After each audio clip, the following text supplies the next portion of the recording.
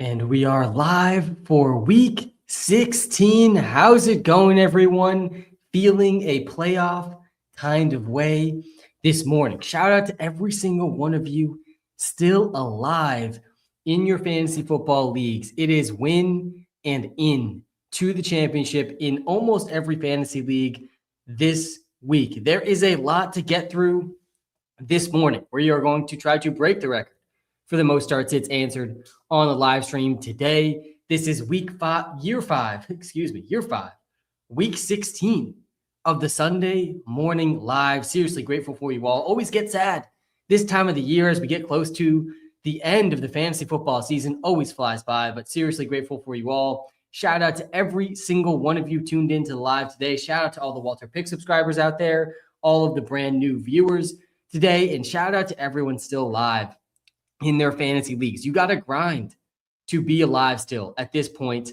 of the season. There are some brutally difficult start sits here in week 16. So I'm going to jump right into the game by game segment of the live stream. Good morning, LFG. It is the first we got a huge day today. And man, we had a huge day yesterday. Good morning to everyone who's tuned in here right at the start of the live stream. Especially appreciate all of you.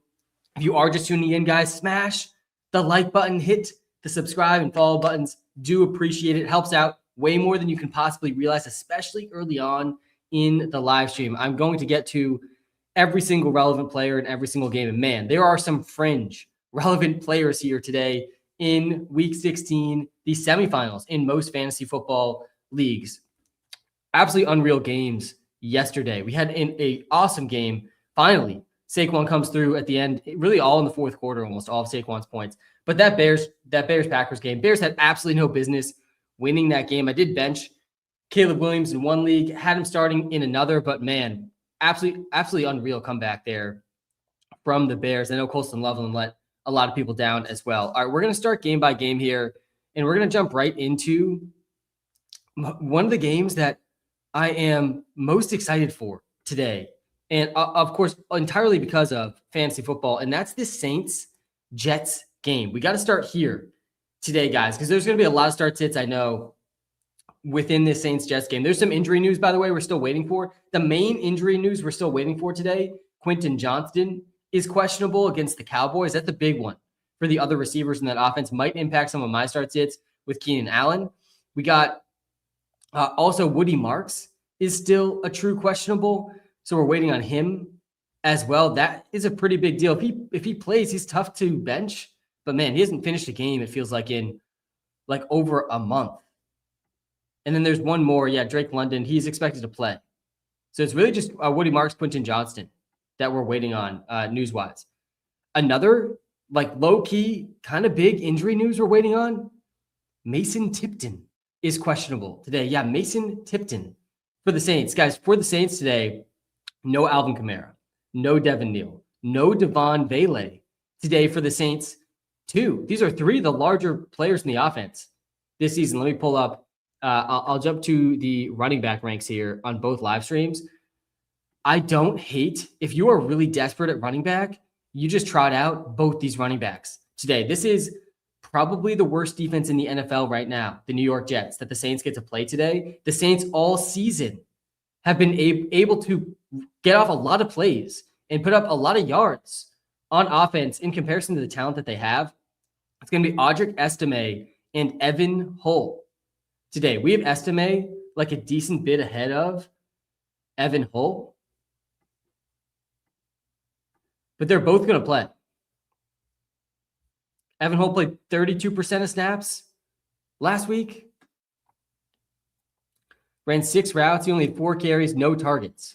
And Estime, who really hasn't been much of a receiving back most of his career, 3 catches, 39 yards last week. He played 36% of snaps. And Devin Neal did play last week. He got hurt last week. He had 3 carries. I think Estime is the better goal line back, the better receiving back based off last week. So I prefer to play Estime. Estime is playable today. Guys, this Jets defense is atrocious. They just allowed almost 50 points to the Jaguars last week. That puts Tyler Shuck in play too. And then Olave and Juwan Johnson, both on my must-start list this week. I really don't know how you bench these guys. Juwan Johnson has a pretty strong floor, a little unexciting of a ceiling. There might be some tight ends I'm okay starting over Juwan. Let me pull up the tight end rankings here. Some guys I'd play Estime over, by the way. Kamani Vidal, I'd probably play Estime over Vidal. David Montgomery, Kareem Hunt, Chuba Hubbard, Jordan Mason, DeMarcado. I'd play Estime over all of these guys. Estime over Spears, Estime over Breece Hall. We have these guys pretty close. Tough to bench Breece Hall for a guy like Estime, but it's not that crazy. I think starting both Estime and Hull, though, kind of a sneaky high floor play this week. If you're really desperate running back, just try out both those guys. They're going to combine for 15 plus points, most likely today. Let's hop over to the tight end ranks here and talk about Juwan Johnson.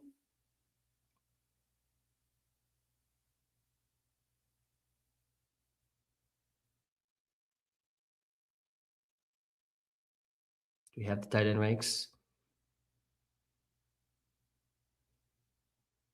Maybe not on the TikTok live.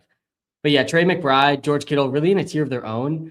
Juwan Johnson, right behind Hunter Henry.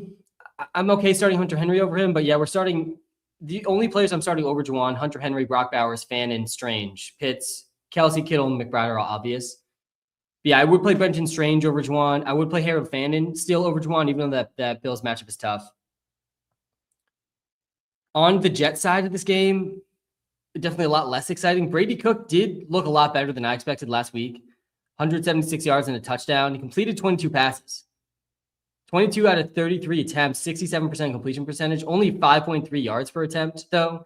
The Saints defense in a week where the defenses are so flat. I mean, it's the Texans. I have the Texans in tier 1 today for defenses. The next defense I have in tier 4. I mean, 3 tiers apart. But yeah, the Saints are definitely up there in terms of defenses to consider today. A.D. Mitchell is the receiver you want in the offense. Breece Hall, I don't think you can start today. I really don't think you can start. If you're really desperate at running back, it's okay. But at this point, you probably aren't trusting Breece Hall. The Saints are 6-point favorites at home in this one. I really do not see the Saints losing this game. It would be pretty shocking to me if the Saints lost this game, even without so much of their talent on offense. And I don't really want to play the Jets defense. I saw some people talking about the Jets defense. The Saints offense has been pretty good this season. And I think the Jets probably the worst defense in the league right now after last week. All right, on to the next game, this Bills versus Browns game. I'm seeing some Harold Fannin questions. So let me jump to the Browns. Harold Fannin kind of has to be started unless you have Trey McBride, George Kittle, Travis Kelce, Kyle Pitts, Brenton Strange. And even Brenton Strange is like really close. These other 4 are definitely a tier or so above. But yeah, Brenton Strange versus Harold Fannin is close. I'm playing Fannin over Brock Bowers today. And that feels disgusting, but I think it makes sense. Harold Fannin last week, guys, 45% target share. That was the highest tight end target share of any tight end in any week the entire season. He hasn't been under a 21% target share in 4 straight games. I mean, he's averaging over a 30% target share with Shedeur Sanders. You kind of can't bench that. He had 14 targets last week. And yeah, the Bills are number 1 versus tight ends. But if he's going to get near a 30% target share, I mean, he's a must start in most tight end start sits. I am starting him over Juwan Johnson. I am starting him over Brock Bowers. And I wouldn't knock you for going Bowers over Fannin. I get that's a hard guy to bench. But one of these guys could get 10 plus targets and the other kind of can't. Man, Bowers versus Fannin is a tough start to be honest. I don't know if I could stomach benching Bowers for Fannin, but the projection does make sense. So yeah, Fannin's a start today. He's a start. I think I have him on my must start list here. Shout out to everyone already in the live. By the way, good morning to you all. Happy week 16. It is survive in advance time of season. Quinshaw Judkins, another game here with no Jerome Ford. He's out for the season. And no Dylan Sampson. He hasn't been ruled out for the season yet. But it's going to be him and Raheem Sanders is the backup running back we have projected in.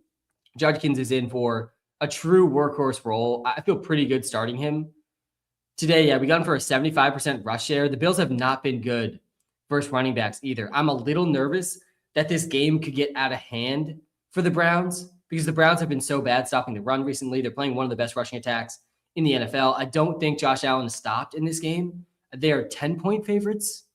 The Bills, 10.5-point favorites in Cleveland. So I do think this could be like a really ugly game potentially for the Browns if Shedeur Sanders isn't able to sustain drives. But yeah, Judkins is startable. He's a pretty high floor start today. Hop over to the running back ranks again. We're going to get to that Cowboys game, but I see some Pickens questions, guys.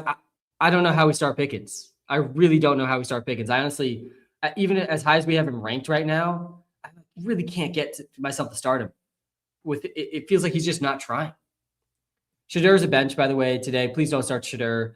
The Browns defense, we have them ranked defense 7. I would not start them. It's a really flat defensive week. I wouldn't start the Browns versus the Bills. Jerry Jeudy projects for under 7 points.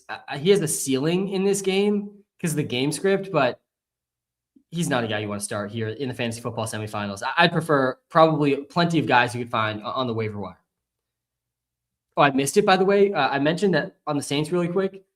Mason Tipton is questionable for the people out there with the really deep leagues. Kevin Austin Jr. could have like an actual role. Kevin Austin Jr. undrafted out of Notre Dame like 3 years ago. Had 3 catches for 33 yards last week. Legit 16% target share. If Tipton's out, like he could go over 20% target share against a horrible Jets defense. On the Bills side of this game, James Cook is going to absolutely smash in this spot. He's only running back 6 because there's so many insanely good running backs this week. Bijan, McCaffrey, Gibbs, Achane, JT. These are the only guys ahead of James Cook. Wouldn't be surprising to see James Cook finish as running back 1.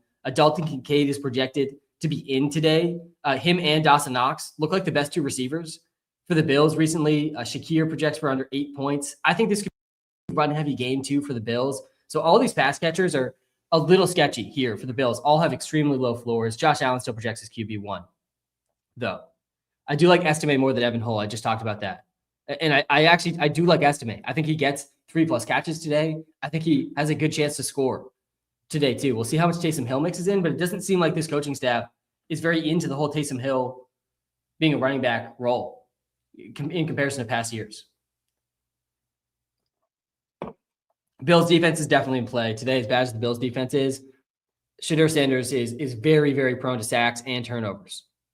And they're 10.5 point favorites in that game. All right, on to the next game. Those are some pretty clear start sits. Again, we're starting Fannin. Judkins is a high floor start as well. James Cook is obviously a start. And no other Bill player other than James Cook, Josh Allen are really must starts. We talked about the Jets Saints already. There's not a single Jets player that's a must start, but Chris Olave is an absolute must start today. There's not going to be a start sit, I don't think, where I tell someone to bench Chris Olave today. He's locked in. Minimum 25% target share. Could easily hit a 40% target share today. Would not be surprising. And Juwan Johnson's a borderline must start as well. There's a few tight ends I start over Juwan. All right, let's switch over to the wide receiver ranks here. Some really tough wide receiver start sits for me today. I'll talk through some of those a little bit later on the live.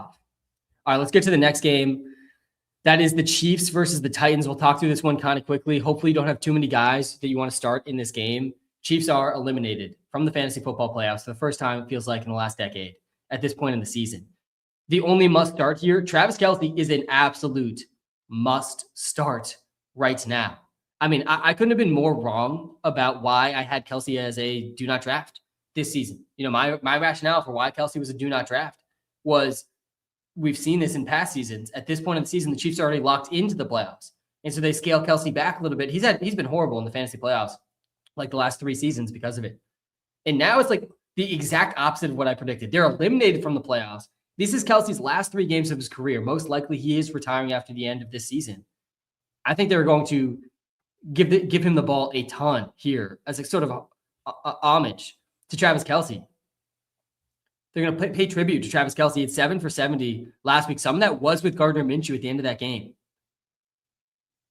Kelce could easily be tight end 1 this week. Would not be that surprising to me. I mean, I think he's going to have a huge role down the stretch of his career here.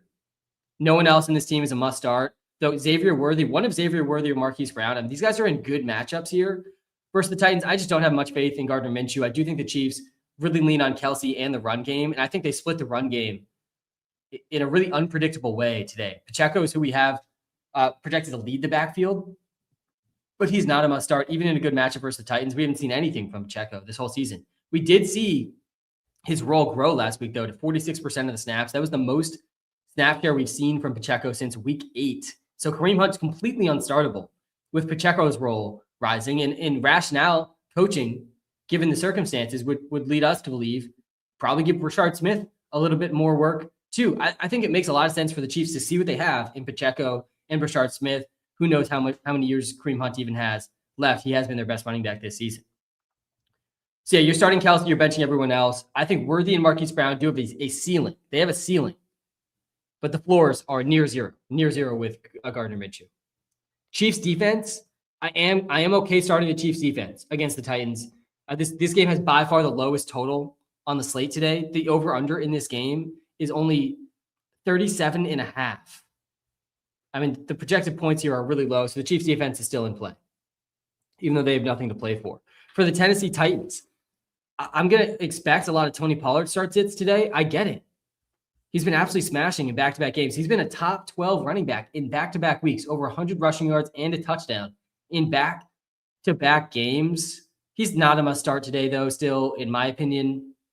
He's startable because of how hot he's been, but it's a much more difficult matchup than he's had the last couple of weeks here for Pollard. He ranks as running back 19 this week. He's not a must-start. No one else in this Titans team could possibly be started, really.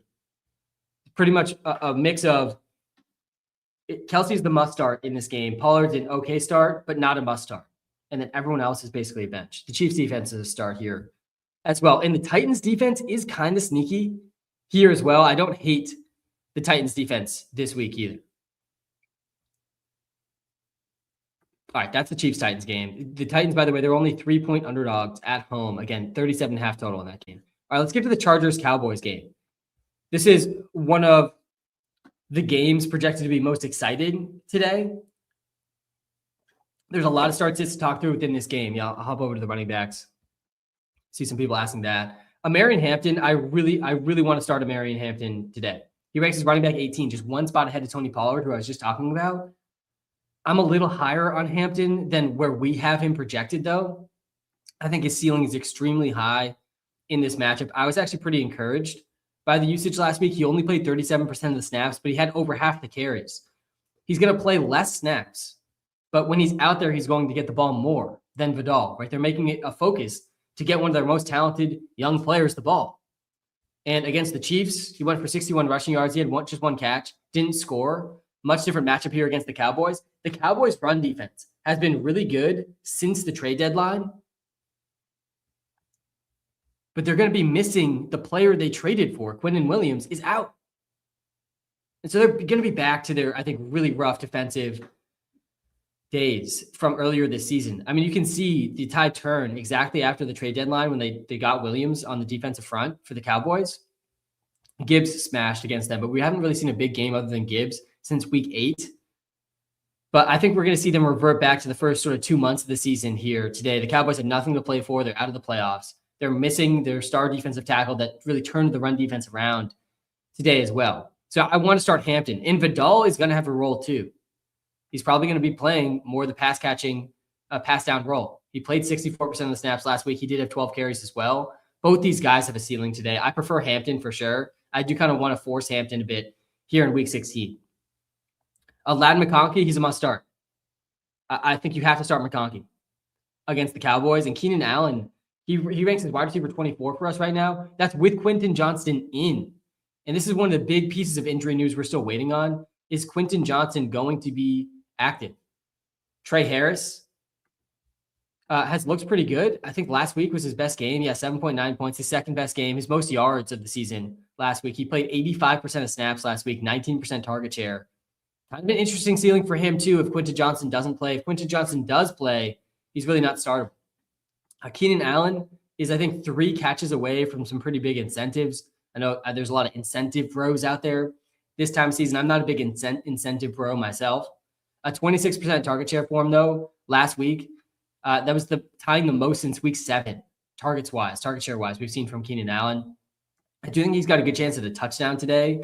I do have a really tough start sit myself between Keenan Allen and Jalen Coker. I'll talk through that one a bit later in the live. But Keenan Allen is startable today. McConkey's a must start. Gadsden, I have as a sleeper tight end today too, especially if Quentin Johnston is out First game over 10 points for Gadsden last week.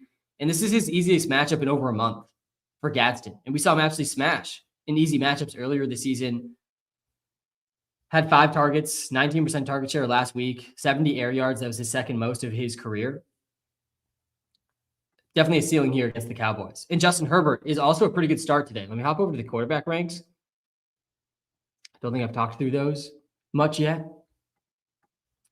But yeah, Justin Herbert is QB6 in the ranks. Burrow, Purdy, Lamar, May, Allen are the only guys ranking ahead of him. I'd be okay starting him over Burrow. I do kind of like Burrow today too, but Herbert feels a little safer with a lot more to play for than Joe Burrow at this point. And then let's hop over to the Cowboys side of this game, where I think there's some really, really difficult start sits. Dak Prescott. Sorry, I advanced to week 17 there by accident. Dak Prescott is not a must start today. QB9 he ranks. We got Jacoby Brissett like pretty firmly ahead of him. I have Jacoby Brissett a tier above Dak Prescott here in week 16. Jacoby Brissett's floor is just unreal right now. Marvin Harrison Jr. is going to be back this week too on some type of snap count. But I'm like confidently starting Jacoby Brissett over Dak, and really everyone we have Brissett over. Bo Nix and Justin Herbert are ahead of Dak. But yeah, we have Dak ahead of Goff and Baker and Lawrence. The QB, the tier 4 and tier 5 QBs are some really, really tough start sits, in my opinion, today. From Dak, Goff, Baker, Trevor Lawrence against the Broncos, Tyler Shuck against the Jets, Kirk Cousins against the Cardinals, who have been horrible, and Kirk's coming off a great game. Bryce Young in a pass funnel against the Bucs. All of these guys are, I think, project really close together, make for some really difficult start sits. But yeah, Dak projects above all of these guys, even though the Chargers have been really good against quarterbacks. The Chargers are the number 1 defense against receivers this season, the number 2 defense against quarterbacks. Mahomes only had 14 last week. Jalen Hurts only had 4 points the week before that. Geno went for 13. Trevor Lawrence only had 16. We haven't seen a 20-point game against the Chargers defense from a quarterback since week 7. Man, I wouldn't knock you for thinking Tyler Shuck over Dak Prescott or Kirk Cousins or Bryce Young. I mean, all these guys project really close.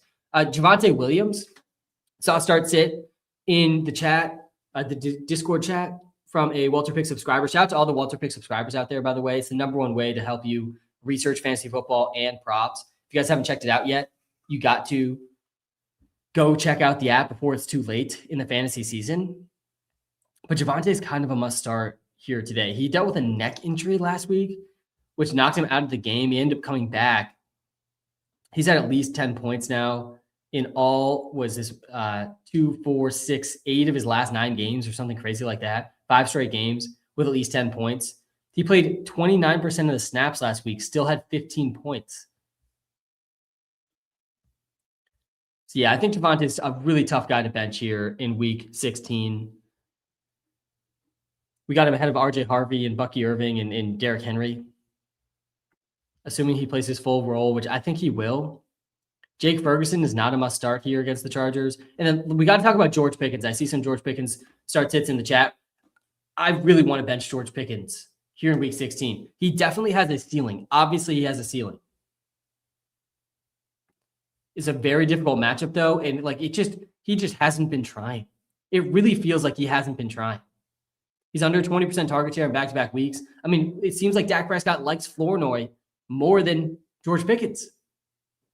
You know, curious timing here for Pickens because he's in a contract year. Seems like he might get franchise tagged by the Cowboys at the end of the season. But, I mean, man, I have a really difficult time starting guys here in the must-win fantasy football playoff games when it feels like they aren't trying. Coming off his 2 worst games basically of the season, and now it's his most difficult matchup of the season. If you can find a somewhat similar option to George Pickens in terms of the projections, let me hop back over to the wide receiver ranks here. Man, like I don't think you can start Steph Diggs over him or Marvin Harrison Jr. over him or Keenan Allen over him or Jalen Coker. I mean, maybe you could really force it, but I am starting Ted, Brian Thomas Jr., Waddle, Metcalf, Wandale, Zay, Sutton, Juwan Jennings, McConkey. I'm starting all of these guys over George Pickens. If you have a decent option that you have some confidence will actually try this week, like I just prefer to go that way. George Pickens does have a ceiling, though, to be clear. He does have a ceiling. I'm not calling him a must bench. It's just a preferred bench for me. Obviously, Lamb has to be started. I'm not starting Flournoy, even though I think it seems like his role is growing with Dak. All right, that's the Cowboys-Chargers game. This game is projected to be pretty high scoring and pretty close. This game's in Dallas. Dallas is 1.5-point favorite, 50-point over/under. You want pieces of this game for fantasy.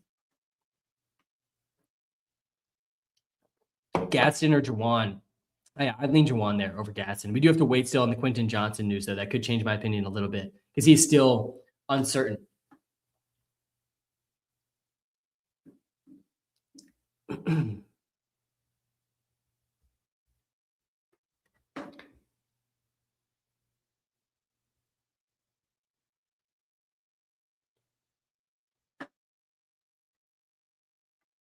All right, let's get to the next game here.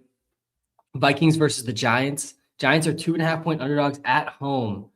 Jackson Dart's got to be one of the most difficult QB start sits of the week. I prefer to bench Dart, the must bench category, because I'm starting Kirk Cousins over him. I'm starting Bryce Young over him, and I'm starting Tyler Shuck over him as well. And all three of those guys are available in most leagues.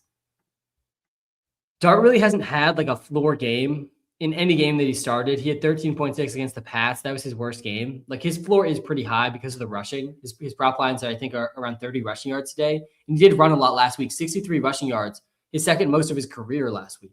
He ran 9 times. That was his third most carries in the game this season. Not a ton of these were designed runs still. And it's a way, way, way more difficult matchup against the Vikings. This is arguably the most difficult matchup he's had since his very, very first start of the season. On paper, that is just a fact, actually. They're allowing the third fewest points per game to quarterbacks. His prop passing line is under 200 today.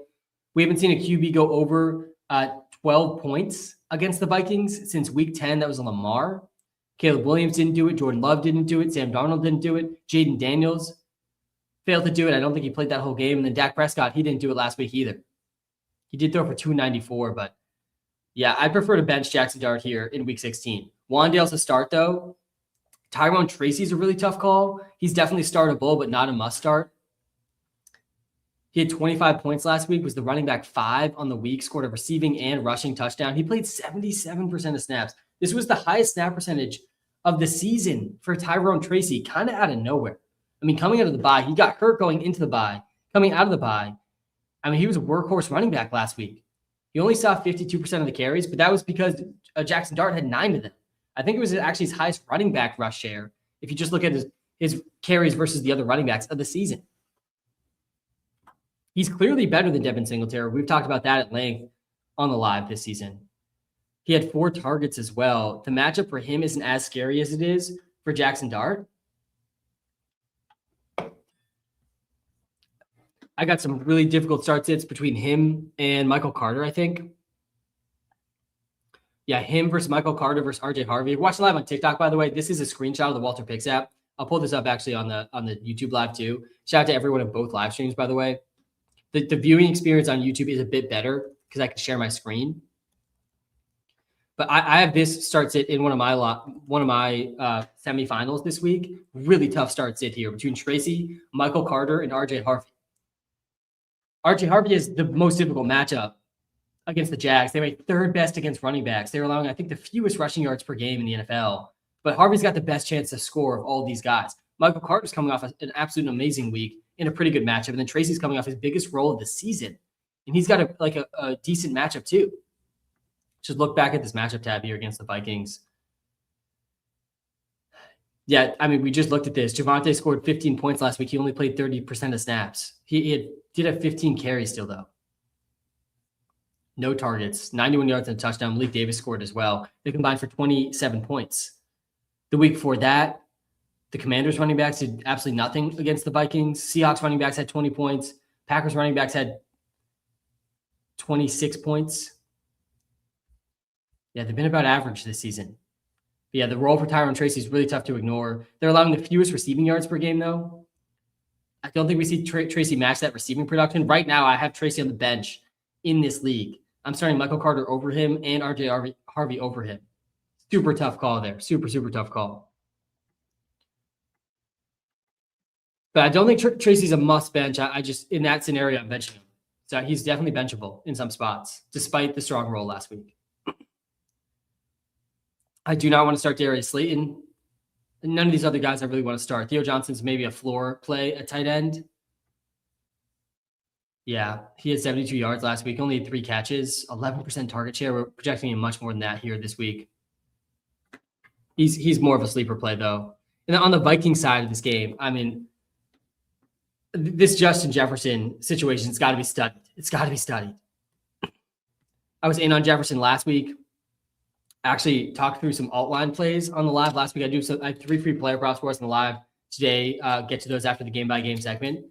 Justin Jefferson was one of those last week. I mean, at some point, it's hard not to give up on Justin Jefferson. 3 straight games with 2 catches. He had 22 yards last week. That was his most yards in like the past month, basically, the past 3 games. He did have a 33% target share, though. Like, you're giving me a 33% target share from Justin Jefferson in these matchups. So hard for me not to keep riding that. His prop lines are at 60 yards today. Any other player with this recent production would be way under that. He's only top 60 yards once in the last 2 months.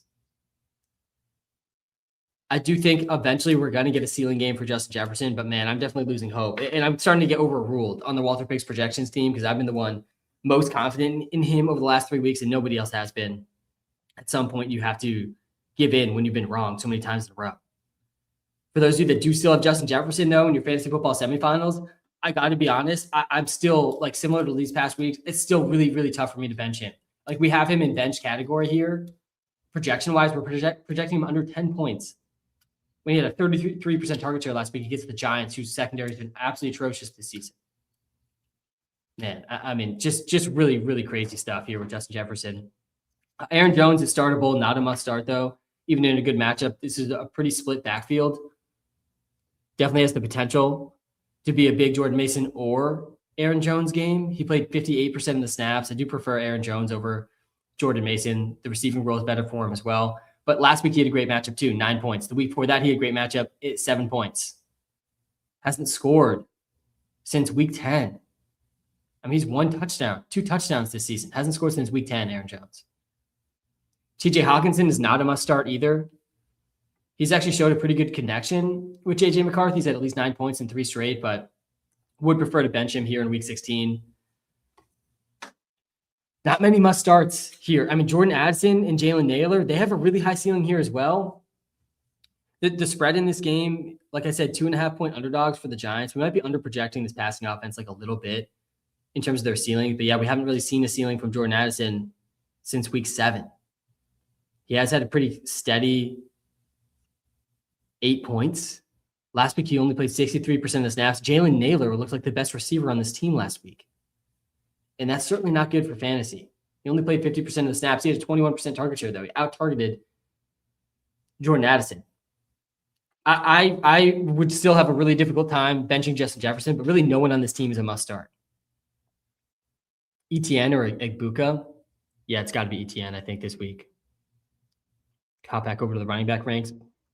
Tough matchup for ETN. Tougher matchup this week for ETN, but I still think I'd start him over Egbuka. All right, we're going to get to tons of these start sits here in a second. We're already halfway through the game-by-game segment. Let's go to that Bucs-Panthers game actually next. I see a lot of Buccaneers questions, and Egbuka's got to be one of the more difficult start sits of the week. We haven't projected under 10 points, similar to Justin Jefferson. I do think Egbuka's a bench. I prefer to bench Emeka Egbuka today. I still think there's a ceiling for him here too. A lot of guys like this here in week 16, George Pickens, Justin Jefferson, and Emeka Egbuka, all have really high ceilings. All of them are benchable. 4 for 64 last week. This was the most yards for Egbuka in his last 5 games, but he only played 64% of snaps. His target share was down. This was his lowest target share since week 6 last week at 22%. Godwin played like his most snaps of the season. And like, honestly, Jalen McMillan might legit just play more than Egbuka any given week. Wouldn't be that crazy. He's very live to steal touchdowns in this offense. He played almost half the snaps last week. I think he had at least 1 end zone target, or he came really close to scoring at least. Yeah, he did have 1 red zone target, almost scored on that, did Jalen McMillan. So all of a sudden there's 4 receivers playing on this offense, plus K. Dotton and the running backs. Baker Mayfield has historically crushed the Panthers. I believe he's 4-0. This is a hashtag revenge game for Baker. The Panthers dropped Baker Mayfield a while back. It sort of reinvigorated Baker's career. Bucky Irving's a must-start versus the Panthers. It's really rough The rough thing about this backfield right now, though, is Sean Tucker's the clear goal line back. Bucky had a 73% rush share, 16 carries, was only at 3.8 yards per carry. He's been now under 4 yards per carry in each of his 3 games since returning. He hasn't looked great. But if he's going to get 70% of the carries in a matchup versus the Panthers, you kind of have to start him. He's a top 10 running back this week. Mike Evans is an absolute must start this week as well. He's too far off from the 1,000 yards, but he's also feasted against the Panthers historically in his career. I know there's a much different Panthers defense than some of the games. He had a 38% target share last week, 181 air yards. He has one of the highest ceilings of all fantasy football here in week 16. Really good touchdown potential, really good big play potential. And this game should be close. This game is projected to be very, very close. This is a big game in the division as well. Both these teams are 7-7. They play each other twice, by the way, the next 3 weeks. They play each other in week 18 as well, the Bucs and the Panthers. This game's in Carolina. The Panthers are 3-point underdogs in this game. So Bucky's a must start. Mike Evans is a must start. Baker is startable for sure. And I prefer to bench like Buka and Godwin and the rest of these running backs. But yeah, Sean Tucker is going to keep getting the goal line carries. He has 2 touchdowns in his last 2 weeks. I think all of his carries. Yeah, he had all 3 goal line carries for the Bucs last week. He's got 5 red zone touches now, 4 goal line carries in his last 2 games. And I do kind of get it. I mean, he seems like a pretty good running back at the goal line.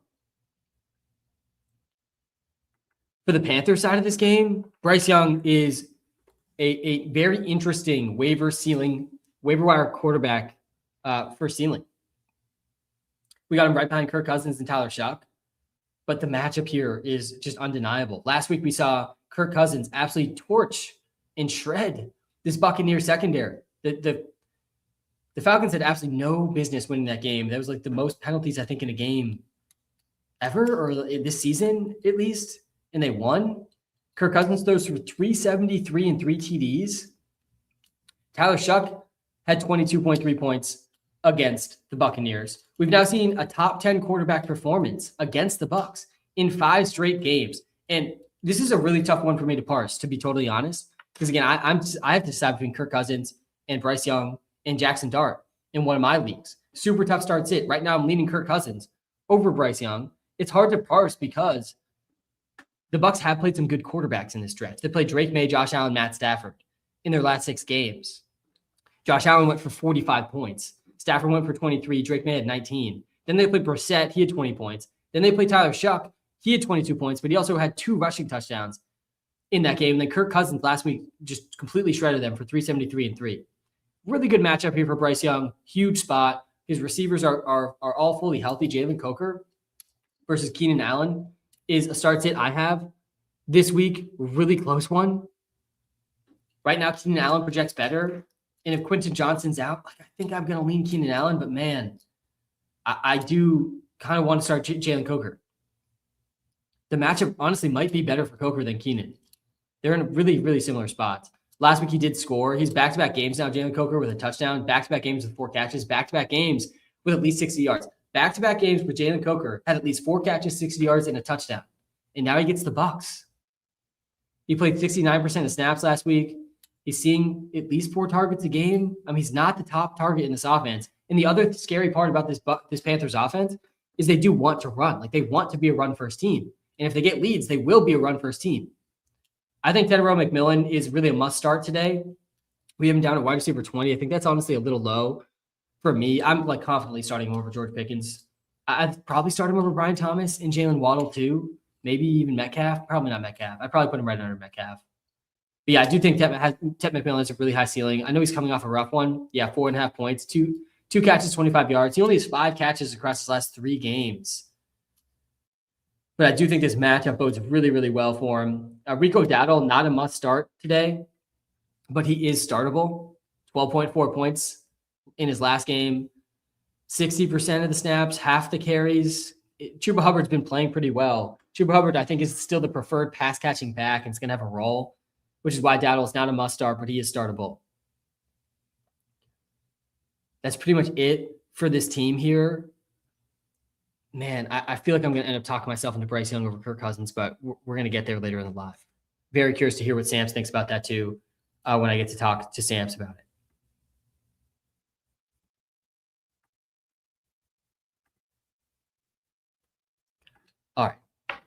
That's the Panthers Bucs game. I like the Panthers +3 in this one. I know that Baker Mayfield's owned the Panthers, but 3 points at home in two pretty comparable teams, in my opinion. All right, let's talk about this Bengals Dolphins game quick, and then we'll get to the Jags Broncos game. All right, Dolphins starting Quinn Ewers. Pretty much the end of Tua. Like, this is the end of Tua. If you're going to get benched for Quinn Ewers, I believe he was a 7th round pick. If it wasn't 7th, it was 6th round pick. He was the number 1 prospect coming out of high school, and then he was not good in college.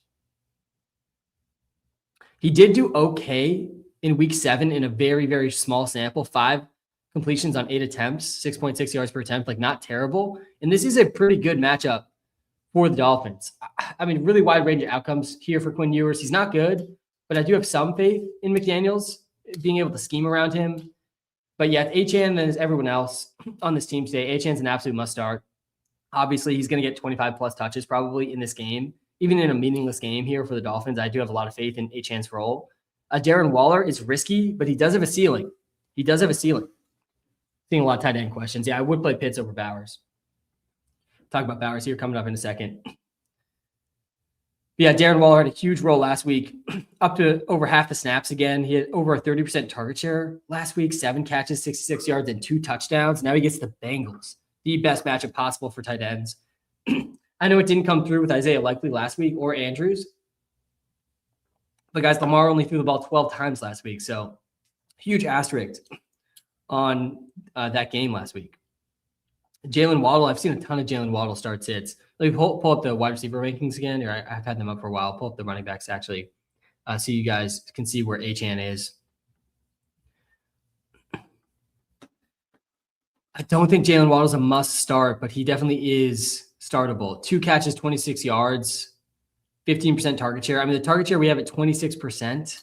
The Bengals have actually been good versus receivers, partially because they've been so bad versus tight ends and so bad versus running backs this year. Yeah, Zay had 15.8 last week, only 3 catches though. I mean, again, only 12 passing attempts. He did nothing in the first matchup versus the Bengals. Metcalf had under 10. Yeah, Waddle's more of a bench than a start, I think, this week. Let me hop back over to the wide receiver ranks here on the TikTok Live. Yeah, I'd probably start Ted over Waddle. I think I still would go Waddle over Pickens. I think I would go Ted over Waddle. Brian Thomas Jr., I'd probably go Waddle there too. No one else on this Dolphins team is remote. Like, it is noteworthy. And then on the Bengals side of this game, Joe Burrow, I mean, was such a letdown last week. Just unable to keep this game competitive against the Ravens. Threw for 225, no touchdowns, 5.8 yards per attempt. And he threw 2 interceptions, got sacked 3 times. One of them was a pick 6 that just ended the game. I think it was a pick 6. This is the easiest matchup we've seen for Joe Burrow, though. I'm pretty sure, did he even play this whole game? I don't think he played the whole game. Yeah, he only 30% of the snaps. This is potentially the easiest game of the season, matchup-wise, for Joe Burrow. He kind of has nothing to lose, but nothing to gain in this game. Sometimes that leads to huge games. Sometimes that can lead to 4 games too. But I do want to start Joe Burrow today. We hop to the QB rankings. Purdy, Lamar, Drake May, Josh Allen, the only QBs I'd start over Joe Burrow. I do think I'd go Purdy over Burrow. Herbert versus Burrow is close. I'm fine going Herbert there. They're projected really close together. I think I personally lean Burrow, though, over Herbert. I do think that there's a potential for the Chargers to be pretty run-heavy today. And Justin Herbert also just kind of hasn't looked the same since he's been playing with one hand. Talked about that last week. And that was actually a good call. Chase Brown, he's a must-start. T. Higgins is a must-start this week, too. If you have T. Higgins, you got to start him. He's playing. He's back from the concussion. Both him and Chase are must-starts. No one else is startable in the Bengals offense other than these top 4 guys.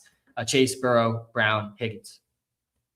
The Dolphins are 4.5-point underdogs at home in this game. This game does have one of the higher totals of the week. Can you show running backs? Yeah, I got you with the running backs.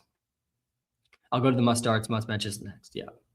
I'll pull up on the YouTube Live, too, my favorite touchdown scores of the week. I'll actually go tight ends, then I'll pull up my favorite touchdown scores. Shout out to every single one of you in this live stream right now. It is week 16.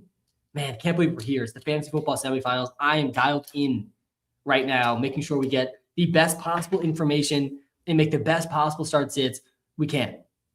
That's all we can ask of ourselves here in week 16. All right, let's go to the next game here. A little bit more of an exciting, relevant NFL game. The Jaguars against the Broncos. This one's in Denver. Broncos are 3.5-point favorites after the Jaguars just dismantled the New York Jets. Sorry to anyone who faced Trevor Lawrence last week. And it turned out week 15 in best ball, you need Trevor Lawrence, you need Kyle Pitts. That was the key to week 15 this season. Brenton Strange is a top 5 tight end.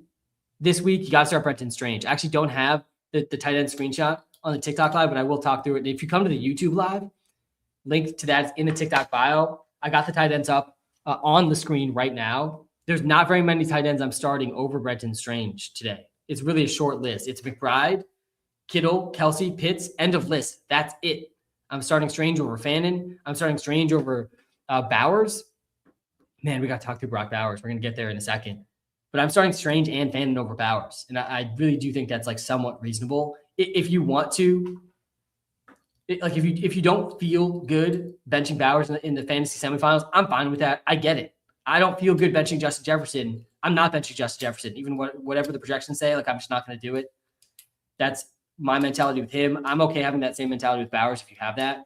I certainly still would start Pitts over him, though. Pitts, Kelsey, Kittle, McBride. Strange and Fannin, I think, are closer calls. I'd be okay going with your heart there with Brock Bowers. But yeah, Brenton Strange, this is a good spot for him. He's coming off a disappointing week. He only had 1 catch last week. It was his worst game really since he's been back in the last month. His worst game since he got hurt. He only played 40% of the snaps in the other game where he went under 5 points. He now is under 6 points in back-to-back games, but he's out there over 80% of the snaps. And the Broncos are so strong versus receivers that it really opens things up sometimes for the tight ends against them. The Jags are also 3.5-point underdogs in this game, so they could have to throw a decent amount. I do like Strange this week. We got him projected for 60 yards, almost 5 catches, 60 yards.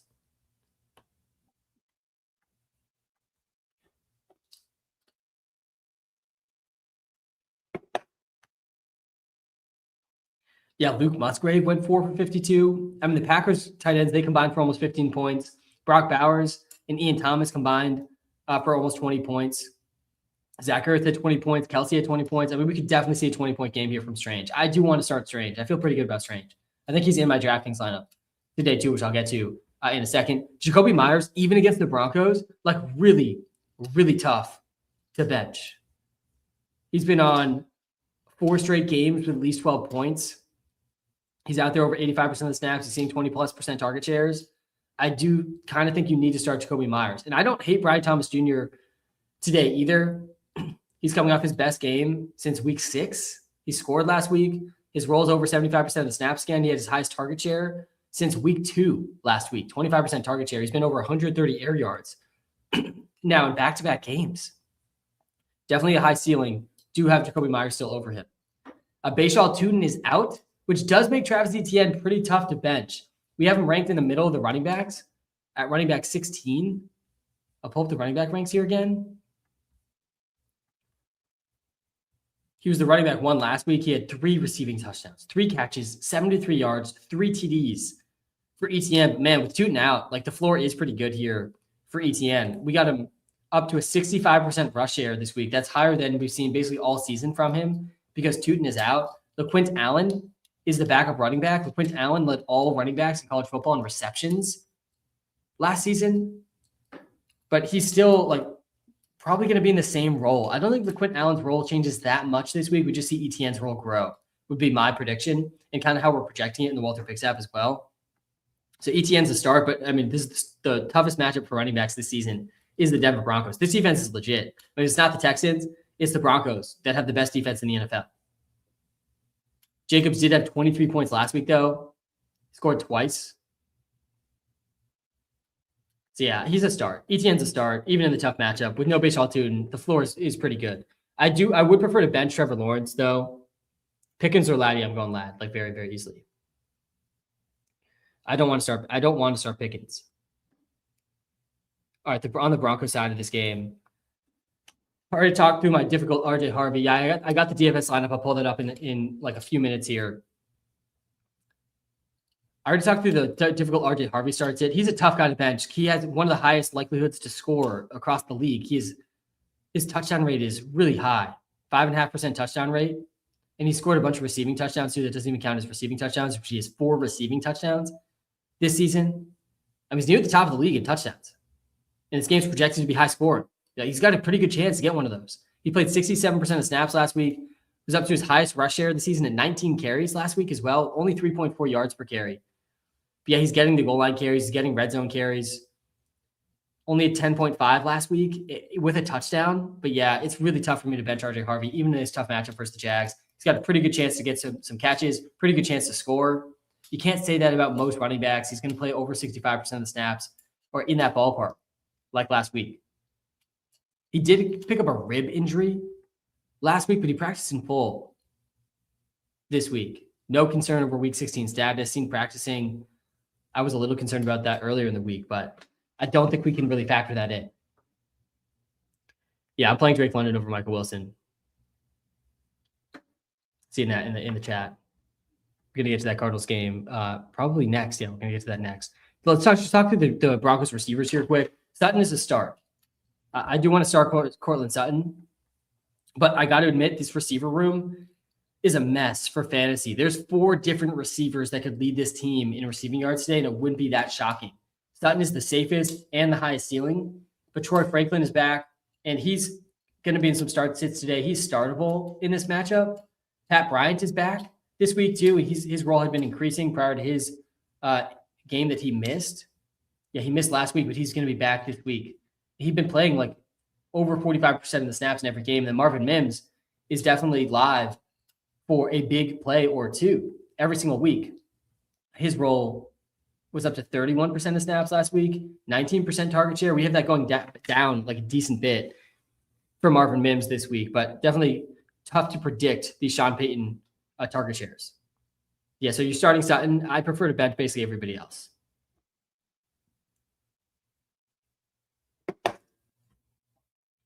The Broncos, like I said, I actually don't know if I said the spread here. 3.5-point favorites at home. I think I did. The Jaguars are 3.5-point underdogs in Denver. I do kind of like the Jags personally. I'm still not really a believer in the Broncos. I know they really showed out last week. Bo Nix has definitely taken a step forward. Bo Nix, by the way, I didn't even mention Bo Nix. He probably deserves some mentioning. He is a start this week for sure. Had 29 points versus the Packers last week. He's got at least 16 in 3 straight. Jags are not a bad matchup for the quarterbacks. This should be a relatively high-scoring game too. Only QBs we have ahead of him are Herbert, Burrow, Purdy, Lamar, Drake May, Josh Allen. You want to start him over Herbert? I'm fine with that. You want to start Jacoby Brissett over Bo Nix? I'm fine with that too. But all those guys tier 3 and above, I would not start over. I would not start anyone Dak Prescott, Goff, Baker, Lawrence, Tyler Shuck, Kirk Cousins, Bryce Young. I wouldn't start any of those guys over Bo Nix or Brissett or Herbert. Different tiers, in my opinion. All right, let's get to the next game here, the Falcons-Cardinals game. This is one of the most exciting games for fantasy this week. First of all, Bijan Robinson is going to absolutely smash in this spot. There's no world, I feel like, where Bijan's not going for at least 20 points. We haven't projected for 24. It honestly feels too low. Last week, he was in a legit workhorse role. 90% snap share for Bijan. I mean, my God, if he gets a 90% snap share in this game, he's now had at least an 85% snap share in 2 of his last 3 games. His snap share is up to 3rd highest in the league. 90% snap share. He had a 90% rush share as well, by far the most of the season. I mean, Tyler Algier barely played last week. On top of that, he had 11 targets for a 27% target share. He had 19 carries and 11 targets, went for 30 points, and now he gets the Cardinals, guys. And this is a really, really bad Cardinals defense right now. I mean, if you're playing against Bijan here in the semifinals, you got to be praying that he doesn't go for 40 points. We saw the Texans running backs last week combined for almost 30 points, and that was mostly Jawar Jordan, who we did mention on the live last week, ended up going for 101 yards with Woody Marks going out with an injury. Woody Marks still had over 10 points, even though he missed most of the game with injury. By the way, I'm in 12 fantasy leagues. I'm still alive in 7 of them. I'm in 12 leagues. And in one of my leagues, this Woody Marks touchdown did not count. And in the one league that the Woody Marks touchdown did not count last week, it caused me to win my playoff matchup. If it had counted, I would have lost. It didn't count. I won. You can't make this stuff up in fantasy. 1 out of the 12 leagues, it didn't count. And that was the league I needed it not to count. It was, I don't know if you guys saw this because most leagues it counted. It was a snap through CJ Stroud's legs, hit the ground. They called it a fumble recovery touchdown for Woody Marks last week. And in some leagues, that does not count as a touchdown. Crazy stuff. Really, really crazy stuff. Most leagues it counts. In one of my leagues, it did not count. But Bijan's going to absolutely smash. Drake London is back. And guys, you can't bench him. There's no benching Drake London. He's the top of tier 2, just behind Amon-Ra and Jamar Chase today. You can't bench him. And there's definitely some risk here coming back from the injury.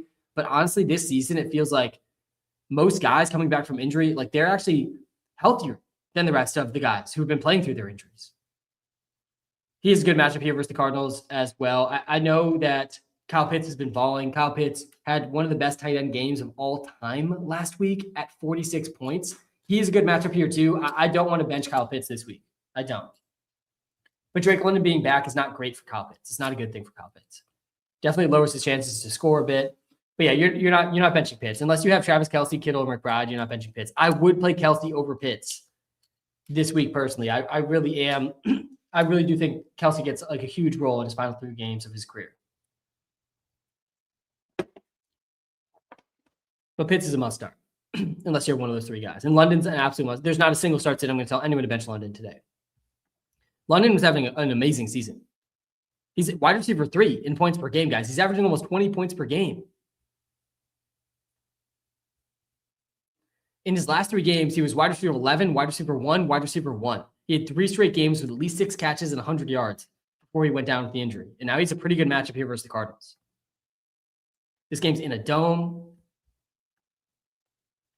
Projected to be one of the higher scoring games of the week at 49 point over under. And that all leads me to Kirk Cousins, guys. I got to talk through this. I'm really interested to hear what Sam thinks about my QB dilemma. Last week, Kirk Cousins has his best game in quite some time. 373 and 3 touchdowns, but he gets the Bucs. An amazing matchup. This is not a bad matchup versus the Cardinals, though. They allowed 24 points to CJ Stroud, 23 points to Matt Stafford, only 14 to Baker, 20 to Lawrence, 19 to Purdy. I mean, the floor for quarterbacks against this Cardinals defense has been pretty good. They've allowed 3 passing touchdowns to 4 of the last 6 QBs they played. And Kirk Cousins had 4 passing touchdowns last week. And now Drake London's back too. Kirk Cousins, he's in play. He's in play. I'll pull up my must starts, must benches here. If you want to see the tight end rankings, I see some people asking that on TikTok Live. Come to the YouTube Live.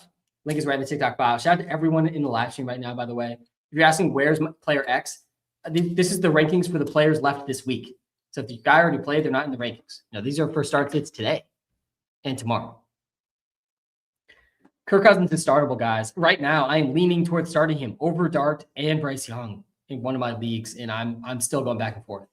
Still have time to tinker with that decision, but I do think he's startable against the Cardinals. My one fear starting Kirk Cousins is that just Bijan's not going to get stopped in this game. Bijan goes for 250, 3 touchdowns, and you start Kirk Cousins. He didn't really even need to play. Didn't even need to do much. I do think there's a legit outcome in this game like that. I don't think the Cardinals defense can stop Bijan in this game. But Bijan does do a lot in the receiving game too. One or two of those touchdowns could easily be receiving. Tough call, I think, with Kirk Cousins this week. All right, that's the Falcons side of that game. Let's go to the Cardinal side of this game too, because there's a lot of Cardinal start sits. Marvin Harrison Jr. is back. And this is the second time in the last month we've been in this situation where Marvin Harrison Jr. was out, Michael Wilson was smashing, Marvin Harrison Jr. comes back. What do we do? And last time, I got it pretty wrong. But then Marvin Harrison Jr. ended up getting hurt in that game, and it really changed things. So last time this happened was week 13. Marvin Harrison Jr. was coming back, and he was out-targeting Michael Wilson. He was out-targeting Michael Wilson in the, 60% of the snaps that he played. He was out-playing, out-targeting, looked better than Michael Wilson. He is better than Michael Wilson, to be clear. Went 6 for 69, had 13 points. Then he got hurt, and now he's returning from that injury. But he's dealing with a heel injury this time. This is a different injury he's coming back from, and there's clear reporting that he's going to be on some type of a snap count. So I do think it makes sense, again this time, to have Michael Wilson ahead of Marvin Harrison Jr. I would start Michael Wilson over Marv. And I still feel pretty good about Michael Wilson because the matchup's great. The game environment's great. This game's being played in a dome. And I don't think the Cardinals defense is going to stop the Falcons offense. Michael Wilson's still a top 10 play in our projections. Really tough to bench him. He did great against the Texans. Last week, 16.4 points. I was pretty skeptical about him against the Texans. Went 554, scored a touchdown, had a 29% target share still. I mean, guys, he's a must start. Michael Wilson is an absolute must start. And Marvin Harrison Jr., he is startable. I prefer to bench him, honestly, on the snap count. But he is startable. He's definitely startable. There is a ceiling here for Marv with how much Jacoby Brissett's been passing. Jacoby Brissett, by the way, he's also a must start. He's QB7. I mean, the guy has not been under 18 points in a single game all season. And it's a good matchup here versus the Falcons. Like we already talked about, good game environment. He's just a lock for 20 every week, lock for 20. He's getting off 40 plus pass attempts every single week. I mean, he's got more pass attempts per game, like 6 more pass attempts per game than the next highest pass attempts per game over the last couple of months. And then Michael Carter. We got to talk about him too. Like he is, I think, a must start this week. I've got such a tough time benching Michael Carter because the only other running back on this team today is Amari DiMercato, Corey Kiner. This guy's not going to play. I said that about Jawar Jordan last week. Please don't let Corey Kiner become a Jawar Jordan type of week. But Michael Carter, its only competition is Amari DiMercato. And this coaching staff hates Amari DiMercato. If you guys recall, way back early in the season, he fumbled at the goal line, got yelled at, got apologized to. But this coaching staff does not like Amari DiMercato. And Michael Carter is coming off a really good game.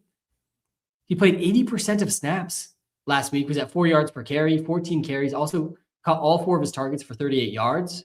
And that was against the Texans. 13.4 against the Texans. I mean, that feels like his floor here. Against the Falcons, he had 13.4, no touchdown for Michael Carter last week. I think he's got a good chance to score this week. He's one of my favorite touchdown bets of the week. I got my favorite TD scores up on the YouTube live. These have been smashing. My favorite TD scores have really been smashing. And I do ride with all of these. I ride with all my own advice, guys. I'm not here just giving advice not to take it myself. So I'm starting Michael Carter over Tyrone Tracy in one of my high-stakes semifinals matchups, and I think that's right. I think the process is right, and his prop lines agree with that decision too. His prop lines are really similar to Tracy, but he's got a better chance to score, and he's got a better chance to get more catches. So yeah, I don't know how we're benching Michael Carter today. I really don't. I already did my Justin Jefferson rant, but we'll go back to that here in a second. All right, that's the Cardinals-Falcons game. This game should be really fun. A lot of guys that you can definitely consider starting in fantasy. Cardinals are 3-point underdogs in this game. I think similar to how I felt in the Panthers game. Panthers were +3 at home. Cardinals were +3 at home. Both those teams are very, very capable of winning these games. I like the points in both those games. All right, let's go to the Texans-Raiders game here. I mean, let's start with the Raiders. The Raiders have an 11.5 point total, implied team total. The Vegas is projecting them to score only 11.5 points. If you want to see the tight end ranks, guys, come to the YouTube live. Links right in the TikTok bio.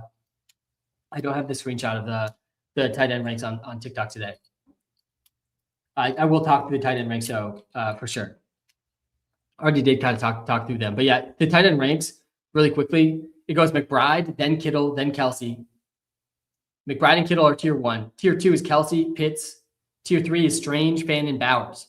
We're at Bowers right now. He's tight end 7. Tough matchup versus the Texans.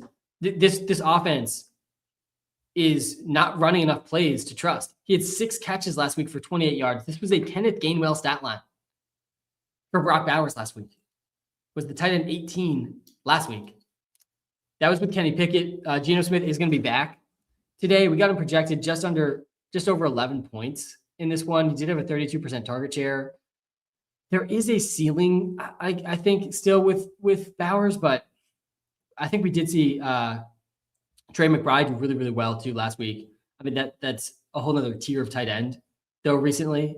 Yeah, McBride did go for 37. Look, I feel similar to Bowers as I do Justin Jefferson, where if you have one of these tight ends ranked ahead of him, and in Fannin, specifically with Fannin and Brenton Strange, and you just I can't start Brock Bowers over these guys, or I can't bench Brock Bowers for Brenton Strange or Fannin. I'm fine with that. You want to play with your heart? These guys project pretty closely. I'm totally fine with that. Bowers was probably your first or second round pick. You're in the fantasy semifinals. Are you really going to start Brenton Strange and Fannin over him? If not, I think that's fine. I think the projections do make sense, though, to be clear. Like, you are risking it, starting Bowers over Brenton Strange and Fannin. I would start Bowers over pretty much everyone else, though. Henry, Juwan Johnson, Dalton Schultz, Gadsden, Jake Ferguson. These guys aren't even comparable in terms of the ceiling that Bowers does have. So Bowers is not a must start. I don't think he's a must bench. And yeah, I got a tough time benching him if I'm someone with Bowers. But I definitely don't think you can play him over Pitts, Kelsey, Kittle, or McBride. I don't think that's even remotely close, honestly. Ashton Genty is a bench. He's a bench this week. The role's been good, but the team environment's been awful. He only played 30 snaps last week. Had a 70% rush share. That was 9 carries. Tough matchup here versus the Texans. Genty's now been under 4 yards per carry in back-to-back games. 10 straight games under 4 yards per carry for early first-round pick Ashton Genty. Really, really rough, man. Really rough. He's a bench. So yeah, I think Bowers is a start unless you have Pitts, Kelsey, Kittle, McBride, and I personally would start Strange and Fannin over him. I think projection-wise, that makes sense, but if you don't want to do that, I think that's reasonable. I'm starting Bowers over every other tight end, though not mentioned there. On the Texan side of this game, we are still waiting on the Woody Marks news. I believe we're still waiting for the Woody Marks news. He's questionable. Woody Marks plans to play. This was 2 hours ago. He hasn't officially been ruled in. It's another week where you kind of have to start him. Nick Chubb's going to be back in this game, though, and Jawar Jordan played well enough last week that maybe Woody Marks isn't in this workhorse role anymore. Honestly, I think he probably should move down the running back ranks here a bit. Thinking through that, man, the matchup's so good versus the Raiders. The game environment is ideal here. The Texans are 14.5-point favorites. I mean, that is an insane amount of points in the NFL. 14.5-point favorites at home. And their defense is going to absolutely annihilate this Raiders offensive line. And Woody Marks, he had 10 points last week. He barely played 22% of the snaps. That was in a good matchup versus the Cardinals. Man, Bijan's going to absolutely smash the Cardinals this week.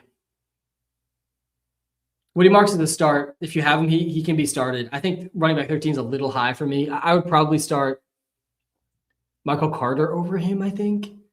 I'm more confident in Michael Carter's role than Woody Marks. And Woody Marks just hasn't been able to finish a game. He's still playing through injuries. Now Nick Chubb is back. And Jawar Jordan, I feel like, played well enough that they might get him involved too. Hampton versus Woody Marks, man, it's a tough call. Honestly, I think I might lean Hampton over Woody Marks for the ceiling. I think I might move Woody Marks down towards like the Tony Pollard range. Brissett or Herbert. I'd be fine going Brissett over Herb. Yeah, it's close. I think we have Herb ahead of Brissett. Yeah, 2 spots ahead, but they're 0.1 points projected apart. I think Brissett's floor. I'd rather play Brissett with 2 hands than Herbert with 1 hand Herb. I think that's fine. But yeah, they project really close. Now, I would probably argue Herbert's ceiling is higher in that game versus the Cowboys. That game gets out of control scoring-wise. All right, that is the Falcons-Cardinals game, Raiders-Texans game.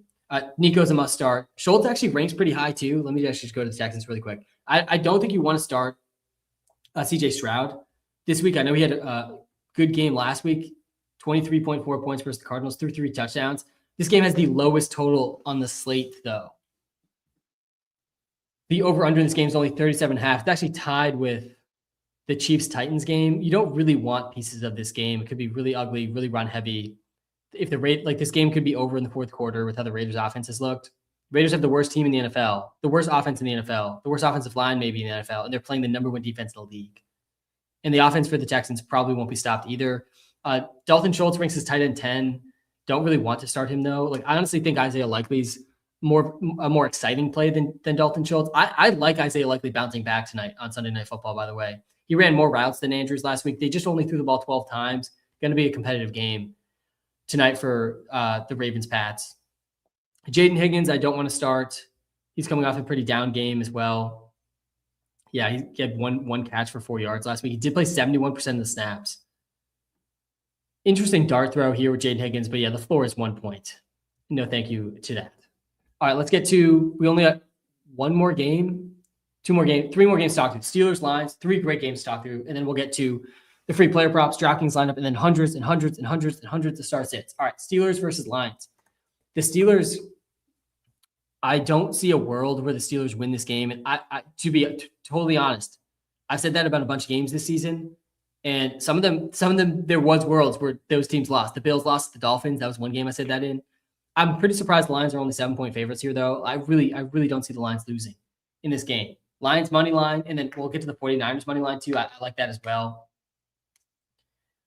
Steelers are in Detroit in this game. Must-win game, really, for both teams. Kenneth Gainwell is a tough guy to bench right now. Really tough guy to bench. He's had at least 16 points in 4 of his last 5 games. He's been a top 12 running back, guys, in 4 of his last 5 games in fantasy. He had 7 catches last week for 47 yards. He's got 13 catches in his last 2 games. And the Lions have been really good against running back receiving. They've been really good against running backs, period, which is why Gainwell's not like an absolute must start. Michael Carter versus Gainwell, honestly, super close call. I have Gainwell, I think, 1 tier ahead of Michael Carter, but it's close. You want to start ETN over Gainwell? I'd be fine with that. You start Michael Carter, Judkins, Hampton over Gainwell. I'd be fine with that too, just because the Lions have been so good versus running backs. But last week, the Rams running backs, they did 35 points, but only 1 catch. The receiving against the Lions is kind of scary. 2nd fewest yards, 5th fewest catches per game against the Lions. But it's clear Rodgers loves throwing to Kenneth Gainwell. It really does give him a pretty good floor in PPR. Jaylen Warren's a must bench, I think, this week because of the rise of Kenneth Gainwell and because of the matchup. I really don't want to start Jaylen Warren. Metcalf is a borderline must start this week. A back-to-back games with at least 14.5 points. He only had 3 targets last week, but he made the most of them, 55 yards and a touchdown, caught all 3 of them. And they're going to be losing. The Steelers are going to have to throw in this game.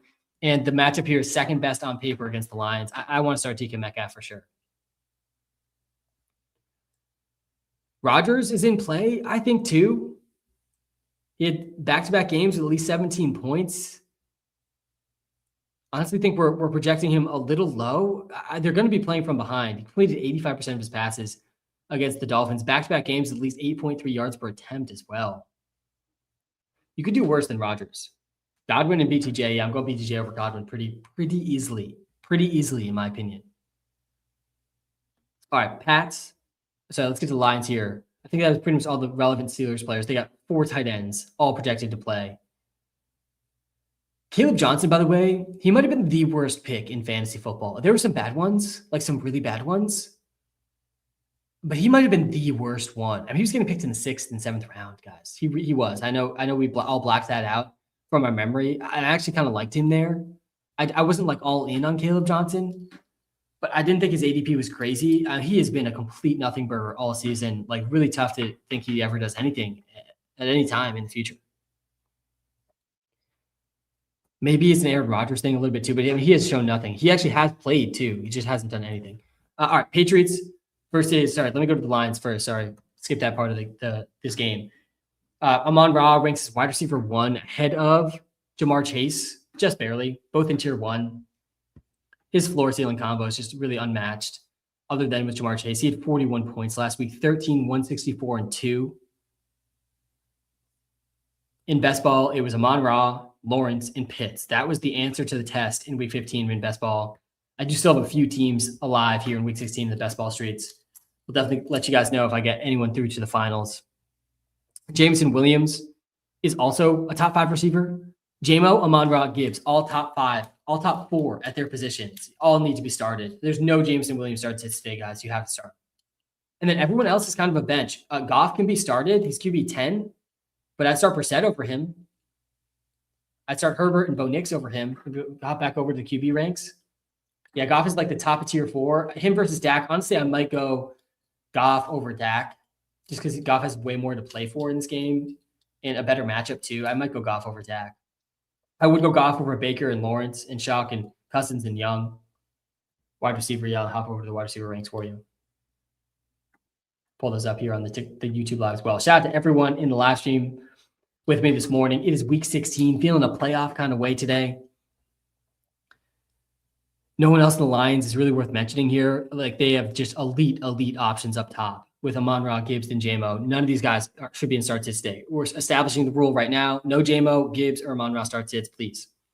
Let's save the time and focus the energy towards the actual start sits today. All right, we got the Lions are the lock of the day, I think, to win, by the way. I just do not see them losing to the Steelers here. All right, Ravens versus the Pats.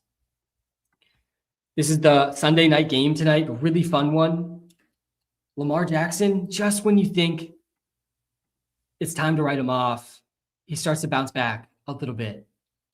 He only had 15 against the Ravens, but he threw against the Bengals. He threw the ball 12 times. Went 8 for 12, 12.5 yards per attempt. The Pats also just got absolutely shredded by tight ends. I think this is a really good spot for the Ravens offense. I don't think the Pats defense, they're dealing with a bunch of injuries right now too, the Pats defense. They're missing Carlton Davis. There's number 2 corner. They're still missing Spillane, or their middle linebackers. They're missing some guys on the defensive line as well. The Ravens are going to score at least 30 points in this game against the Pats. So you got to start Lamar. Unless you have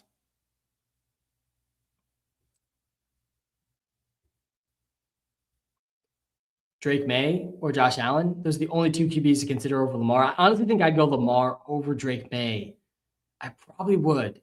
Derrick Henry's a must start. Zay Flowers, I do want to start as well. Back-to-back games with at least 15 points. He finally scored last week, guys. We talked about the drought for him. He had 2 end zone targets. He matched his season. He tied his total season-long end zone targets last week in a single game with 2. And this game should be really, really high scoring. The over-under in this game is 49.5. It's near the highest across the league today. I want to start Isaiah Likely. I actually do want to start Isaiah Likely. I like Isaiah Likely's props today as well. He's going to be in the free player props, I think, for me today. I didn't actually put him in there, but I do like his prop today as well. He feels primed to just be so frustrating for people that played him last week. Puts him a donut. I did start him in one league. I actually started him in that league that Woody Marks touchdown didn't count, so it didn't end up mattering. But I think we see him go back to this role he was in before, in a game where they actually will have to throw a little bit, like a 15% target share. Puts him at a pretty intriguing ceiling. And again, you look at the matchup tab for the Pats, they just got destroyed by Dawson Knox and Dalton Kincaid last week. Last week, the Bills tight ends, they combined for 7 catches, 90 yards, and 2 TDs. So we got Isaiah Likely and Andrews going up against a Pats defense that just allowed 7, 90, and 2 to tight ends. Pretty intriguing, I think, for Likely and Andrews, but I do prefer Likely, who did run more routes than Andrews last week, and I think is the higher ceiling play. On the Patriots side of this game, I do want to start Drake May. I do like Drake May's props a bit tonight too, passing-wise, because I don't think this Pats defense can stop the Ravens offense. Hunter Henry is a start if you don't have one of the elite tight ends. Let me hop through the tight end ranks again for everyone quickly, since I don't have a screenshot for that on the TikTok live. But the guys I'm starting over Hunter Henry include Trey McBride, George Kittle, Kelsey, Pitts, Strange, Fannin, Bowers. That's it. I'm starting Henry over Juwan Johnson, which is close. I'm starting Henry over Gadsden and Schultz and guys like that. Then we got Travion Henderson versus Ramondre. And this is a really tough projection because Henderson has played better and has way higher ceiling with the big play potential that we've seen over the past couple of weeks. But Ramondre Stevenson's playing more. 67% of the snaps last week. He did only have a 24% rush share, but he stole a bunch of the targets. And he had 1 carry inside the red zone. But yeah, it's Henderson over Ramondre. Henderson's really a must start. And Ramondre is a start, but not a must start. And none of these receivers are really must starts. Like, none of these receivers can really be started, even though we have Drake May as QB2 on the week in terms of the projections of the quarterbacks left. Diggs is at wide receiver 22. He's kind of unstartable. And he has a really good matchup in this game.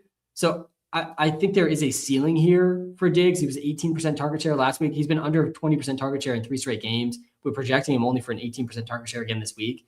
But again, they're going to be trailing. So there is a ceiling. He is the best receiver for the Pats. He's only playing half the snaps, though. Then we got Booty and Mac Hollins projected really, really close. Mac Daddy Hollins, he was over a 30% target share last week. 36% target share. He's been over a 30% target share in 3 of his last 7 games. Any given week, Mac Daddy could be the leading target earner for the Pats. When Booty, I think, is a better deep threat than him. Mac Hollins has actually been playing pretty well. He's really good at blocking too, so the coaches like leaving him out there. But then DeMario Douglas and Kyle Williams, like, these guys are going to play too. They're 6th There's 5 receivers playing, plus 2 tight ends, plus 2 running backs that catch. I mean, there's 9 guys every given play that could catch the ball for the Pats. Makes it really tough to trust all these receivers. So Diggs is startable, but not a must start. And none of these other receivers are anything but like dart throw ceiling plays. Like Booty and Matt Collins both have such a low floor and kind of an intriguing ceiling. Running back ranks. Yeah, I got you with the running back ranks. All right, last game to talk through is the Monday Night Football game. And this is another one. I would be really shocked if the Lions lost. By the way, the Pats are 3-point underdogs in Baltimore in that one. I do like the Ravens to win that game. I called the Bills winning against the Pats last week as well, as a non-biased Pats fan here. The 49ers are going into Indianapolis. They're 5.5-point favorites. I do not see a world where the 49ers lose this game. Only 5.5-point favorites against Philip Rivers and the Colts. I know the Colts almost won last week. Guys, Philip Rivers, he honestly played okay, but it was about what I expected, about what we talked about. He had 120 passing yards. I think his under ended up hitting passing yards wise. He had 4.4 yards per attempt, 5.1 air yards per attempt. He cannot throw the ball more than 25 yards. Philip Rivers cannot throw the ball more than 25 yards. And if he does, it's probably going to get intercepted with the way that he throws the ball. He's projected under 10 points for us again. None of these receivers can be started. Tyler Warren cannot be started. You cannot start Tyler Warren right now. I would start Dalton Schultz. I just saw that in the TikTok live, Schultz versus Tyler Warren. I think it's Schultz. It's really tough pill to swallow. But Tyler Warren, he played 82% of snaps last week. He had a 23% target share, 5 points, 3 catches, 19 yards. And he was blocking a lot in this game. There was a lot of plays where Philip Rivers was motioning Tyler Warren in to just block, to buy him some time. Like it felt like he blocked way more than usual last week to Tyler Warren. I do not think you can start him. I would start Isaiah Likely over Tyler Warren. None of these receivers can be started. It does seem like Josh Downs his role is gonna grow. Like if Tyler Warren is gonna be in line blocking, and Philip Rivers can't throw the ball more than like 20, 25 yards. I mean, that's going to lead to Josh Downs targets. And we saw that last week, 19% target share for Downs. He did score. He had 3 catches for 13 yards and a touchdown. I mean, the yards here is just there's no passing yards to have here. JT is still top 5 running back. He has to be started. No one else should really be started, though, like on this team. And it's really surprising to me, again, that the Colts are only 5.5-point underdogs. Like, I do not see a world where they win this game. It's got to be all on the back of JT. But when you're such a one-dimensional offense like that, it's really, really tough to win NFL games. And the 49ers, on the other side of this game, like their offense is kind of unstoppable right now. I do not see this offense being stopped by any defense across the league. 26 points for Brock Purdy last week. He was the QB4, 295 and 3. Ricky Pearsall is going to be out of this game, which makes for even cleaner start sits for fantasy. George Kittle, he's right up there with Trey McBride in terms of tight end 1 for tight end 2. They're right up there in tier 1. Like, it wouldn't shock me at all if Kittle outscores McBride. As good as McBride's been playing. Good matchup for Kittle. No Pearsall. Really good chance to score. Really good chance for a strong target share. McCaffrey ranks as running back 4. He's obviously a must start. Juwan Jennings is a start as well with Ricky Pearsall sideline. And Kendrick Bourne is the sleeper because of the Pearsall injury. We saw some big games from Kendrick Bourne earlier this season. This is a good matchup for the 49ers receivers. We saw multiple 19-plus point games for Kendrick Bourne earlier this season. That was all with Mac Jones, though. He's not a must-start or anything, just an interesting sleeper. Juwan Jennings and Kittle and McCaffrey, these guys are all starts, though. And I want to start Purdy, too. I have Purdy in the must-start category. I'd be okay starting him over Burrow and Herbert and Nix if you're close on those decisions. Feels like the 49ers offense is really picking up like right at the right time of year. Yeah, I don't hate the Lions and 49ers to win parlay today. / tomorrow. All right, that's every single relevant game, every single game, every single relevant player in every single game. We talked through basically every single player in my thoughts on all of them. That's the game by game segment here in week 16. Man, we only got 2 more of those left this season. Crazy, crazy stuff. All right, let's get to, I'll pull up the defense ranks here. Actually, let me talk through the ranks for every position quick. The defensive ranks, and I'm going to get to the tight ends here in a second too. I see some people asking for those. This has got to be like the flattest defensive ranking week of the season. Has to be. You have Texans at the top, like 4 or 5 tiers above literally everyone else. We have them literally double almost every other defensive projection at tier 1. If you got the Texans, good work stashing them for the fantasy football playoffs in this critical time. I mean, they're like a legit asset in fantasy right now. I'm paying up for them in DFS as well because of this just insane discrepancy in tiers. I very rarely pay up for defenses in DFS. All right, the Saints, they're the number 2 option in our projections against the Jets. I do like them a lot as well. I do think the Titans and the Chiefs are in play today. I don't really want to start the Browns. The Broncos can be started, but I prefer not to start them. The Falcons, I prefer not to start them too. I started the Eagles in one of my leagues last night. That worked out pretty well. But yeah, there's just not very many good defensive options today. Very, very unique matchup across the defensive slate. Kickers. Yeah, I see someone asking about kickers. My sneaky kicker today that I'm actually starting, this guy, Charlie Smith, who just signed a contract with the Saints. He had 10 points last week. And now they get the Jets in a dome at home. Jets defense is awful. The Saints definitely can stall out drives too and have to kick field goals. This guy, Charlie Smith, is available in like over 80% of leagues. I'm starting him over Chase McLaughlin in one of my leagues.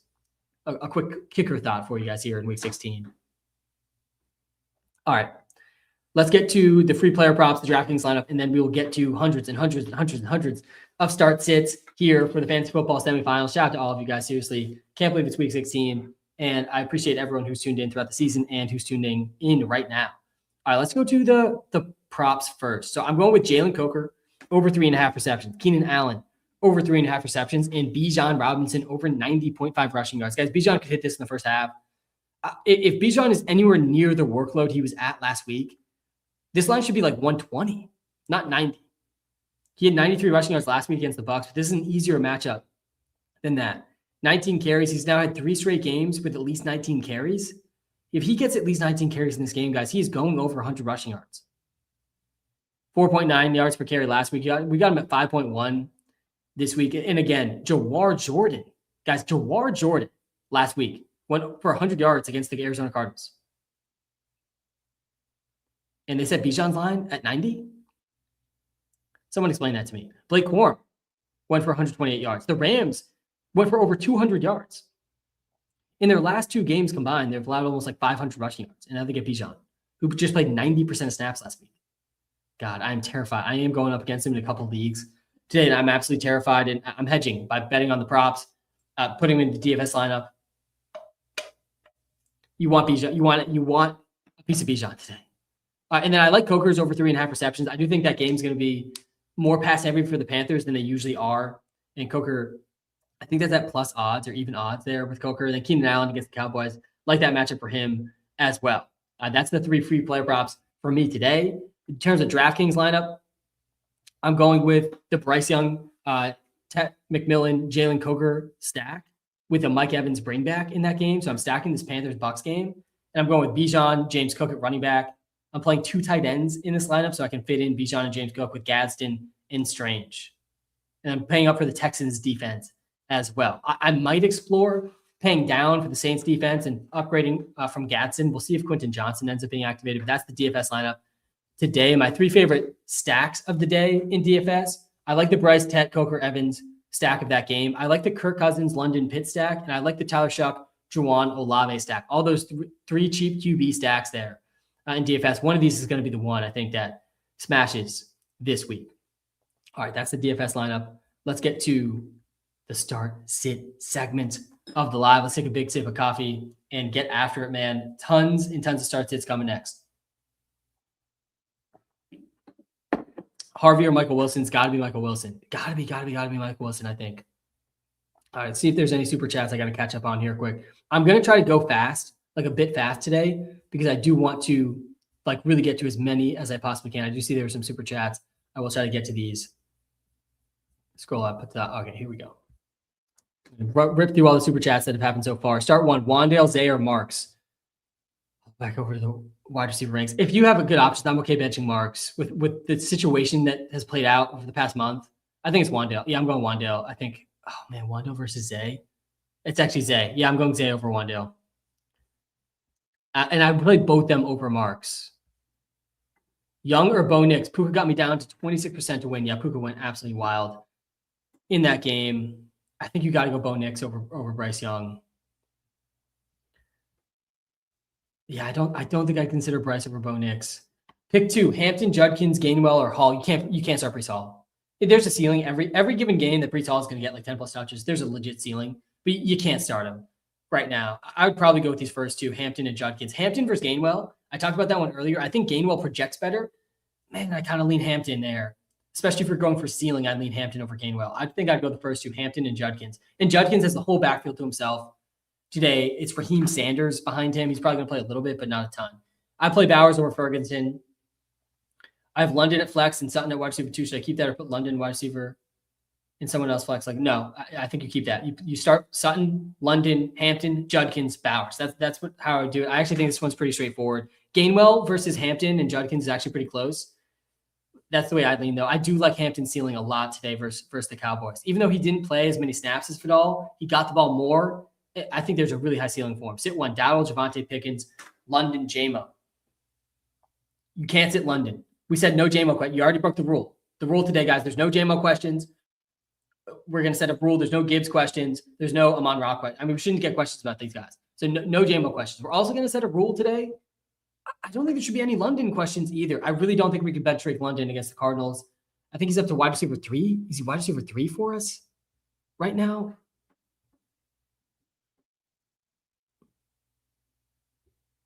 Yeah, you can't bench London. So no London questions, no J-Mo starts it. It's between Javonte, Dowdle, and Pickens. And gosh, man, I already did my Pickens rant. Let me just do it one more time. Like I really don't want to start Pickens. I really don't want to start Pickens. It doesn't feel like he's really trying. Like it seems like he's so tuned out. It's a really tough spot for fantasy because the ceiling is definitely there, but the matchup is also so tough. This is the number 1 toughest matchup for receivers. That generally this season hasn't mattered for the Cowboys. It doesn't really matter for Pickens if he tries. But it seems like Dak likes Flournoy more.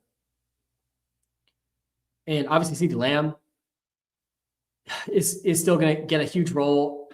It feels like Pickens just like sailing it in. They got 2 great matchups in the season too, man. I lean towards just benching Pickens. Like if you have good other options, I just kind of want to bench Pickens. If you're going for the ceiling though, then you probably benched out.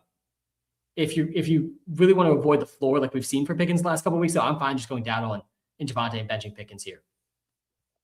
Let me rip through the rest of the super chats here, and then we'll get to some more start sit comments. I'm playing Young over McCarthy. Yeah, I would play Bryce Young over JJ McCarthy. Put my must starts, must benches here on the TikTok live. I pulled up the receiver ranks here on the YouTube live as well. Brissett or Dak? Pick 2: London, Wandale, Olave. So no London questions. And it's Olave over Wandale. Olave's got to be started. I'm really high on Olave. There's no Bailey. There's no Devin Neal. Even Mason Tipton is questionable. Man, I mean, he's just got to hit a 30% target share today. You can lock that in for Olave against the Jets defense that just allowed like 50 points to the Jags. You got to start Olave. Brissett versus Dak is close. I lean Brissett over Dak.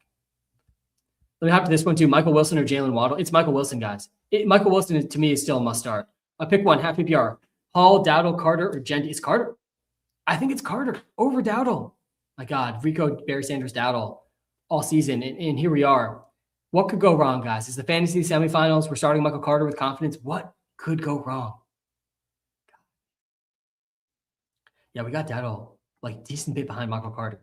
And the more I think about Michael Carter this week, the more in I am, man. The more in I am. I know we're looking at PPR here too. I honestly think half PPR makes this a little closer. The more I think about this situation for Michael Carter, the harder it is for me to bench him. He played 80% of snaps last week, and it was DeMarcado's first game back. But guys, the coaches on this team hate DeMarcado. And Michael Carter is better than DeMarcado. And he played pretty well last week. Like, there's not much of a reason to scale Michael Carter back too much. We're projecting Michael Carter for 3.7 yards per carry in this game. He's been over that in his last 2 games in tougher matchups. And we still have Carter ahead of Dowdle. I'm going Carter, man. I feel pretty good about Carter. I really don't think we'd be starting Breece Hall in the fantasy football semifinals here. I need running back 2 and wide receiver 2, also a flex. Dowdle, Henderson, Ted Evans, Javonte, and Jawan. I need RB2 and wide receiver 2 and a flex. Yeah, so you got to go Hendo and Evans. Hendo and Evans need to be started. And then the flex here, Dowdle Ted, Javonte, Jawan. Wow, that's actually pretty close. I think it's probably between these receivers. Jawan Jennings is in a really good matchup on Monday night. He projects a bit better than Tet. Man. And I'll toss Dowdle in here too. Actually, Javonte probably projects even better. Yeah, Javonte projects better than Dowdle. Oh, man. This part of the season is really tough because the Cowboys have nothing to play for. Javonte's coming off a neck injury. The neck injury is always definitely a little scary, but he practiced in full. He supposedly is full steam. I think Javonte's floor is probably the safest here. I honestly would argue, though, that Juwan and Tet's ceiling are higher. And if you do need a ceiling, I think you chase Juwan or Tet. And Juwan is probably the play. Juwan Jennings is probably the play here against the Colts. Yeah, I think he's probably the best floor ceiling combo. So I'd probably go with him in the flex. And yeah, like I said, I'm going Hendo and Mike Evans. I don't think you can bench Mike Evans really this week, guys. Brissett or Lamar? Yeah, you're not benching Lamar. You can't bench Lamar, I don't think, in this game versus Pats. They just got completely cooked by Josh Allen. They couldn't stop tight ends last week either. Their defense is pretty injured as well. Hey, Sam, win and in. It's a win and survive type of week here, guys, in week 16. See, some of you guys are in your championship games, which is crazy. Opponent had Puka. I had Parkinson. So looking for a boom. Yeah, you got to dig out of that hole. Half PPR. Who do I start? Waddle, Jacoby, Estime. Let's go. Yeah, so we've seen a lot of Estime questions. I think we're going to have to dig deeper into the Estime analysis. I don't think his ceiling is higher than these guys. Let's talk about Estime for a second here, because he actually ranks like kind of low. For us, he's our projected top running back for the Jets. And for the Saints. And he gets the Jets. An amazing matchup that just allowed 40 points to Travis Etienne. And he was also the preferred receiving back, which is honestly a little bit surprising. Like Evan Hull actually profiles as the better receiving back, but Estime projects for the better receiving role based on last week. He was the preferred receiving back. He caught all 3 of his targets for 39 yards. Never really much of a receiver so far in the NFL. He actually was an okay receiving back in college, but not as good as Evan Hull. But Estime also profiles as a better goal line back too. But there's not a ceiling over Waddle and Jacoby. And Jacoby and Waddle, they both have difficult matchups on paper, but I honestly think you kind of have to go Jacoby here. I think Jacoby's got the highest ceiling. Let me pull up Estime again. Oh, wow. Maybe it is Waddle. Tough call. I mean, Waddle does have the highest boom percentage here. Both these guys are in difficult matchups. The matchup is more difficult for Jacoby. Are they really going to let Quinn Ewers air it out, though? I think I'd lean Jacoby. I think I'd lean Jacoby, but you could talk yourself into Waddle. I wouldn't talk myself into Estime, I don't think, for the ceiling there. Happy PR semifinals. Jackson Dart or Baker, please help. I have Dart as a bench. This week, I have Dart as a bench. I don't feel amazing about it because the floor has been so good for Dart. But yeah, I'd go Baker over him. I would start Tyler Shuck and Kirk Cousins and Bryce over him. I mean, man, I'm still struggling through a start sit of Dart, Kirk, and Bryce. And I'm going to need Samps to really help me out with that one. Maybe I'll convince myself in some of these other start sits of which way to go there. Right now, I'm going Kirk Cousins over Bryce and Dart. And, man, it's so close. But, yeah, I'm going Baker over Dart. Burrow or Brissett? It's Burrow. It's Burrow, I think, over Brissett. Brissett's safer. Brissett is safer. But Burrow's got the higher ceiling against the Dolphins. Should I start Jacoby Myers? Yeah, Myers is still a start, I think. I'm playing Lamar over Brissett like pretty easily. Happy PR played against Puka. T, Olave, Harvey, DK. Wow. I mean, all these guys are pretty good starts. DK Metcalf's got a really high ceiling in that game versus the Lions. I like Olave a lot too. I don't think you can go Harvey. And man, T. Higgins projects the best of all these guys. So I think it's T. Let's do a quick comparison here to see if there's a higher ceiling. Half PPR, I think also bodes better for Metcalf and T than Olave. Olave's been a PPR merchant like all season. Yeah, you got to go T. The ceiling for T is the highest. You got to go T. T. Higgins could get to 40. Burrow or Shuck? Yeah, I'm going Burrow. Why is picking so low? I mean, he hasn't been trying. He's been horrible the last 2 weeks, and he's not been trying. I got the DFS lineup. I think I already showed that. Pull that up on screen here quick again so you guys can see it. I do feel pretty good about the DFS lineup today. Justin Jefferson, London, Pitts, Carter, Juwan, happy PR. So yeah, no London questions today. That was a rule that we established. I would play Michael Carter over Justin Jefferson. Oh man, Pitts and London. This is actually really close. Happy PR too. Carter versus Juwan in happy PR. That's a really close one.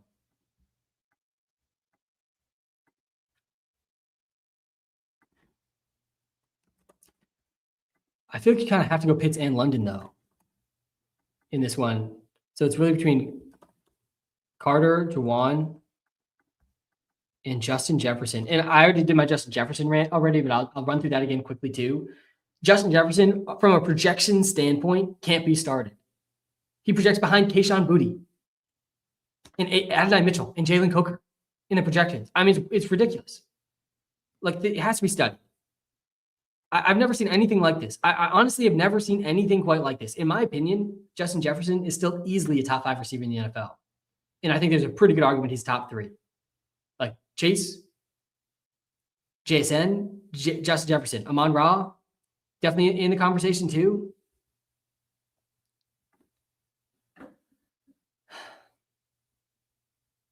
Lamb, like, I think he's in the top 5. I'd put him over Nico and Rice still probably. Neighbors, when healthy. I still think Justin Jefferson in that top 5. Puka, I didn't even mention Puka. He's definitely in the top 10. If we want to expand to the top 10, fine. He's in the top 10 though, guys. He's still a top 10 talented receiver in the NFL. That has not changed. And he had a 33% target share last week. And he had 3 points. He now has 3 straight games under 4 fantasy points in mostly good matchups, in mostly like getting real targets. But it's like the targets aren't even good at Justin Jefferson. Half the targets are uncatchable. And then half the targets he drops. It's crazy, man. It really is crazy. And I still think if you're in the fantasy semifinals and you have Justin Jefferson, if I am you, which I am not you, I don't have Justin Jefferson in any league that I'm in the semifinals in because I've been starting him every single week. I've had this mentality every single week, and I've been wrong for 3 straight games. But yeah, I'm not benching him. I'm not benching him against the Giants, one of the worst secondaries in the NFL, when he had a 30% target share last week. Gosh, man. There's the Justin Jefferson rate. But yeah, if you're going out the projections, like, he's an absolute must bench. Carter projects better than Juwan, by the way, in half PPR. I think I probably would go Carter over Juwan in half PPR. In PPR, it's closer. But yeah, I'd probably go London, Pitts, Carter. Or if you're gonna play with your heart, like me with Justin Jefferson, and you go the first Jefferson, London, Pitts. Egbuka or Ladd? WalterPicks says Ladd. Yeah, I lean Ladd too. Egbuka, I think, has a really low floor. The ceiling is still there. The floor is a little scary though, with Godwin playing so much, Evans back, and Jalen McMillan back too. And Bucky has shown to get a lot of catches in the past too. I prefer to go Ladd there. Shuck or Cousins, PPR. Have Bijan. TY to you. Oh, thank you to, I was like, TY Hilton hasn't been in the league in a while.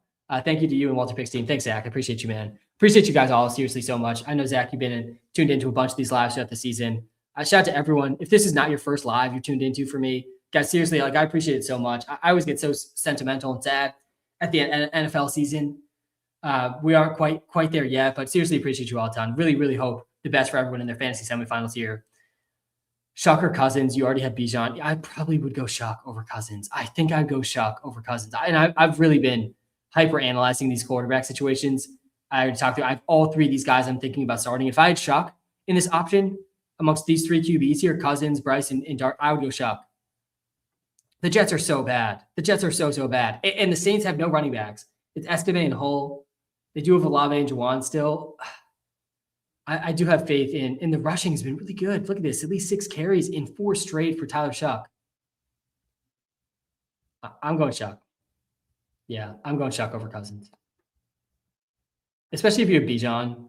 You just root for the rushing game script there. I think that's fine. Is there QB rankings? Yeah, I got you the QB ranks. All right, let me keep ripping through these super chats here. Finals week for me, 42%. Happy PR start. Woody, Michael Wilson. Yeah, start Michael Wilson and Marv. Bowers, Michael Carter, Demont, Egbuka. Yeah, it's Michael Carter, Michael Wilson. You're down too, man. I think you go Bowers and Egbuka over Woody and Monty. I don't want to start Woody Marks. He projects so well. It's a good matchup for Woody Marks, but he just can't. He can't finish games healthy. I feel like his floor is just so scary. And Nick Chubb's back too. I honestly think I'd probably go Bowers and Egbuka. I think Michael Wilson and Michael Carter are no-brainers here, though, in this one. Pick 2, Harvey, Dowdle, Carter, T. Higgins. Yeah, T. Higgins. It's T. Higgins, and I think it's Harvey. Half PPR too. Yeah, I'd lean Harvey more than Carter, and half PPR I think more as well. I would play T. Higgins there though for sure. Schultz, Waller are strange. It's strange. It's strange over Waller and Schultz like pretty easily for me. We got him projected for almost 60 receiving yards. I feel pretty good about Strange today. He's in my DFS lineup today. Egbuka or Ladd. It's Ladd over Egbuka. And I think it's Goff over Dak. We have this one really, really close in the QBs. I think it's Goff over Dak. I think they're back-to-back even in the ranks. Yeah. They both, look, they're 0.1 apart here. But Goff has a lot to play for today. And Dak has nothing to play for other than sort of his pride. And Dak also has the tougher matchup. I'm playing Michael Carter over Marks. I think I've convinced myself here on Michael Carter over Woody Marks.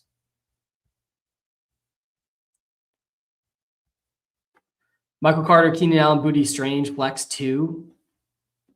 Definitely you're starting Michael Carter here 100%. This is a pick 1 between Allen, Strange, and Booty. I think it's Keenan. I don't think we've gotten the Quentin Johnson news yet. Let me just double check.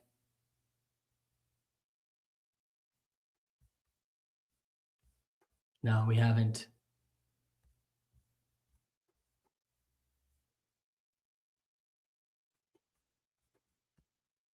No Quentin Johnson news yet. It doesn't affect Keenan like a ton. It doesn't.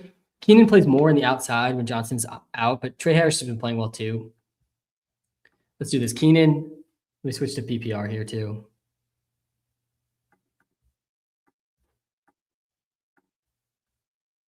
Go Keenan.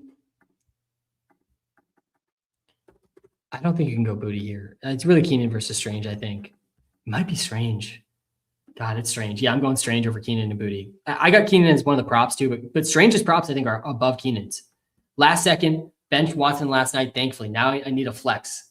Yeah, last second in that start between Kirk Cousins, Bryce Young, and Jackson Dart, I benched Caleb Williams. So I'm in a tough last second. And that looked right until like the last 2 minutes of the game, where I think Caleb Williams scored like 16 of his 25 points in the last drive plus overtime. Crazy stuff, man. But yeah, man, I could have put myself at ease here on Sunday morning if I had just started Caleb Williams. Estimate, Waller or Coker? Oh, man, I think it's Coker over Waller. I get the appeal with Waller. The ceiling is definitely there with Waller. I have a weird sense too. Samps is going to come on this live in 45 minutes and really start hyping up Waller against the Bengals, and I do get it. I'm definitely scared about Ewers though. I don't hate Estimate versus the Jets. I think Estimate is probably, yeah, I'm going Coker over Estimate. I'm going Coker over Estimate for sure. We get to some more of these super chats. Shout out to everyone for the super chats. Appreciate you guys. I'm going Hendo over Aaron Jones for sure, like 100%. Sam, start Michael Wilson, Jennings, Wandale, or Mike Evans. Kelsey or Pitts. I'm going Kelsey over Pitts. God, we got to talk through this one. That's a tough call. I'm playing Michael Wilson too over all those guys. I think, maybe not Mike Evans actually. Yeah, I'm going Evans over Michael Wilson.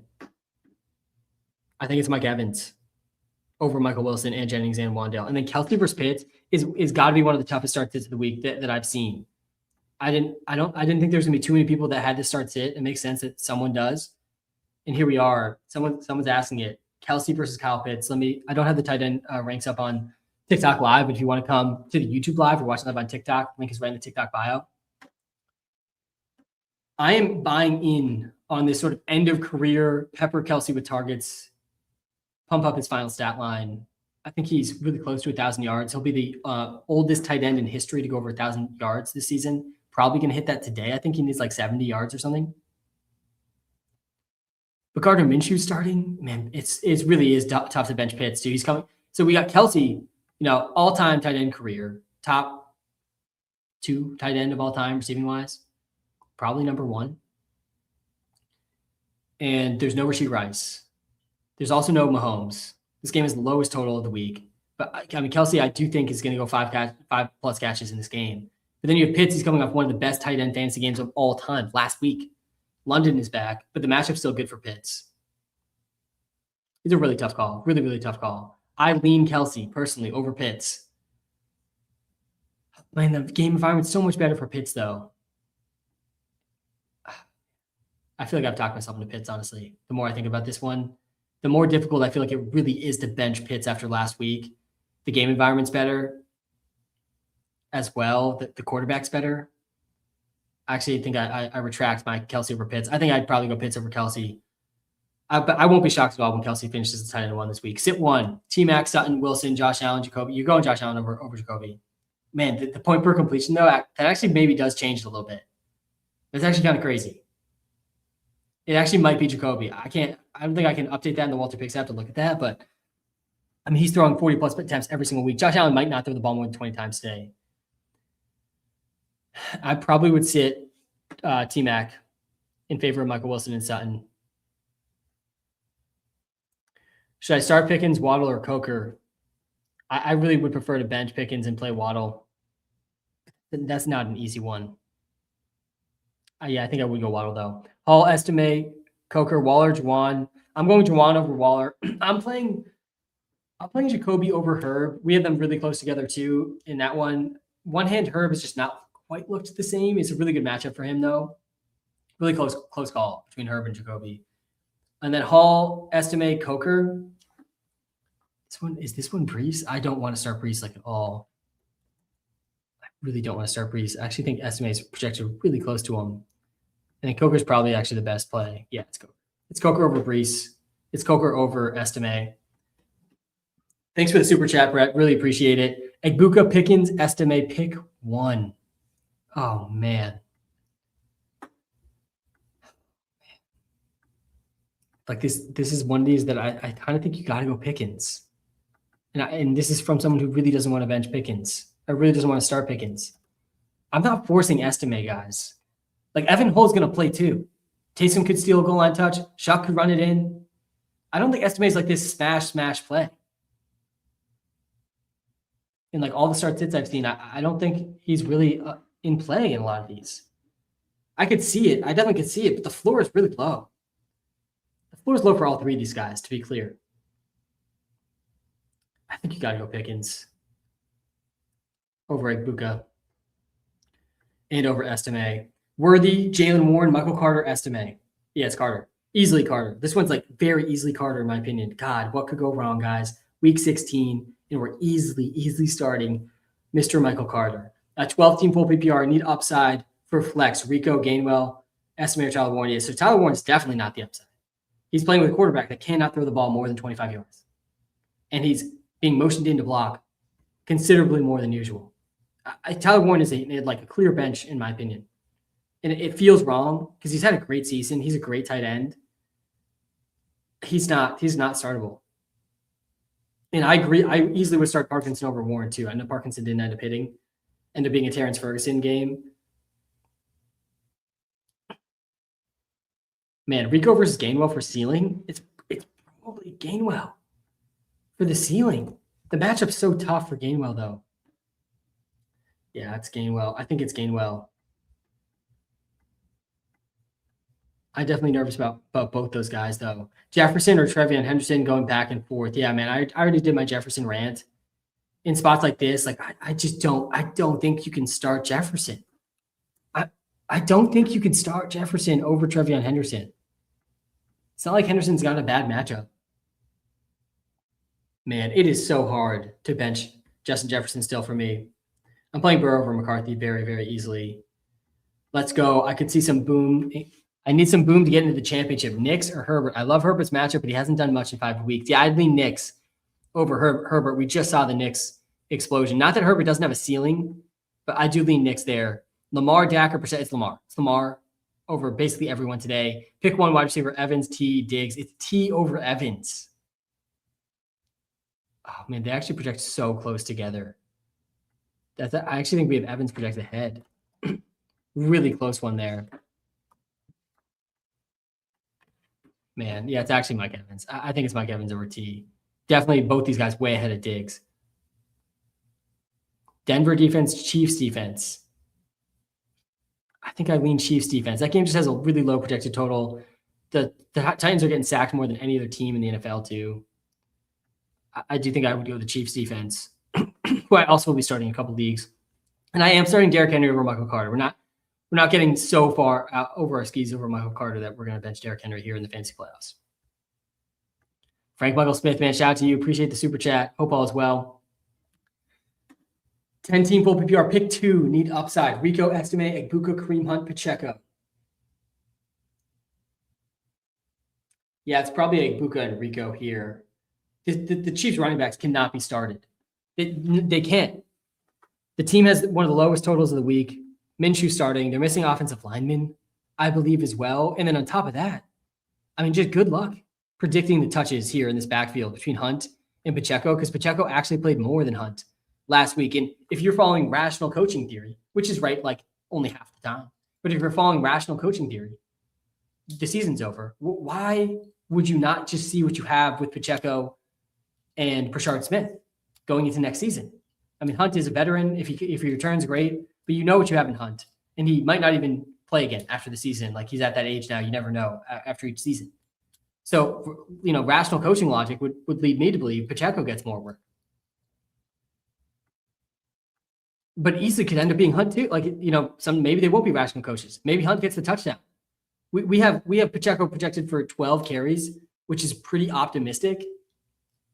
Yes, I want to bench like all of these running backs. It wouldn't be shocking to see one of them do well, but because I do think the Chiefs probably skew a little more run heavy than usual with Minshew at quarterback. But yeah, I'm going Rico and Egbuka here, like, for sure. Evans, Pitts, Tet, Worthy. Pick one. Yeah, it's Evans. It's Evans over all those guys. Worthy's not in play. Coker or Mooney? Yeah, Frank. I don't think you can play Mooney right now. I really don't think Mooney's startable. I started Mooney last week in a league that I had Drake London. Mooney has really looked washed this season. He really has not looked like he looked last season. He actually had a great connection with Kirk Cousins last season.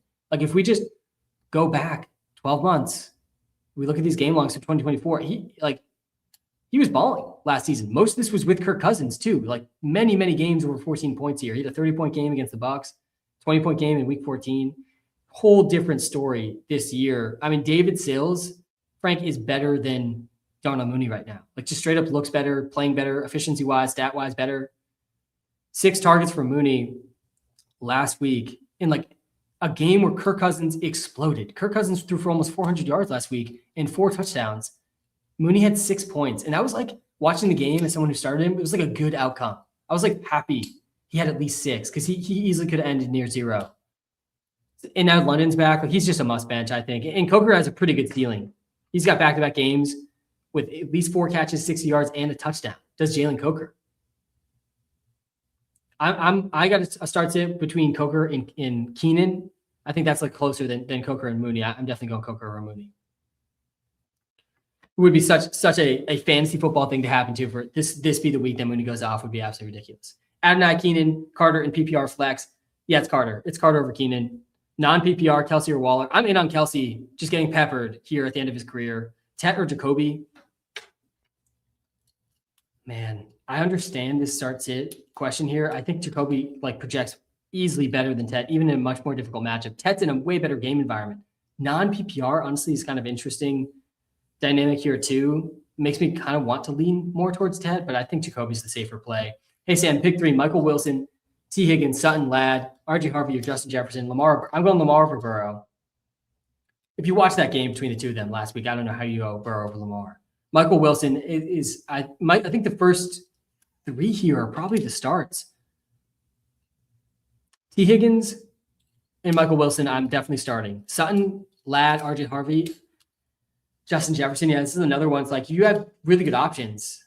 How can you get yourself to start Justin Jefferson? I don't think you can in spots like this. In spots like Justin Jefferson versus Coker, like Coker projects better than Justin Jefferson, guys.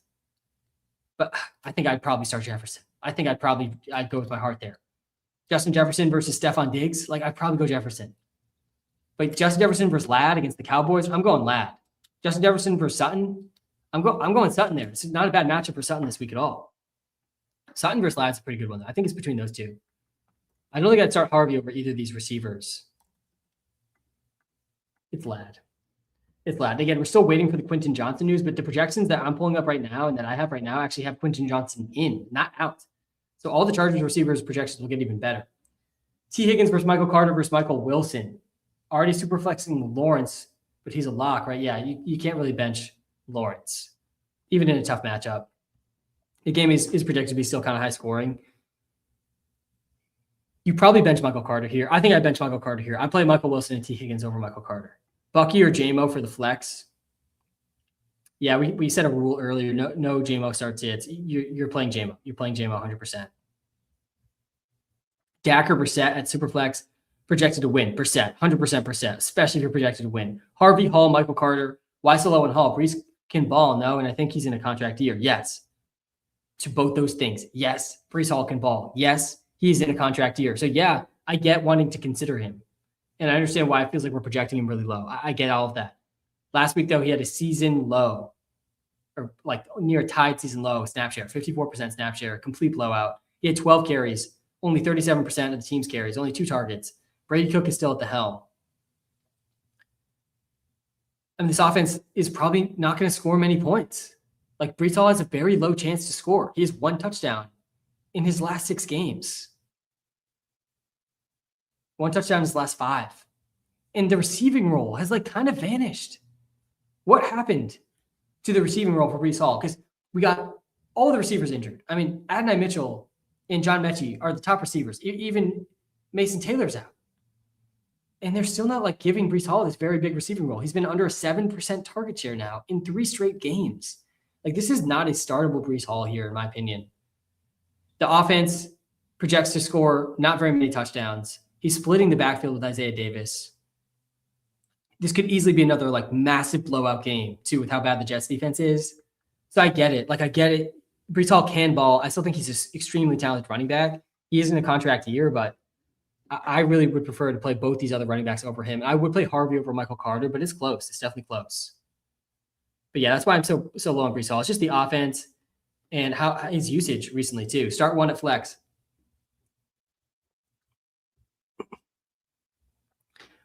Judkins, Gainwell, Tet, or Pickens. Yeah, so like in a situation like this, like I'm just not starting Pickens.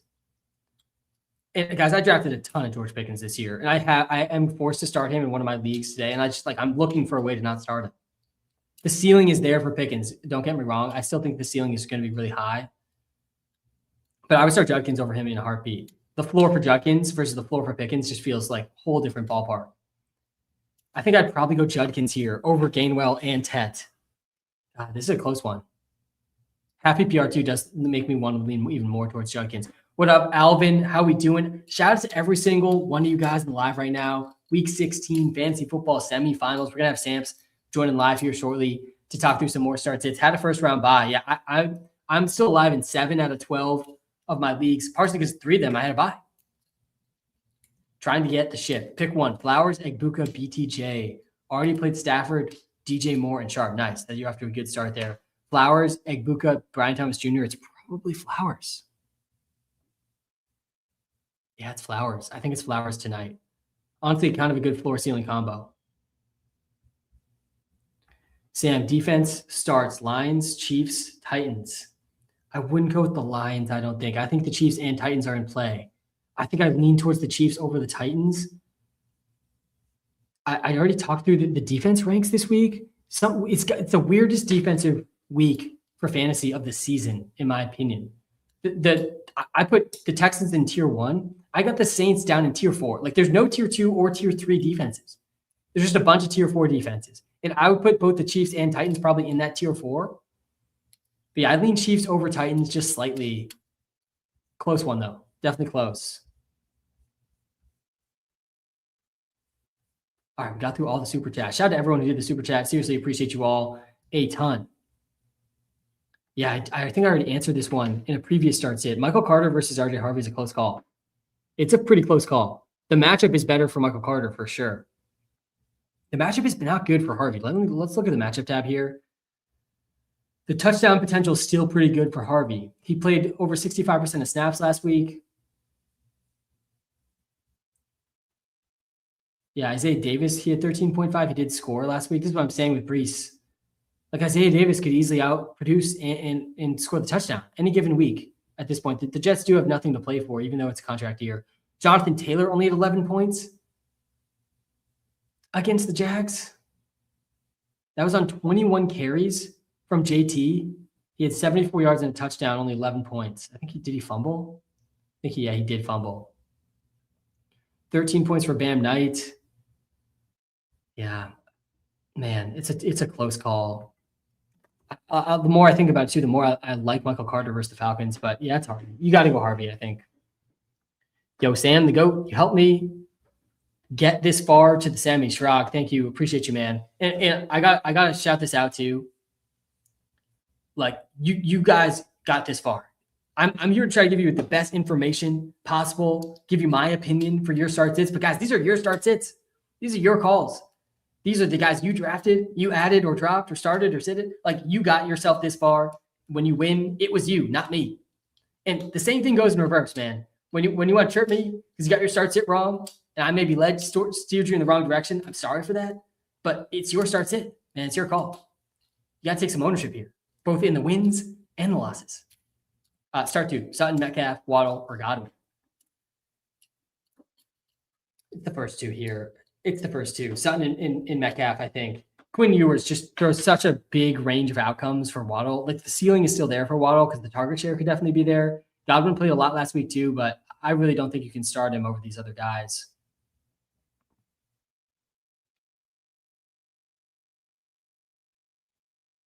Brissett or Burrow? I think it's Brissett. The more I think about it, the safer Brissett seems. Marvin Harrison Jr. is back too. We do have Burrow projected ahead. I'm okay going Brissett though over Burrow. Nico or Rico? Yeah, it's Nico over Rico Dowdle, like very easily. Carter or Tracy? I have that exact start sit. I actually have that. Look at this. I already have that screenshot pulled up here on TikTok Live because I have that start sit myself, and I'm going Carter over Tracy, and I don't think I'm going to change my mind about that one. I don't think Sam's is going to convince me otherwise. I don't think any information we get between now and the kickoff of these games is going to change my mind about Michael Carter. I think I've already made up my mind.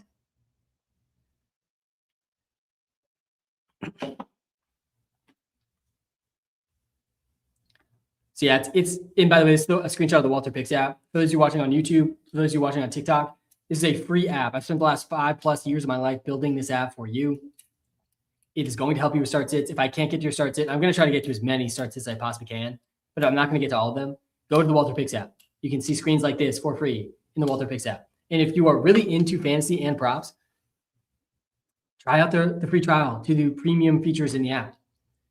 If you subscribe to the WalterPicks app now, it will cover the next 12 months. So you'll also get all the powerful draft tools for next season. Plus there's player prop tools for all the sports all year. Hampton, Woody, Javonte, or Tet. I think Woody projects better than Hampton, and I'm like easily going Hampton over Woody. The more I think about that start sit, I think this one's Hampton and Javonte, honestly, over Tet.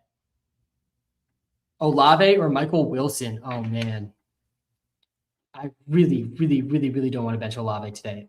I feel like the floor for Olave is just so strong with all these injuries for the Saints in the matchup for the Saints. Michael Wilson projects better, and Michael Wilson's been better over the last month. With Martin Harrison Jr. back, I don't think I would go Olave in this one over Michael Wilson. I think Michael Wilson's just a tiny bit more risky than usual. Carter or Hampton? It's Carter over Hampton. I think it's Carter over Hampton, man. Hampton or Myers? 52% chance to win, Sammy. He's been using your advice for the past 4 years, trying to go back to back to back. This is unreal, man. And I say this, I feel like at the start of every fantasy season, there's no better feeling in life. There's very few feelings better in life than winning your fantasy league. But one that is better is the feeling of going back to back in your fantasy league. I mean, there is very, very few feelings that'll beat that. And back to back to back is just absolutely insane. Like the league might just shut down and stop at that point. Hampton or Myers? Yeah, this is not an easy start sit here at all. Myers is going to project better. Hampton, to me, has the higher ceiling. I think the ceiling for Hampton is like insanely high today. And I got to walk you through my logic here with Hampton because it's been a tale of two seasons for the Cowboys defense. The Cowboys defense to start the season was getting absolutely obliterated. It was just an insane defensive target for both running backs and receivers, every position.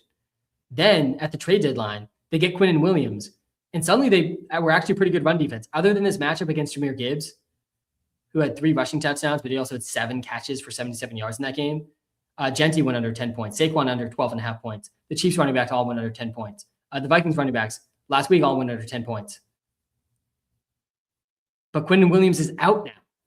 He's out, and the Cowboys are out of the playoff contention. So they have nothing to play for. And Hampton's now, this is his 3rd game back. His snap share rose a little bit. His rush share rose a lot. We're projecting for half the carries, only 13 carries. He definitely could end up getting more than that and rip off some big plays in this game. But yeah, Jacoby projects better. The ceiling is higher for Hampton, though. I think I agree with that. I think I lean Hampton, honestly, over Jacoby against the Broncos. Waller, Olave, Jennings, Harvey, Jones, Sr., bench 1. You're benching Waller or Aaron Jones here. You're definitely playing these middle 3, Olave, Jennings, Harvey, easy. It's Waller versus Aaron Jones. And Waller has the ceiling today. Again, I think Samps is going to come on and probably talk us into Waller. I don't have a ton of faith in Quinn Ewers. Not that Tua was doing great. The matchup is on paper ideal for Darren Waller. Yeah, I think it's Aaron Jones. The Giants defense is bad. Taz, man, thanks for the super chat. It is going well, Matt. It is going well. It's a great time of year. We got the holidays. We got fantasy football still live. I always get sad, a little sentimental. I think, as you know, this time of year, fantasy football season's ending, and it's the best time of year, man. So I'm always a little sad at this point of the season as some fantasy leagues start shutting down until next season. That being said, I'm alive in 7 out of 12 leagues and alive in some of my most important leagues. So I'm feeling great, man. Week 16, it is the best day of the week, too, here on Football Sunday. Hope you're doing well as well. Asked a second earlier, you might have skipped it. Yeah, I'm not sure what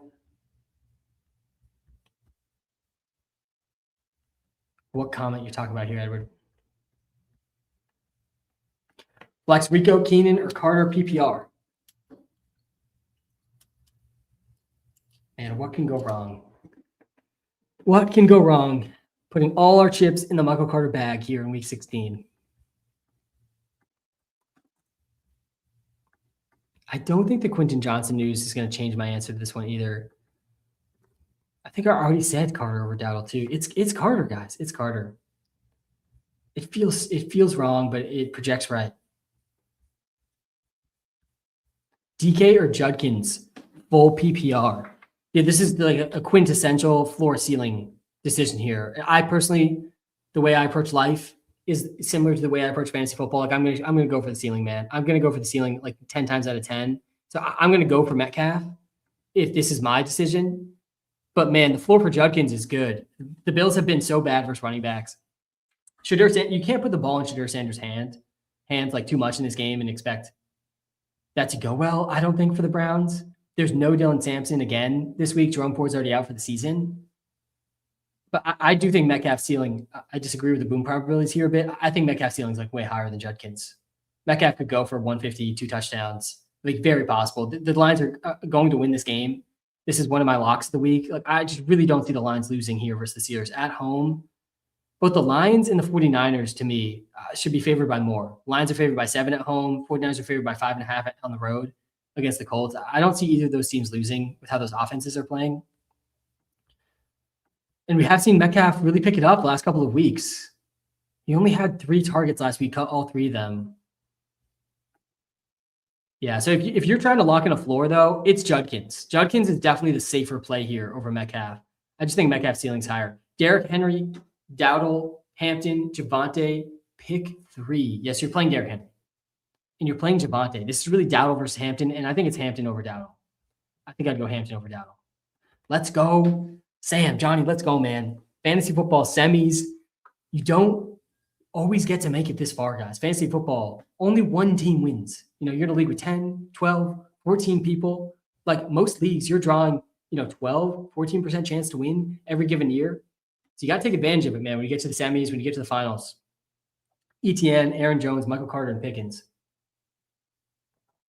I have Bijan and Rico at running back 1 and 2. If there was a single player that I could handpick for my fantasy teams right now, heading into the rest of week 16, it's Bijan, man. I don't think there's a player I'd pick. Like, I wouldn't pick Josh Allen, who projects as QB1. I don't think I'd pick Amon-Ra or Chase, who projects as wide receiver 1 and 2. I wouldn't even pick Kittle or McBride, who has just such a positional advantage. I think it's Bijan, man. I think I just handpick Bijan. He is one of the free player props today, by the way. Probably the prop, as we talked through the slate today, probably my favorite prop. I mean, guys, Jawar Jordan beat this line last week. 90.5 rushing yards. I feel like this is going to get up to like 95, 96, 97 before kickoff. I do like that Bijan prop a lot. Sorry, going back to that start sit. Let me pull that back up. Went on a Bijan tangent there because you mentioned Bijan. I apologize for that. I have a tendency to go on Bijan rants.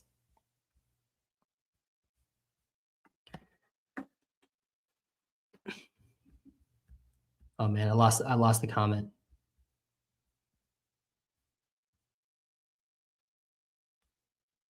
I'm gonna find it.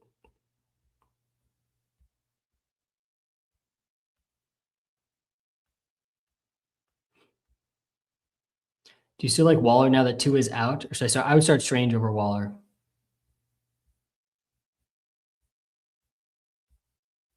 Here it is. ETN, Aaron Jones, Michael Carter, and yeah, I'm benching Pickens. If I have ETN and Michael Carter, I'm benching Pickens. I would go ETN and Carter here. And oh man, Pickens versus Rico is actually kind of close. I'm okay keeping Rico in there though. May or Lamar is a great one. I'm pumped for this Pats game tonight. I do think it's going to be a really fun game for fantasy and for Pats fans and for Ravens fans. It's just going to be a really exciting NFL game. This is a great Sunday night game here, man. And I'm going Lamar. I'm personally going Lamar over May. We have May projected just ahead of Lamar. And I think that it's like there's an outcome here that's like a Derrick Henry game and maybe Lamar doesn't have a huge fantasy game. I don't really see a world where this is like a Trevor Henderson or Ramondre game and May does nothing in this game. I do think the Ravens win this game, by the way. And I just do not think the Pats defense can stop the Ravens offense. The Pats defense is missing multiple key starters and they were not able to stop the Bills at all last week. Let me pull up the Pats defensive injuries here quick because they are plentiful. They're missing Robert Spillane, starting linebacker. They're also without. Is Carlton Davis playing? I don't know. He's projecting is in here. What I'm looking at now, I thought he was like confirmed out. Yeah, I don't think they're going to be able to stop the tight ends for the Ravens. They might not be able to stop Derrick Henry. They certainly aren't stopping Lamar. I'm going Lamar personally over Drake May. It's a close one though, like relatively close. Bowers, Aaron Jones, Gainwell, pick 2, started Goddard. Nice work starting Goddard. Yeah, I think you probably go Aaron Jones and Gainwell. It's actually really close. Bowers is not a must start today. Let me hop back over to must starts, must benches here on the TikTok Live. Had that start to comparison up there for a little while. Aaron Jones, Gainwell. Yeah, you bench Brock Bowers. Bench Brock Bowers. You did a good job. You got Goddard in. You locked up your tight end spot. You don't need to start Bowers now. Makes sense. Bowers or Aaron Jones? One flex. Pick one here. Michael Wilson, Evans, Jennings. I do have it's Evans. I'm playing Evans over Michael Wilson. I'm not benching Mike Evans here in week 16. Worthy, Waddle, or Myers? John, appreciate the super chat here. Shout out to everyone in the live here on week 16, Sunday morning. Fantasy football semifinals, man. It's feeling a playoff kind of way this morning. Waddle versus Myers. It's Myers.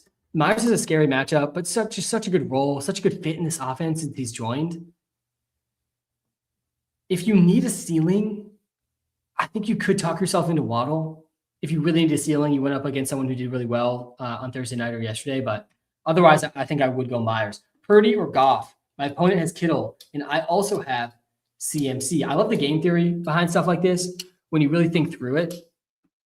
And it does depend a bit on like how far ahead you're projected to win, which I often think too sometimes that like we overestimate our ability to know how likely we are to really win or not. like is a 45% win probability. That's not something you should, make any sort of assumptions or decisions about. If you went up against some massive guys and you're at like a 20% win probability, then it probably should change your decision making a little bit. Anyways, Purdy versus Goff. Yeah, so in a vacuum, if we ignore the other context here, I'm playing Purdy over Goff as is, I think.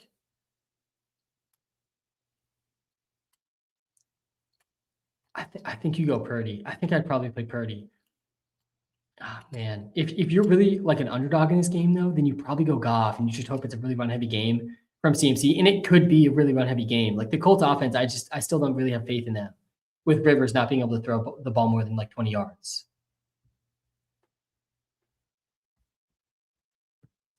Flex 1, Egbuka, Myers, Ferguson, or Hall. It can't be Hall. Yeah, I think it's Myers. I would go Myers here. Dak or Shuck? Oh, man, yeah, it's Dak, but I don't think it's crazy to go Shuck. We have Shuck and Dak one tier apart, or I do in my tiers. Shuck hits the Jets. Shuck has a good floor. God, Dak has nothing to play for. He's a tough matchup. It's not that crazy to go Shuck there. It really isn't that crazy. Judkins or Michael Carter? I have Zay Flowers, Marvin Harrison Jr., Michael Wilson going in my lineup. Yeah, you already have 2 Cardinals. I actually think you probably should go Judkins and not force it with 3 Cardinals players. Mike Evans or Higgins or Javonte. I would bench Javonte here, I think, and play Evans and T. Damn, man. Week 16, Sunday morning. It's the fantasy finals in the vast majority of leagues. From some of the chat out there, looks like some people are even in the finals today. Samps, it is another week of some really tough starts yet. So I'm excited to have you on. There's some specifically I'm still battling through that I want your opinion on. How are we doing here? Week 16 Sunday morning. I've been out of college for, I want to say 3. It's too long. I've been out of college for too long.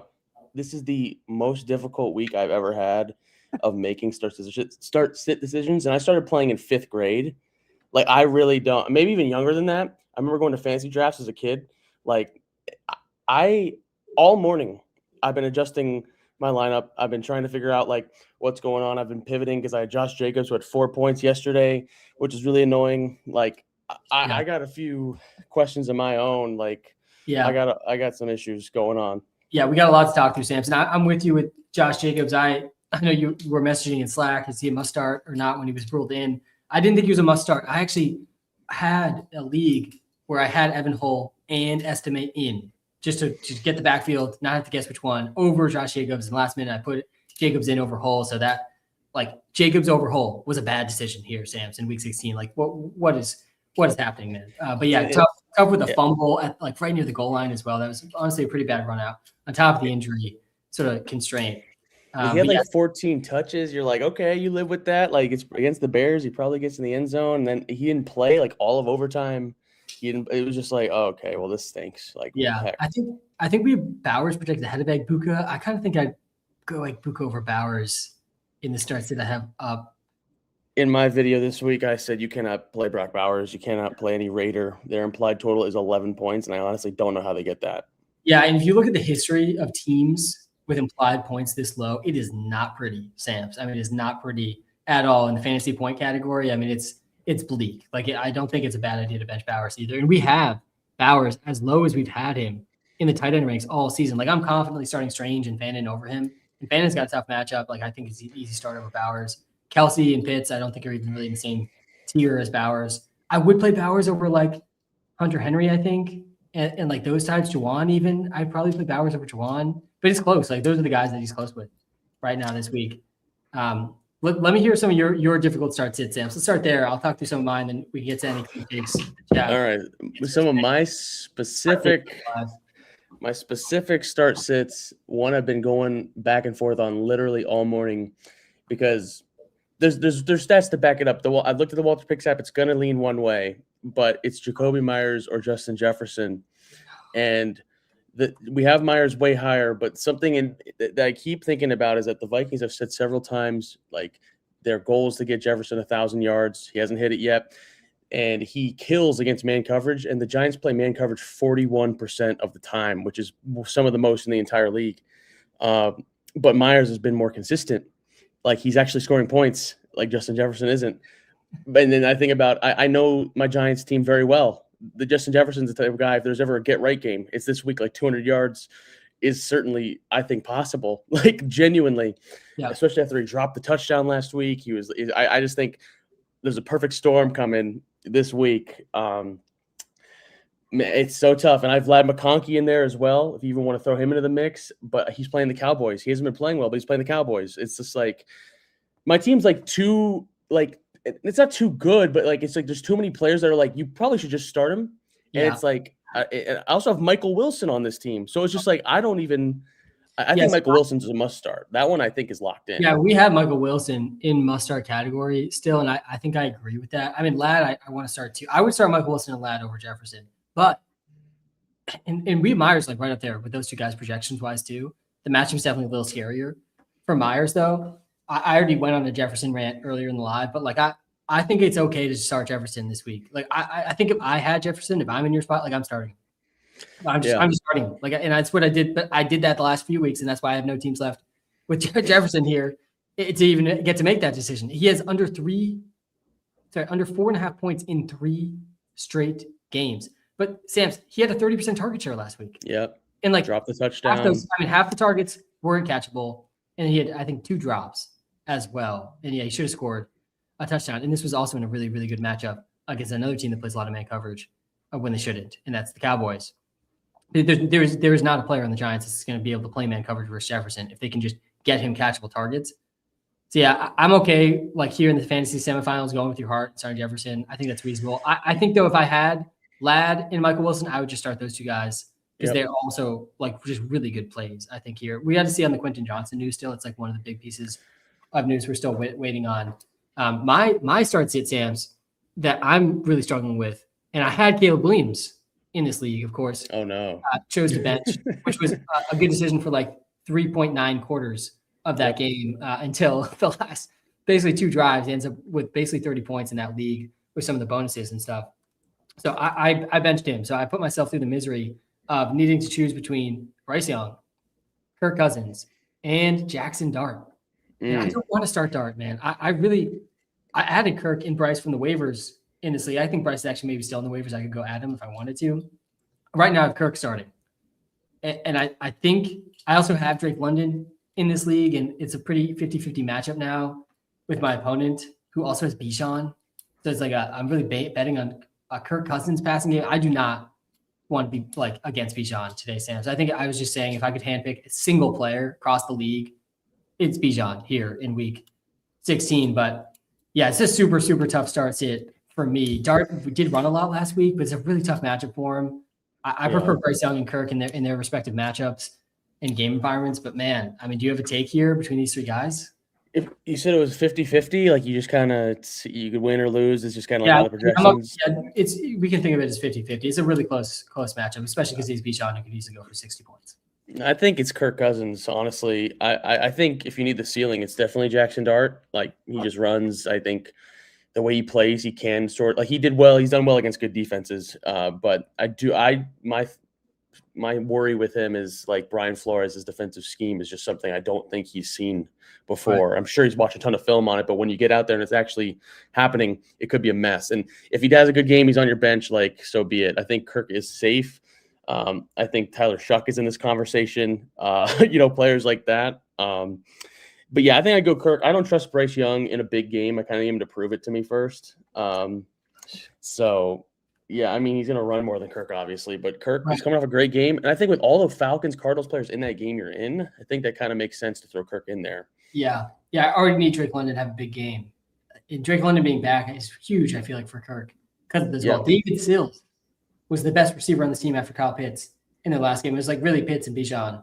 They were accounting for like 80% of the yards. Now they have like a legit third weapon in the offense with Drake London. This is like one of the better like talented receiving rooms if you count Bijan in there too. Yeah, Kirk looked good, but it was a matchup against the Bucs, which is who Bryce gets. The matchup is so good for Bryce. But yeah, I think the Falcons Cardinals got to have one of the highest over-unders of the week too. That's another thing. Both defenses have not been stopping anybody. Both teams have quit on the season. It's kind of just. I think this starts it. I have pulled up here quick. It's got to be Mac Daddy Hollins over Pittman. I think. I don't think you can start these Colts receivers still. Pittman actually did okay, right? Last week. 5.6. That was okay for this receiving room last week. 3 for 26. Philip Rivers cannot throw the ball more than 20, 25 yards. Like this offense is so limited in what it can do throwing the ball. They're going to give Jonathan Taylor the ball as much as humanly possible. I think Josh Downs could easily still lead this team in targets. Tyler Warren obviously still going to have a role too. Alec Pierce, I think, had a target too, but he's like completely down to zero in terms of fantasy projections with Philip Rivers at quarterback. But yeah, I'm going Matt Collins was over 30% target share last week. He's in a good game environment. He has a quarterback that can actually throw a deep pass. Like I think it's pretty easy, honestly, here with Matt Collins. It's close. I think I would go with Michael Pittman, but there's some reason like the Niners just can't get any pressure. They sacked Cam Ward 0 times last week. I don't think that's happened in his entire career, Cam Ward, so far. He was sacked 0 times. I think they're going to find ways to they got to move the ball a little bit. And I think part of the reason there were so many short dink and dunk passes because he only had a few days with the team. Like they're going against Seattle. The Niners are a completely different matchup. I don't know. I feel like Matt Collins he feels so risky to me. Like I feel like he could easily be a 0. Yeah, he's definitely risky, but I think Pittman's risky too. I would. Yeah, I mean, for sure. Matt Collins, his snap percentage has been high. He blocks a lot. I think the coaches really like his blocking ability too. But he said multiple 30% target shares over the last, I think 30% target shares in like his last 7 games. So he has a ceiling for sure. Yeah. Michael Carter or Warren is like very easy in my opinion, but I do want to talk to you about Michael Carter, Sam's, because like that, I feel so in on Michael Carter here in week 16. It's like, what could go wrong, man? I'm confidently starting Michael Carter in multiple fantasy football semifinals here in week 16. I've been telling people to start Michael Carter over guys like Jalen Waddle and George Pickens here in week 16. Wow. Running backs like Rico Dowdle and even guys like Kenneth Gainwell. I think I prefer Michael Carter. I mean, like he played 80% of snaps last week. His only competition is Amari DiMercado, who the coaches hate. And DiMercado is back in his second game, so like I think DiMercado plays a little bit more. But Carter played well enough last week. Like he's going to be the primary ball carrier on this team. He's probably going to be the preferred goal line back, and he's going to get catches in a game environment that's really good, in a matchup that's pretty good too. Like I feel like Carter checks almost every box, other than just he's kind of an irrelevant player. And like he's startable. I mean, he did fine last week without a touchdown, 13 points without a touchdown. Oh, gosh, man. And Bucky Irving only. I mean, I have him on that same team I was asking you questions about a second ago. I mean, you saying what you said, now I have to think, do I start him over some of those receivers, like over Jefferson, over McConkey, over I don't know. That's crazy. I didn't know. How do you feel about Carter versus Tyrone Tracy? It's tough because Tracy's been playing really well, but I kind of hate the matchup. Yeah. I think I would go with Tyrone Tracy because I think he's a better player, but it's tough. I mean, I did not realize how in on Michael Carter you are. So he's definitely better. Like Tracy's 100% better than Michael Carter as a player. Like, and Tracy had his biggest role of the season last week by like a lot. Like it wasn't even really close. Like he was a workhorse running back last week, 77% snap share. He had 15 carries, and his rush share is honestly a little misleading because Dart ran it 9 or 10 times. His running back rush share, like he crushed Singletary in terms of carries, and he also caught a touchdown last week. Caught all 3 of his targets. He was running back 5 last week, but in an amazing matchup against the Commanders. He was playing well in the 2 tough games before that too. He had 16 versus the Lions, 18 versus the Packers, and now I'm like confidently starting Michael Carter over him. And the matchup for Michael Carter, just looking at this matchup tab, it's actually like a little scarier than I realized. I mean, I was thinking that when you were scrolling through, I was like, that doesn't actually make me that excited. Yeah, the Bucs running backs, they combined for, I guess, like Sean 17. Tucker did score. Sean Tucker did score, so it's a little better than it looks, I guess. The Seahawks running backs, they only had 12 points. Yeah, both those Seahawks running backs are better than Michael Carter. Brees Hall had 15. Like there hasn't been a 20-point game since Jonathan Taylor skewing. JT and McCaffrey, I feel like all season have just been skewing this points allowed number 2. No other running back. Yeah, I think we got to backtrack a little bit. I think you got to backtrack a little bit. Oh no, about Michael Carter now than I was before. Man, this is why have you on live. They said Quentin Johnston is active, and then they said Keon Coleman is a healthy scratch again. Wow. So I think Dalton Kincaid sees a lift from that. I already liked him. Wow. But Quentin Johnson, honestly, kind of makes me like Ladd a little bit more. It's more people for the Cowboys to cover, to be honest. Definitely, it makes me like Keenan a little bit less. I got For sure. another difficult start sit of Keenan Allen versus Jalen Coker, who project like exactly the same. I mean, it's so close. I would go with Jalen Coker. Look at Tet's last 3 games on his game log. I think you'd be pretty surprised at what you see. Yeah, he has definitely been disappointing. Yeah, and I think it's a great matchup for Coker. I mean, the Bucs were already torched last week, and now they lost one of their best corners. He's on IR. Not good. I think Coker's been playing well. Yeah, Coker has had back-to-back games. Yeah, look at this. 5 catches in the last 3 games for Tet. He did score in 2 of these, which like really saved his fantasy numbers. Yeah, but he would be so benched if he didn't score those touchdowns. Coker, in his last 2 games, he's had at least 4 catches, 60 yards, and a touchdown. And yeah, he is a really good matchup. His snap percentage went up a little bit last week. Target share has been somewhat consistent. It's just like the floor is a little scary here. Like he's not having like huge target games. They want to be a run-heavy team too, but they might not be able to in this game. Baker Mayfield has kind of owned the Panthers. Mike Evans too. God, I think I do lean Coker over Keenan with Quentin Johnson in, and you feeling it's Coker over Keenan. I probably will change that before I kick off. And I'm already rethinking Michael Carter versus Tyrone Tracy as well. Yeah, all there. I would play Michael Carter over Tyler Warren though, and I would play Bo Nix over Dart to get this start sit. Is that Jalen Warren or Tyler Warren? Because that's a different question. Yeah, it probably is Jalen Warren. Yeah, and I still don't know. Jalen Warren's in a terrible spot. Yeah, you can't start. I don't think you can start Warren because Gainwell is. He's playing better. He's the favorite receiver for Aaron Rodgers. Like he has 13 catches in the last 2 games.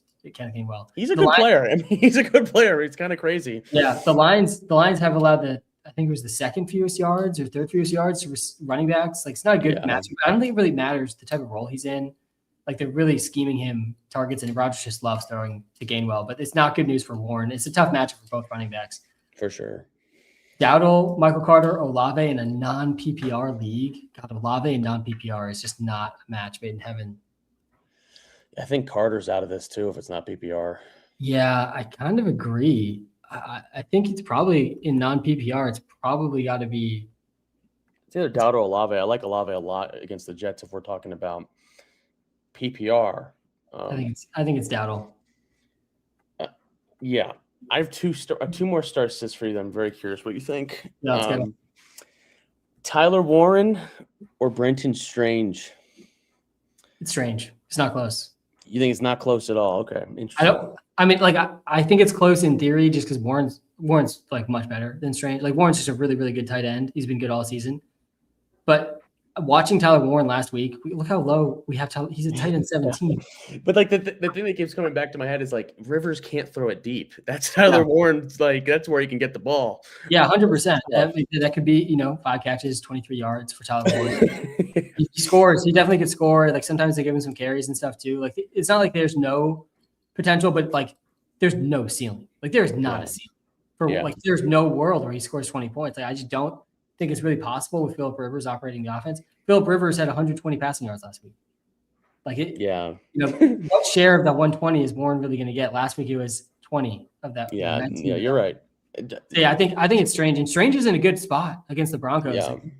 I think Strange could really smash honestly this week, which would be big for my best ball teams that are still alive. But yeah, I think it's Strange over Warren. It feels wrong. Like it feels wrong to so confidently be saying Strange over Warren, but given the circumstances. I'm still like just really surprised the 49ers are only 5.5 point favorites in that game. Like the 49ers and the Lions, Sam, I do not see either of those teams losing this week. Lions get the Steelers, 49ers get the Colts. They're both I think should be favored by a few more points than they are. WalterPicks subscriber here. We got T. Higgins, Henderson, full PPR. Walter says Higgins. Yeah, it's a tough call. I probably would lean T. Higgins too. The Trevion Henderson stuff is honestly really strange just because Ramondre is playing more than him, but he's playing worse. Like Henderson's been better, of late.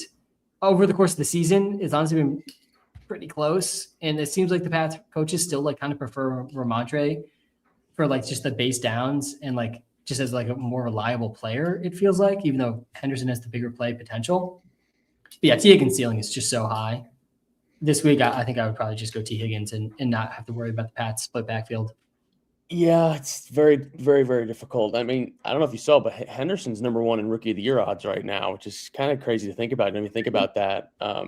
It's funny. Him and Ramondre both kind of played bad, except for when they haven't. If that makes sense. Like when Henderson breaks off a 50-yarder, it's great, but then the rest of the game he's averaging like 1 yard a carry. You're like, what's going on here? Like, I don't know. I think if T's playing, they're gonna. I'd go with T. Higgins in a matchup with the Dolphins.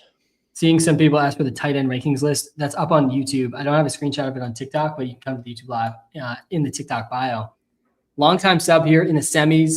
Thank you, by the way. Shout out to you, Zach, for being a longtime sub. Anyone who's doing the WalterPicks subscription, it is the best way you can possibly support me, Samps, and the entire WalterPicks brand. It's the best way to get the most out of your fantasy season. If you're into props, like you absolutely need to check out the WalterPicks app as well. You can check it out for free. We're not going to get to every start sit in this live. And the WalterPicks app can get to every single start sit in this live. We intentionally built it that way, custom to your league settings and everything. So check out the app. Link is in the YouTube description, or search WalterPicks on the App Store. All right, ETN, Harvey, Hendo, PPR. This is a tough one. Also, how do we feel about Drake London this week? I put Drake London in the do not ask start sits about Drake London category. I put J-Mo and Amon-Ra in that category too. I don't think you can bench London. I know it's his first game back, and usually I'm actually pretty hesitant about that. I think he projects wide receiver 3 for us right now. Like his ceiling is just so high. He's wide receiver 3 Samps on the season in points per game. Yeah. All right, he's elite. ETN versus Harvey. I think Harvey projects the best of this group, but I don't feel like great about it. It's a tough matchup for Harvey, but the touchdown potential is strong. Let me get ETN in here. The receiving role is like decent. The snap percentage has been decent for Harvey too. It's so tough to bench ETN after last week. It's not a good matchup for him, but Tutin's out. Like it really raises the floor for ETN, like really considerably. Like LaQuint Allen's just a pure third down gap back. He blocks most of the time. Like he's not going to steal a touchdown from ETN in this game. It would be shocking, honestly, if he did. And I'm a huge LaQuint Allen fan. Yeah. I don't think ETN, I think the Tutin injury is honestly pretty great for ETN. He projects the worst here, though, Sam. So do you have a strong opinion here between these three? You have to bench one of these guys? I think you talked it through a little bit, and ETN's going to see the most work of any of them, but he is the toughest matchup. Although the Jaguars are good against running backs. That's worth noting. Both really tough matchups, Harvey and yeah. I think of that group, Henderson probably has the best chance of making an explosive big play, because I think the Ravens defense is very susceptible to that. Oh man, it's super, super difficult. I think I need a little bit of context on the matchup as well. I think if you're already in a good spot, maybe go ETN just for the workload. You need ETN to score a touchdown. You're just going to get a Quinshon Judkins stat line where it's like, oh, he had 20 carries, but he had 80 yards and no touchdowns, no catches. Because ETN's not really catching the ball that much either. He could catch the ball today, but he had 3 receiving touchdowns last week. There's just no way that he repeats that. Yeah, yeah, I think you bench ETN in the spot. It's really tough to do, but I think you do. I think you do bench him. But yeah, I had another start at earlier, Sam, Kelsey versus Pitts. And I landed at eventually saying Pitts, even though we have Kelsey projected just ahead. And I'm in on the narrative. Kelsey's just going to be kind of peppered here down the stretch of his career with targets. But it's so tough to bench Pitts after last week. You kind of can't. You kind of just kind of tip your cap and start Pitts, I feel like. I mean, do you want pieces in Chiefs Titans with Gardner Minshew, or do you want pieces in a high octane? I think it's probably Pitts. Marks or Estime? Marks or Zay? Is Woody Marks even confirmed to be playing? Not confirmed, but he's expected to play. It's like a soft confirmation, but I mean, I don't want to start him, Sam. So after all these games where he keeps getting ruled out, plus Jawar Jordan played good enough, he might have a role. Chubb's back. Yep. Marks projects well, and I just don't trust him at all. I would play Zay definitely over him. Aaron Jones or Stephon Diggs in the flex. I know there's a lot of matchup people that are excited about Steph Diggs this week. The matchup is good. The role has not been good though for Diggs. He's playing half the snaps. like there's 9. We counted earlier in the live. There's 9 different players on any given snap. Sam's obviously not all 9 of them are out there, but any given snap for the Pats, there's 9 different guys that could get targeted. Like they are so spread out as an offense. It is so tough when you're only playing half the snaps in an environment like that. Hunter Henry, Henderson, Ramondre, Booty, Hollins, Douglas, Kyle Williams, and Austin Hooper. I don't think I mentioned him. All these guys could get a target. Like, it could score the touchdown. I like Diggs' ceiling still in this game environment, but I definitely think the floor is low, and we've seen that. And then Aaron Jones has a good matchup versus the Giants. And he's been he does. their preferred running. I think it's Jones. Yeah. I like both a lot. I wish this person didn't have to choose one or the other, because Stephon Diggs, he went to college in Maryland. They're back in Baltimore. All week I've been pushing the narrative on my lives that I think Stephon Diggs have a good game back in Maryland. I feel like he just always does that. In the past, he's done it. I don't know. He's an emotional player. You know he's going to want to score in Maryland. Like I just know that for certain. But it's tough. Part of my hesitation is I was in on that narrative against the Bills because we saw that in week 5. Yeah. And it didn't really come to fruition. 3 catches, 26 yards in a game the Patriots lose. He did have an 18% target share. Like, they were pretty run heavy. The Bills really struggle versus the running backs. But yeah, I don't hate the Maryland narrative, honestly. Yeah. I'm starting Aaron Jones. It's such a good matchup for him. I do like that spot for him. Was there another start sit, Sam's, that you had? Yeah. I just changed it because I kind of factored in the fact that I had Josh Jacobs. All week I've been wondering Tyler Shuck or Lamar Jackson. And it's the worst thing ever. I hate it with every fiber of my being. Like, it's just the worst. And I think since I had Josh Jacobs, I got to go Lamar. Like, his boom is not even close. And hearing what you said about the Patriots defense last week kind of has me a little bit confident. Yeah, Sam, it's Lamar. And I actually like Shuck. Like, with what we saw, the Jets are probably the worst defense in the NFL right now. And Shuck's running a lot, and they would have no real running backs. Too. Like, I feel pretty good about Shuck. I had liked his stack in DFS. Too. I ended up going with the Bryce Young stack instead in my lineup. But Shuck was in there in my favorite stacks. The Pats defense isn't good right now, Sam. It's like we saw it against the Bills last week. They're also like just really struggling against tight ends specifically, and that is not good against the Ravens. I actually really like Isaiah Likely this week, Sam. I know he really disappointed for us last week. And a lot of people last week. He put up a donut, but Lamar threw the ball 12 times. Yeah. In that game. I really think there's, it was frustrating, but like, it's hard to put too much stock into that looking forward. He's going to throw the ball way more than 12 times in this game. Likely ran more routes than Andrews last week too. I mean, either of these tight ends is probably going to end up doing well, but yeah, Lamar could go for 40, like, for sure. It's definitely possible. I'm starting to feel like, by the way, I don't know what the Ravens' odds to make the playoffs are right now. I think they need to win this game. Yeah. But it's going to be Allen or Lamar in the Super Bowl. I've kind of convinced myself. We're going to see one of those two guys in the Super Bowl this season. Mahomes obviously not going to be in the mix. I feel like if the Ravens are able to get in, it's like the perfect wave for Lamar, where for the first time ever, like, no pressure in the playoffs. Like, people didn't really expect him to even make it. He hasn't been playing great. He's not this MVP season. And that's the year Lamar, like, just like a low stress playoff Lamar. Yeah. If he starts to heat up, like he kind of has in these last couple of games, in these final 3, and he beats the Pats, beats the Packers, beats the Steelers, and then he's in the playoffs. I don't want to play that Lamar in the playoffs. I don't know. I also just, like, really as a fan want to see Lamar in the Super Bowl. But, same. I think it's gonna be Allen, but I don't hate the take. Josh Allen's playing like the Terminator right now. But based on what you said, would you play Brenton Strange or Isaiah Likely? Strange. If I start Lamar. And you said you play Jacobs, you're down by a lot. I don't think it's that crazy. I don't think it's that crazy to go with the stack if you're, like, really down by a lot. I'm not down by a lot, but I'm projected to lose by like 12-ish. So it's not enough. It's not enough to force it, I don't think. Yeah. All right. Good. I think if you're down by, like, if you're projected to lose by like 20 plus, 25 plus, that's the range where it's like, okay, you're probably gonna lose. But the projections in these platforms too are so bad. It's like, they're not good. Is not that big of a deal. Sutton, Flowers, Myers, Coker. Sutton, I think. I think it's Myers. Oh man. I think if Myers is ranked as high as he is in our app, and he's in that conversation I was having earlier, I think it's got to be based on I think it was the website Seth uses. I was looking at it. They believe Riley Moss is going to be on Jacoby Myers, which makes it even harder for me to bench him over some of these other guys. It's like, that would just be fantastic. Yeah, I'm fine going Myers. That's a really close 3-way decision here between these three guys. My gut said Sutton. I actually do kind of like Flowers too, though, against the Pats. But yeah, I feel like he matches up weirdly on Gonzalez if that's what they want to do. Like Gonzalez is like a tall, like lanky guy. Flowers is small. I don't know. It's interesting. See, like this one, down 40 in the semis, need upside.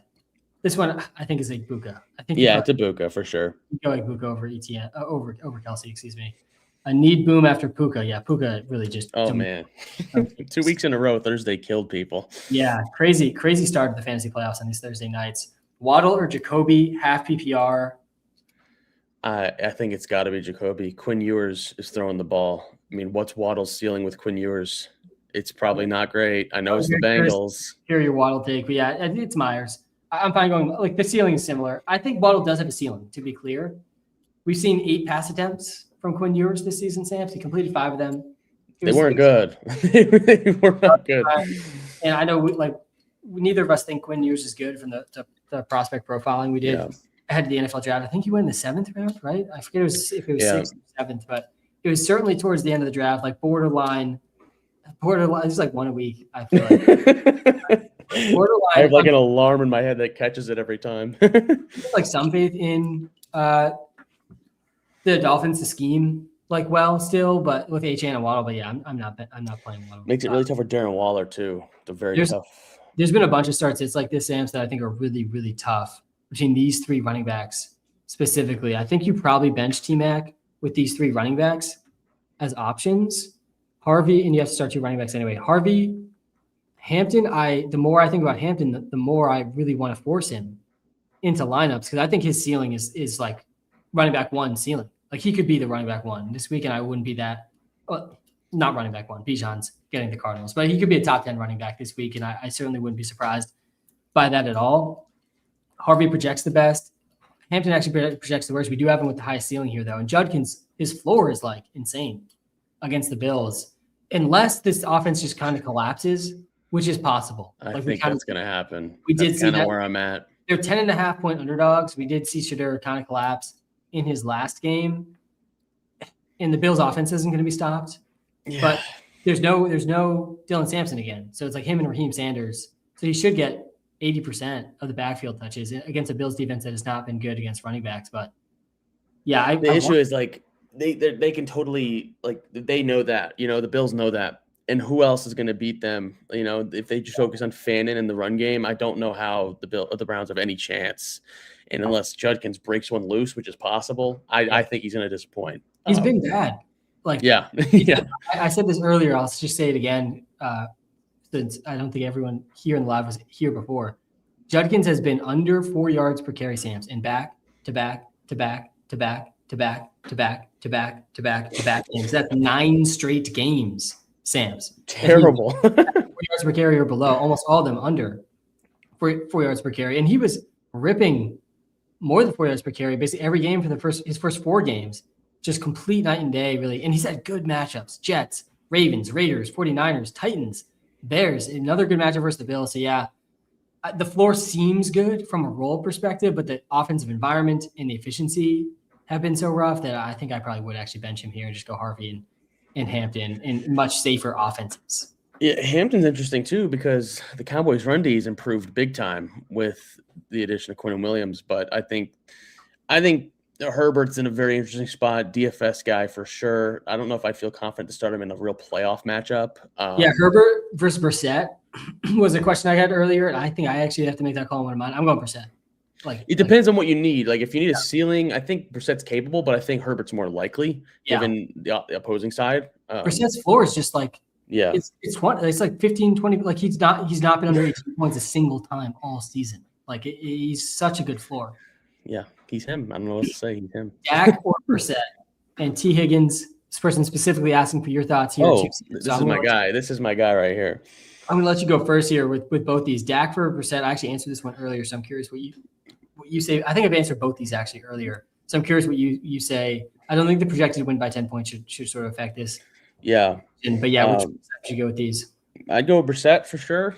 Pretty confidently over Dak. I'm very curious to see how the Cowboys play in general, playing a playoff team after they've been eliminated from the playoffs. And T. Higgins with Mike Evans. Mike Evans did what he did last week, playing, what was it, 50% of the snaps? Baker snaps the ball. He's like, all right, Mike Evans, I'm going to give it to him. So I think it's definitely Mike Evans in a game that means something. If it's close for me, I'm going to go with the guy in a game that means something. Luckily, in the quarterback one, that game doesn't mean anything. Yeah. But the receiver one, I'm going with Mike Evans. I mean, 55,000 yards. 55% snap share, 38% target share, 181 air yards. He's second in the NFL now in air yards per game. Probably, if I were to wager who's going to have the most air yards today, Mike Evans is near the top. Yeah. Of that list, if not number one.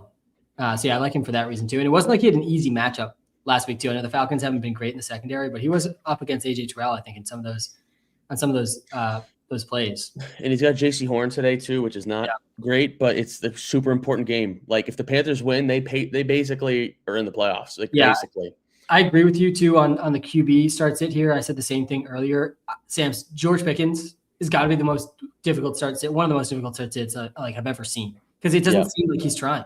And I actively do not want to start him. I have one league where I'm sort of I have to. It's like him or Judy or something. I can't start Judy over Pickens. The ceiling is definitely still there for Pickens, Sam's, but I really don't want to start him right now. He's got nothing to play for. He's in a contract year.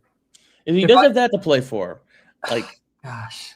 It's tough to say, because if he doesn't want to get franchised, which is most likely what's going to happen, I think he has to show out. You know what I mean? He has to be like, I'll give it my all still. But is he that guy? I don't know if he's that cerebral mastermind sort of guy. He's an awesome player.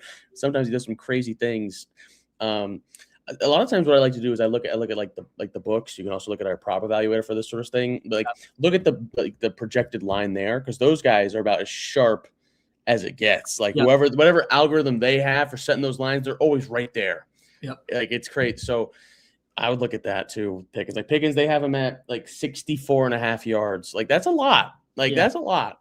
Yeah, his ceiling is still extremely high. That's why he's not a must bench. I just don't feel good starting him. No, I don't either at all. I don't know if I do Michael Carter, but I don't like him very much. Interesting one here, Sam. So where are you at with Estime? Estime, I honestly didn't expect this many Audrey Estime questions ahead of the live. He might be the most asked about player, honestly, on the live, today. And we aren't projecting him super strong. I could see it. I get it. He's playing the Jets.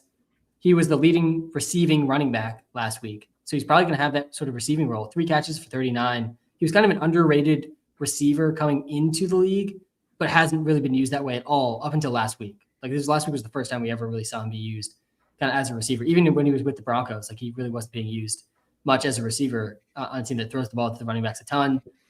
But Evan Holt's going to play as well, and Shuck's going to run. The floor is not great here, but it's the Jets. He easily could score. He could easily get 5 catches. Man. I like him. The Jets are awful, truly atrocious. I think in this question, Estime is who I'd probably go with. Definitely not Troy Franklin, because Pat Bryant's back. Yeah, that is a big deal to me. When Pat Bryant, was healthy, he took all of Troy Franklin's relevance, I feel. Schultz is safe as well, but if you need a guy who's got a good chance of scoring, Estime against the Jets, he scored 3 goal line touchdowns. He easily could do that. This is a good spot to go with Estime. He does have, I can see it. It's definitely risky. We got a subscriber here, Samps, in the chat. We got Quentin Johnson, Adonai Mitchell, or Hollywood Brown. Oh my goodness. This is a 20-team league? What are we talking about here? League. I honestly think Marquise Brown's the first question I've seen with him. He's kind of interesting, but the game environment here is projected to be so ugly. Lowest total on the slate. Man, there's no Rashee Rice though in this game. And Adonai Mitchell, honestly, he's maybe in play too. I mean, he's had a legit wide receiver 1 usage role. The Jets clearly wanted when they traded for AD, they must have told him look, we're going to give you a chance to show if you could just be a legit wide receiver 1, and we're just going to shove you into this role and see how you do. And I mean, he's at least a 25% target share in 3 of his last 4 games. his floor is 6 targets. Like he is a pretty good floor target wise. Even with Brady Cook last week, 17 points, 6 for 58 and a touchdown. It's not a great matchup for him, but like the role is really safe. So I probably lean towards him here. I personally can't start Hollywood in the playoffs. No way. He's a 0 point floor. 0 point floor. If you need a ceiling, go with QJ against the Cowboys. But I think workload wise, AD is probably certainly interesting. Sutton, ETN, Waller. It's Strange over Waller. Are you in on Waller?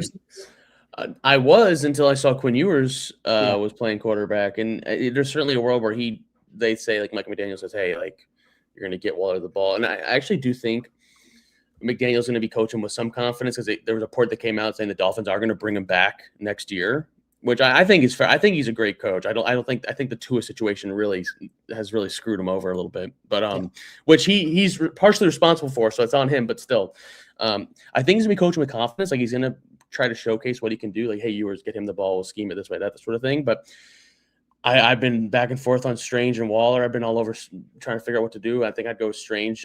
I saw some stats saying the Broncos are actually really bad against tight ends recently. Like really, they are. And part of it's I think they're just so good against receivers. They've been really good against the run too, and they're just like average against tight ends. And so it's like when you have such elite defense at everywhere else but this one spot, it's like a tight end funnel type of situation. I don't think they're actually that bad. Yeah, tight ends, they're just really bad in comparison to how good they are, like against every other position.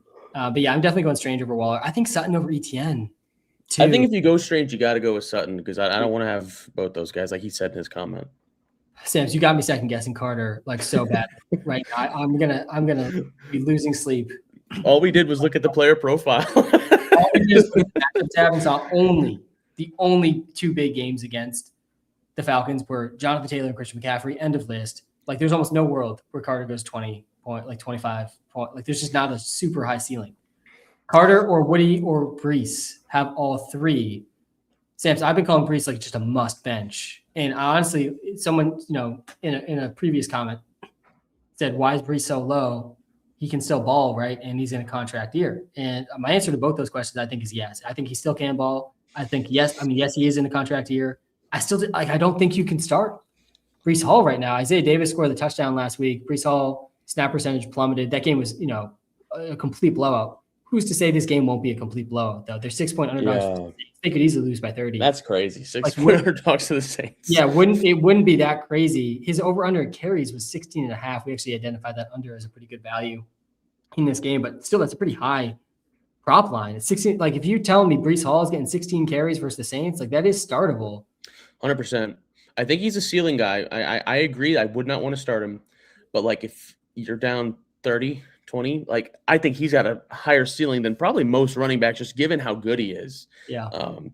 It's just tough. It's like that meme of like the Lamborghini inside, like the little like garbage like dump, where it's just like there's a great player on a team where everything else is awful. Yeah. We got someone shouting out the free player props here. I think I personally would go Michael Carter in that last start sit over Woody and Brees. I think we both are out on Woody, though, even with him projecting the best here. I was going to say it last week, and I literally regretted it because he ended up not playing that well. I was going to say I'm a little worried about it because I haven't felt like he's looked that good. Yeah. Like, he has not looked that good in recent weeks. And so I wish I would have said that, but let me talk through these, Samps. Free player props I got for the live. We're at 63% this season, and we would be at like 66% if I didn't just keep hammering these Justin Jefferson props. And I honestly told myself 2 weeks ago, like, I'm just going to keep taking them. Like at some point, I can't get myself to do it. This week will be the week then. Right. Exactly. And I do still think, like, with my heart, I'm starting him in fantasy if I'm here in the fantasy playoffs with him. Anyways, I didn't mean to go on to Justin Jefferson. No. I'm Jalen Coker over 3.5 receptions. This is probably my second favorite one of these 3. I like all 3 of these a lot. But yeah, Coker, I think the Panthers, they want to be a run first team. I'm not sure they're going to be able to in this game. Coker has been getting at least 4 targets every single game. This is such a good matchup for him. I think you talked me into him over Keenan Allen in that start sit I have, but I like Keenan Allen's receptions lines too. He's 3 or 4 catches away from some big incentives. I'm not an incentives bro, Sam. There's a lot of incentives bros out there this time of year. But yeah, 5 catches last week was the most he's had in like a couple of months. 26% target share last week. The matchup's really good here versus the Cowboys. I'm hopeful the Cowboys will keep this game competitive too, and we get to see one-hand Herbert throw it more than he has been recently. So yeah, I like Keenan Allen over 3.5 receptions as well. That's my third favorite of these three, though. My favorite one is Bijan Sam's. I honestly don't think they could set this line high enough. If I was setting this line, I think I would probably set it like 119. Is where I set it. Like last week, Jawar Jordan beat this line versus the Cardinals. This Cardinals run defense is atrocious. Bottom 5 run defense in the league. And they're going up against a Bijan who played 90% of snaps last week. He's at least 19 carries in 3 straight games. There's not really a game script here where he doesn't get at least 14 carries. And I think he only needs at least 14 carries to do this. He had 4.9 yards per carry. Last week he's been at least 4.3 in 6 straight games. And you look at the matchup tab here against the Cardinals, I think we're actually pessimistic in our efficiency for Bijan in this one. Last week, we saw Jawar Jordan go for 6.7. Ronnie Rivers, 5.1. Blake Corum, 10.7. Kyron, 6.5. I mean, Bijan could go for 6 yards per carry in this game, which wouldn't be surprising at all. They've allowed almost 500 rushing yards, the Cardinals, in their last 2 games combined. And the more I watch Bijan, the more I think he is probably the most talented running back, at least in the league. It's between him and Gibbs and McCaffrey, I think. Those 3. But yeah, I really like this Bijan line. My personal favorite prop. Today, those are the 3 free player props. Any one of those that you like more than? I like the Coker one a lot, as it's not a surprise based on what we were saying earlier. And I'm just happy to hear you like the Bijan one because he's on that team where I'm having all these start-sit questions. There's a lot of good matchups taking on each other in that game, so it's going to be very interesting to see how it plays out. I'll keep everyone posted. I'm sure everyone cares. Real comment here from Billy on his honeymoon. Needs a quick answer before he gets yelled at. This is what fantasy football is all about, man. We got to sneak in the start-sit comments. We're sweating start-sits, the most stressful start-sits of the season on our honeymoon. Congrats, by the way. As I say, congratulations. Billy, yeah, Myers, Judkins, Wilson. I think with everything we've said so far on the live, Sam, you bench Judkins, you play Myers. Yep, I agree. Go back to trying to enjoy. Yeah, get out of here. Leave. Season. Starting Hampton, JT, Lamb, Sutton, need a flex option, Dowdle, Ladd, Higgins, or Gainwell. I assume that's Jaden Higgins, but it might be T. Higgins. I think given the guys next to him, it's T. Yeah, it's probably T. Higgins. I mean, that's an easy T. Higgins. Easily T over Ladd against the Cowboys? I think I would go T over Ladd. Just Really to me, I think you're playing Ladd for the ceiling. Like the floor has actually been kind of scary. And T. Higgins has an even better ceiling than Ladd. I think I feel like it's for me, it's the thing I said earlier where you're going with games that matter. The game itself doesn't matter, but it matters for the Chargers. Yeah. And I don't know what the numbers are with the run defense for the Cowboys lately, but if they are going to stop them on the run, I do think Ladd could have somewhat safe floor. But I mean, if we're looking at the safest one of that group, it's probably one of the running backs, to be honest. I think I'm going T. I don't think T can really be benched today. It's tough. This guy's a good team. Yeah, and he's really balled out. Every full game he's played, like he's been usable and had some really big games in there as well. For sure. It's just hard to know what type of Joe Burrow we're gonna get as well. I think a lot of it depends on Quinn Ewers too. If Quinn Ewers can keep the game competitive, that's a huge factor. We haven't talked about Marv, Sams. We were in this situation in week 13, like not that long ago, 3 weeks ago, where Marv was coming back. Michael Wilson had been balling, and I was in on Michael Wilson over Marv. We were projecting Michael Wilson in over Marv, and Marv was out targeting him and out producing him in that first game back until he got hurt again. This is a little bit different though. This game we're going in, there's a stated snap count for him, like a publicly stated snap count. It's a different injury he's coming back from too. He was coming back from appendicitis last time. Yeah. So just a little bit different. Now he's coming back from like a legit injury that could get re-aggravated or actually slow him down. Season doesn't matter. So I definitely am in on Michael Wilson over Marv again. And I think it makes more sense this time, honestly, than last time.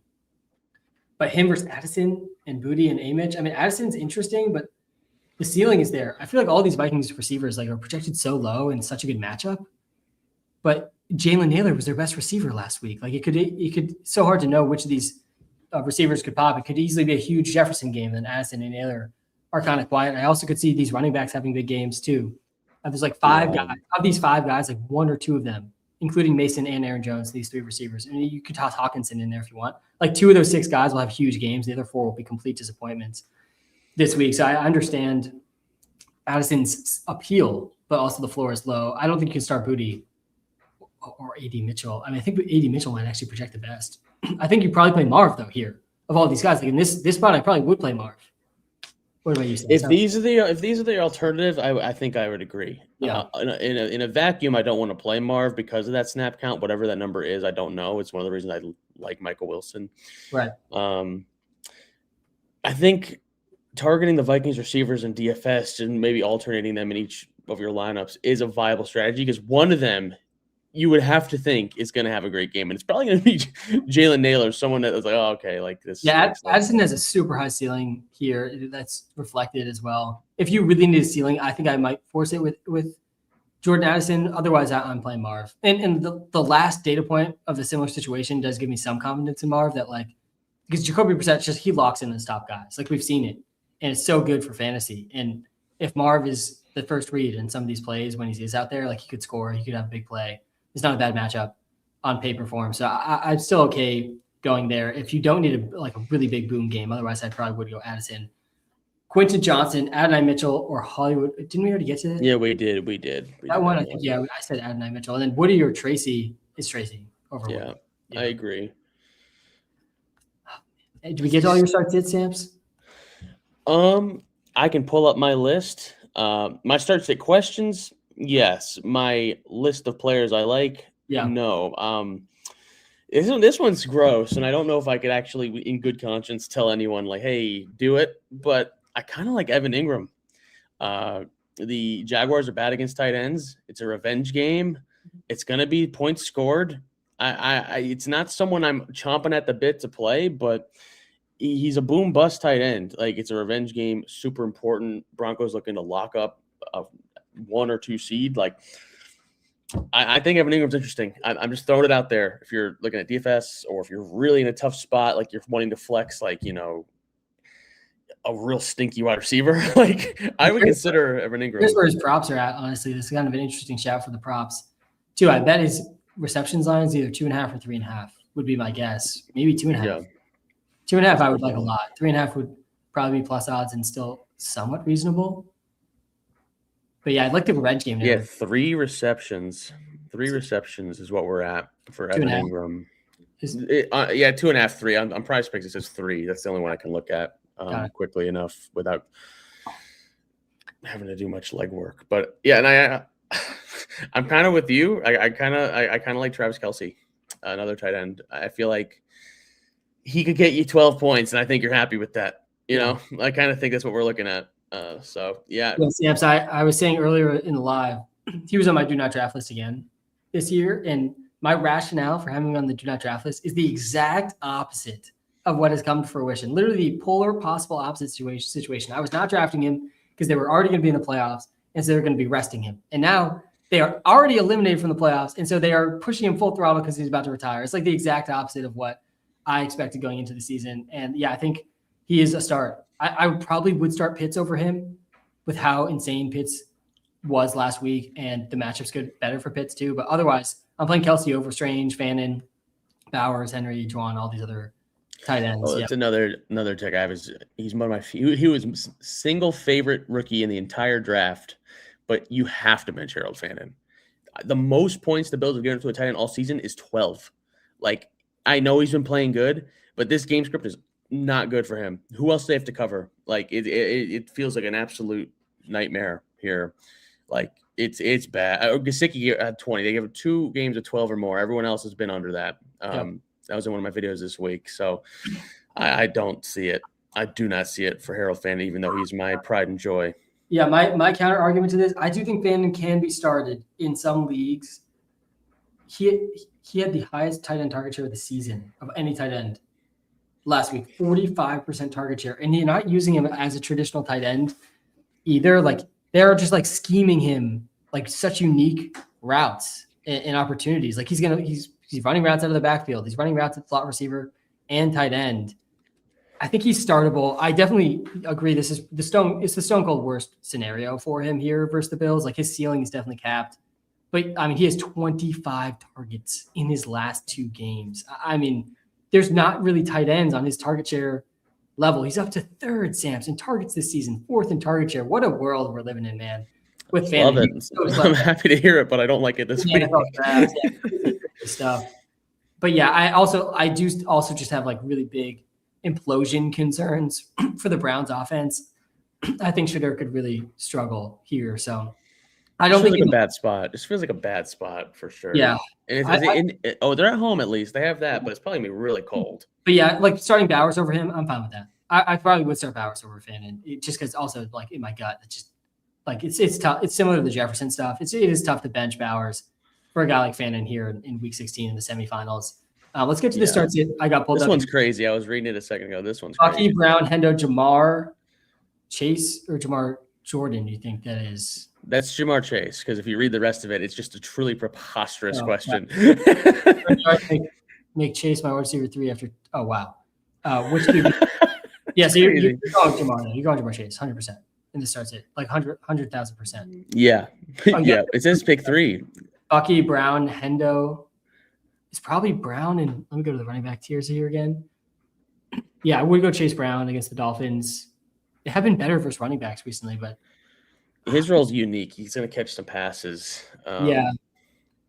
I like Buck. I think I'd go Bucky, Jamar, and Chase Brown personally. Yeah. Feel safer with those guys. And then the quarterback one is interesting. I think, I like Bo Nix in a big game. He's been playing really well. Everyone hates on Bo Nix, but he's been playing really well. But I think I would go with Jacoby just because he's so locked in solid. I don't know. Has any QB ever been on a streak like this? Like genuinely, I don't know if I've ever seen it in fantasy. Yeah. I'm playing Bo Nix or Purdy here personally. I think Purdy actually – my only fear with Purdy is I just don't have enough faith in – oh, gosh. Wow. We have these all 3 back-to-back. I honestly didn't even realize how close these were. My only fear with Purdy is that the Colts offense just can't really sustain. And so there's a really run-heavy sort of McCaffrey game for the 49ers. But if it's anywhere like remotely close, I do think Purdy is really safe. Brissett's the safest, honestly, though, of the list, like you were saying. Bo Nix, his ceiling game last week was really impressive. He's crazy throws. In 4. God, yeah, I think it's Bo Nix. I think I lean Bo Nix. But yeah, some of the QBs starts this week, Samps, are so close. I was honestly like, I was wondering Shuck or Lamar. Like that's where we're at. Like that, it's crazy. It's like I think it's the hardest week, genuinely. Jennings, of my life. Pittman, Worthy. It's one of these first 2. Definitely not Pittman or Worthy. Worthy does have a ceiling, by the way, against the Titans, but with Minshew and that game environment, I don't think he can be started. Jennings versus Tracy is maybe a floor ceiling. It's pretty easy to me. Like Juwan Jennings has been playing too good. I think it's got to be Juwan Jennings. Yeah, with Pearsall out too. Colts DB is not good. Jennings. I mean, how many games in a row has he scored a touchdown? It feels like. Yeah, he's got 4. I mean, that's crazy. Recent games, he has 5, 6 touchdowns in his last 6 games. He's been awesome. I mean, and look at that. Look at the Colts 30th. And honestly, his target share could be higher than usual too with Pearsall. Pearsall looked great playing through an injury last week, but yeah, it's going to be Kendrick Bourne, and Kendrick Bourne really only did well with Mac Jones. Like I still think he's an interesting sleeper this week, Kendrick Bourne in this matchup too. But yeah, I think I'm fine going Jennings. I think Tracy's like more of a floor play too. Carter, Estime, Genty faced Puka in need of boom. Genty can't be started. I have never been so confident in someone being benched than Ashton Genty. Like you cannot play him. It's crazy, Sam's. I mean, if you told me before the season, look, Genty's going to be playing 80% of the snaps. Raiders aren't great, but he's going to play 80% of the snaps. He's going to get 80% of the carries and have a receiving role too. Like I would never think you were saying that sentence, but their team implied points is 11.5. Like he has such low chances to score. And the offensive line is just abysmal. And they're playing the best defense in the league. Like it's just a storm of no for Genty this week. Yeah. I would go Carter here, I think. over Estime, but with the matchup, well, like maybe you could make an argument Estime's ceiling is That's what I was saying earlier. I think Estime could score 3 goal line touchdowns. I mean, the Saints are favored by 6. Like, it's crazy. And I also think you complimented the Raiders a second ago when you said they're not great. Like, that's a compliment. Like, they are truly like they were the worst team. My past self trying to think through. Yeah. They are the worst. Aaron Jones, Rico Pitts, start 2, bench 1. Oof, this is a really tough one. Also, shout out Brian Scalabrine, all-time Celtic finals champion. Let's see. That's tough. I'm curious what you think here. I think you got to play Pitts. I think it's between these two. I would play Pitts over both these guys, I think. Aaron Jones, I think I lean honestly towards him with the matchup.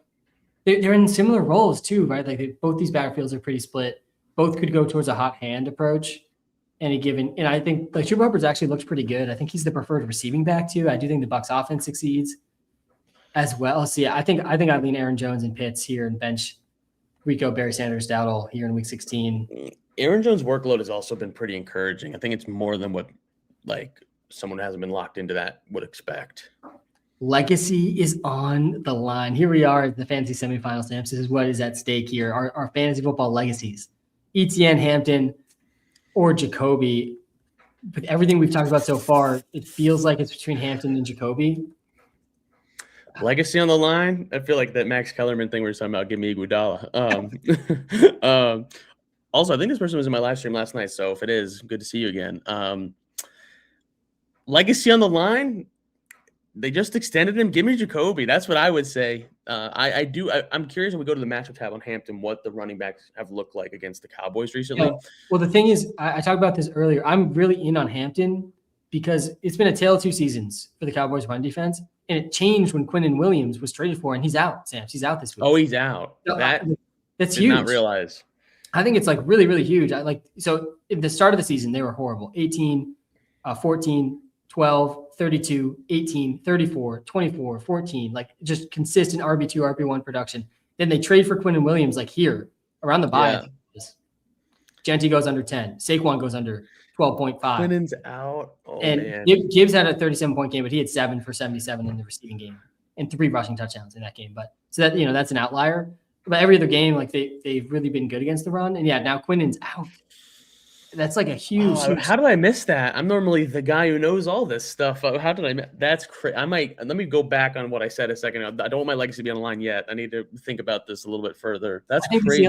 I think the ceiling is higher for Hampton. Honestly, I think if you're going for a really big boom legacy game, it probably is Hampton. Honestly, legacy on the line. I need to know more context to that. Jacoby is the safer play and projects better. So like if you're just in a close matchup and trying to like grind it out, I would go Jacoby. Brissett to grind out matchups so much. It's so Brissett over Herbert. I think for me, I would play Estime over Kamani Vidal. The Kamani's kind of sneaky too for the same reason as Hampton.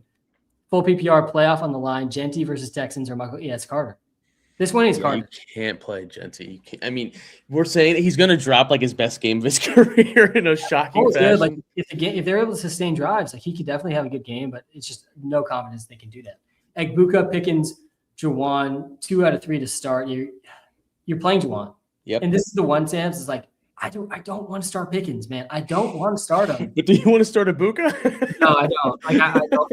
So yeah, I think I would go Pickens here. Like for me, the line with Pickens, I would start Tet over him. I start Brian Thomas Jr. over him. I start Waddle and Metcalf over him. I love Metcalf this week, by the way. Yeah, Just throwing that out there. He's going to smash. Is about as high as it gets this week.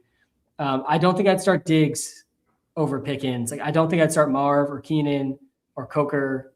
Definitely not. Or Egbuka or Godwin. I don't think I'd start any of those guys over him. So like the ceiling is there. I want, like if I have a good option, someone I perceive as a pretty good option, I think Egbuka is like a boom bust option this week and definitely has some real bust potential.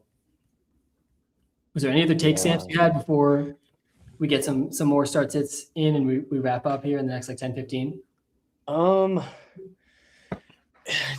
It's some of the people I want to say I want to bench. I don't feel good saying it out loud at this point in the season. So it's scary. It really is. I mean, like, how do you I mean, we talked about him a bunch, but like, how do you confidently start Jalen Waddle at all? He's been It's not confident. disappointing. It's not Quinn confident. Ewers, but the matchup is really good. I would try to leave him on my bench if I could. The matchup is good, and the matchup actually on paper isn't that good because they've been so bad versus tight ends and running backs that like no other positions have done much versus the Bengals. It's like they already scored. The tight end and running back already scored, so the receivers had no points to score against the Bengals. Like we saw against the Ravens last week, like they threw the ball 12 times. Like you're not going to have good receiver numbers. It's possible we see a scenario like that here for Waddle too. But yeah, I do think the ceiling's high. The floor is like near zero, like very near zero. So it's a super wide range of outcomes. Not a confident start by any means. Full PPR, 32% chance to win. Flex, Aaron Jones, Marks, Judkins, Johnson, Coker, Waddle. It's Aaron Jones or Coker here for the ceiling. I probably lean Aaron Jones personally, but yes, Coker maybe has Waddle. We just talked about Waddle with a really wide range of outcomes too. Honestly, he's in play here too. If you're down by this much, he maybe has the best chance at 30 points of this group. Yeah, I don't know. I think it's honestly. I think Johnston's in that conversation against the Cowboys. I don't think I would do it, but he's in the conversation. I don't think you can do it. I really don't think you can do it. Trey Harris has actually played well too. I actually wouldn't be that surprised if like Trey Harris splits the role with Johnston at this point. They drafted him in the second round, and he's played really well. To me, in that question, the only one who can get you 30 is Jalen Waddle, I think. Yeah. And if you really don't want to risk a zero, then I would go Aaron Jones. If you really want to risk it, then I'm okay going Waddle there too. Choose two: Michael Carter, Judkins, Aaron Jones, Jacoby Diggs. I'm going Jacoby here, and probably Aaron Jones again. I agree. Harvey, Tet, Hampton, PPR. I think this one's Harvey and Hampton. I would agree. Quinnen being out just completely changes everything. Like everything. Sam, would you honestly play Michael Carter over Genty? Yeah, I honestly would.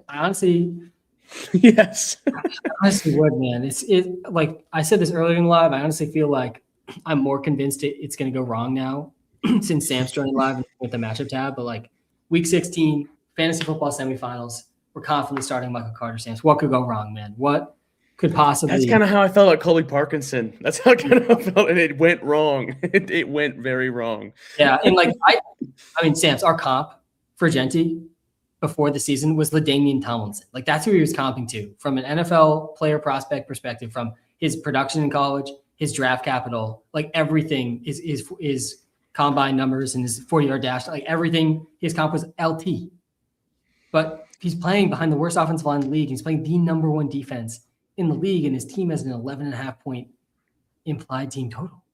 Yeah, I would, and I actually kind of agree. The boom probability is actually probably higher for Genty, given everything I just said. But yeah, I'm starting Carter over him. I don't think you can start Genty. Evans, Sutton, or Michael Wilson need a wide receiver 2 and a flex. Thanks. It's probably Evans and Michael Wilson over Sutton. I'm not benching Evans, Samson. I think Michael Wilson's still a really strong play. Yeah, I think I'm benching Sutton pretty easily. Wilson, I think people are just scared by the game he played with Harrison, like after Harrison came back from the appendicitis. But if he's on a snap count, I don't see how you cannot play Wilson with a ton of confidence. Yeah. I really don't. Brees, Rico, Pittman, or Worthy. Oh, God. It's probably the first two here for me. Worthy's in play. If you need a ceiling, Worthy's in play. Maybe in DFS. I'm not feeling. I can't Gardner Minshew to Xavier Worthy in the playoffs. I think I'd go with the first two, running more locked in workloads, more chances of big plays. That's my gut as well. I think Worthy does have a ceiling with Rice out. Carter or McMillan? It's McMillan for me over Carter. After everything we've looked through, you have changed. You've changed a lot. I've definitely changed. I think I'm gonna put Tracy in over Carter after this live stream in one of my leagues. Marv or Tracy?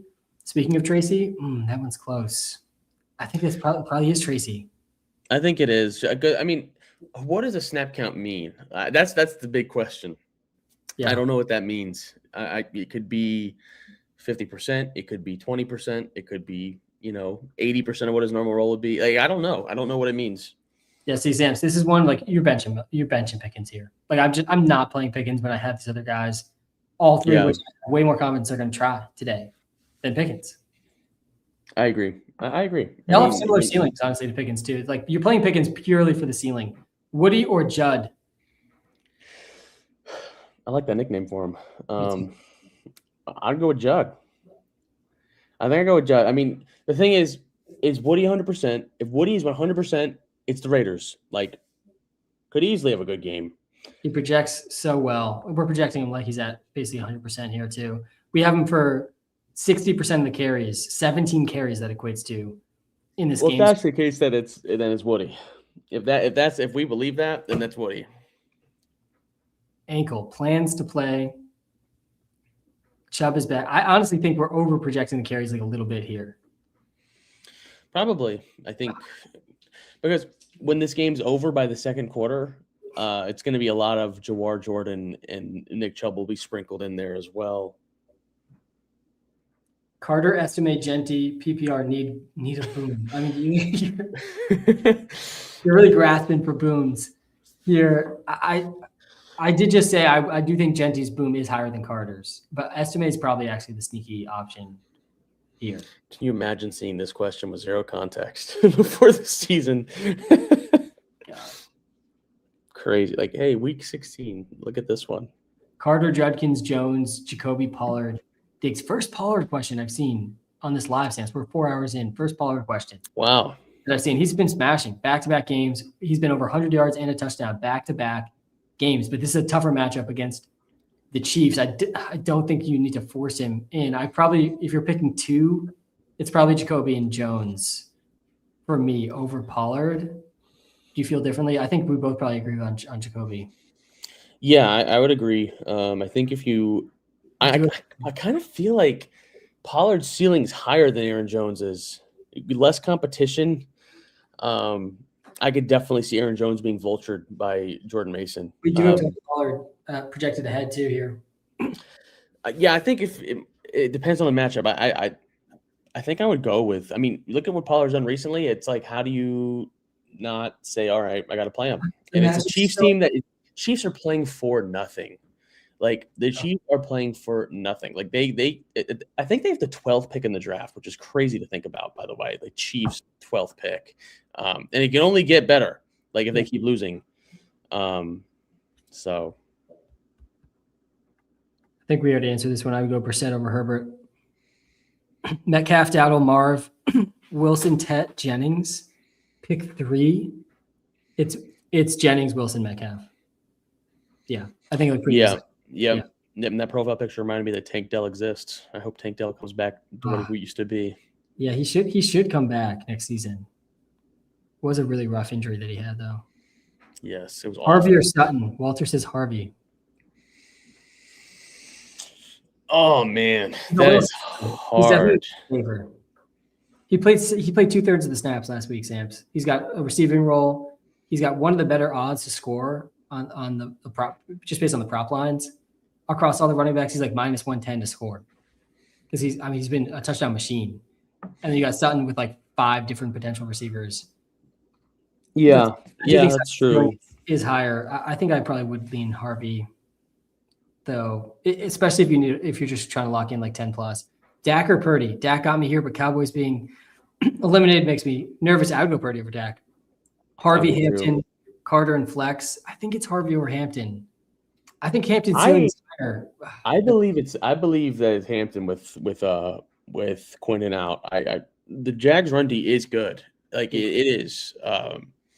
I go Hampton. That's great. Like Hampton's if you made it here with Hampton, he could help you get there. All the way. Hampton ceiling is higher. If you're going for the ceiling, I'm fine going Hampton there. Marv, Buka in Michael Carter. Who's Buka?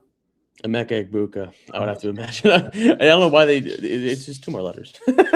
It probably is him. Pick 1 for flex. Yeah, I probably would go with him.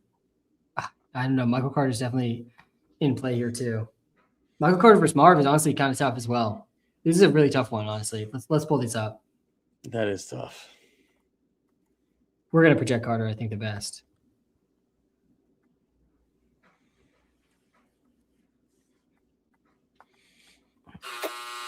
Oh gosh.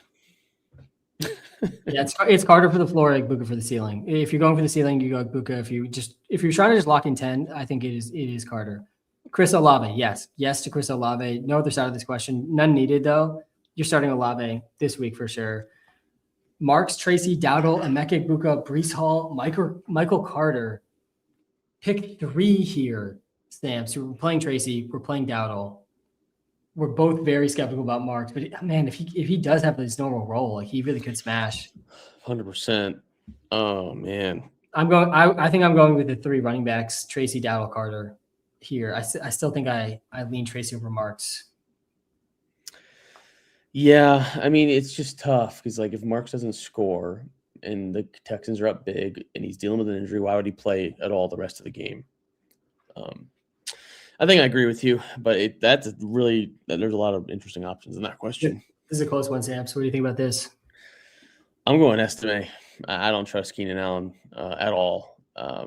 He could easily go back to 0. Like, you just maybe not technically 0, but like, 2 catches. It's a great matchup, but QJ's back.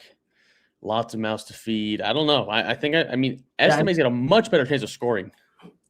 Yeah, I got the Keenan prop, but I think I agree with you.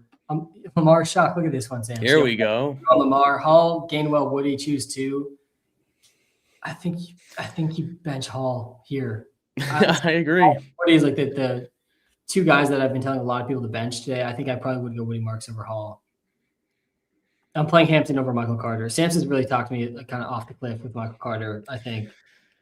What could go wrong? It's a double what could go wrong. Myers or Sutton. Yeah, it's Myers for me over Sutton. It's definitely close. I agree.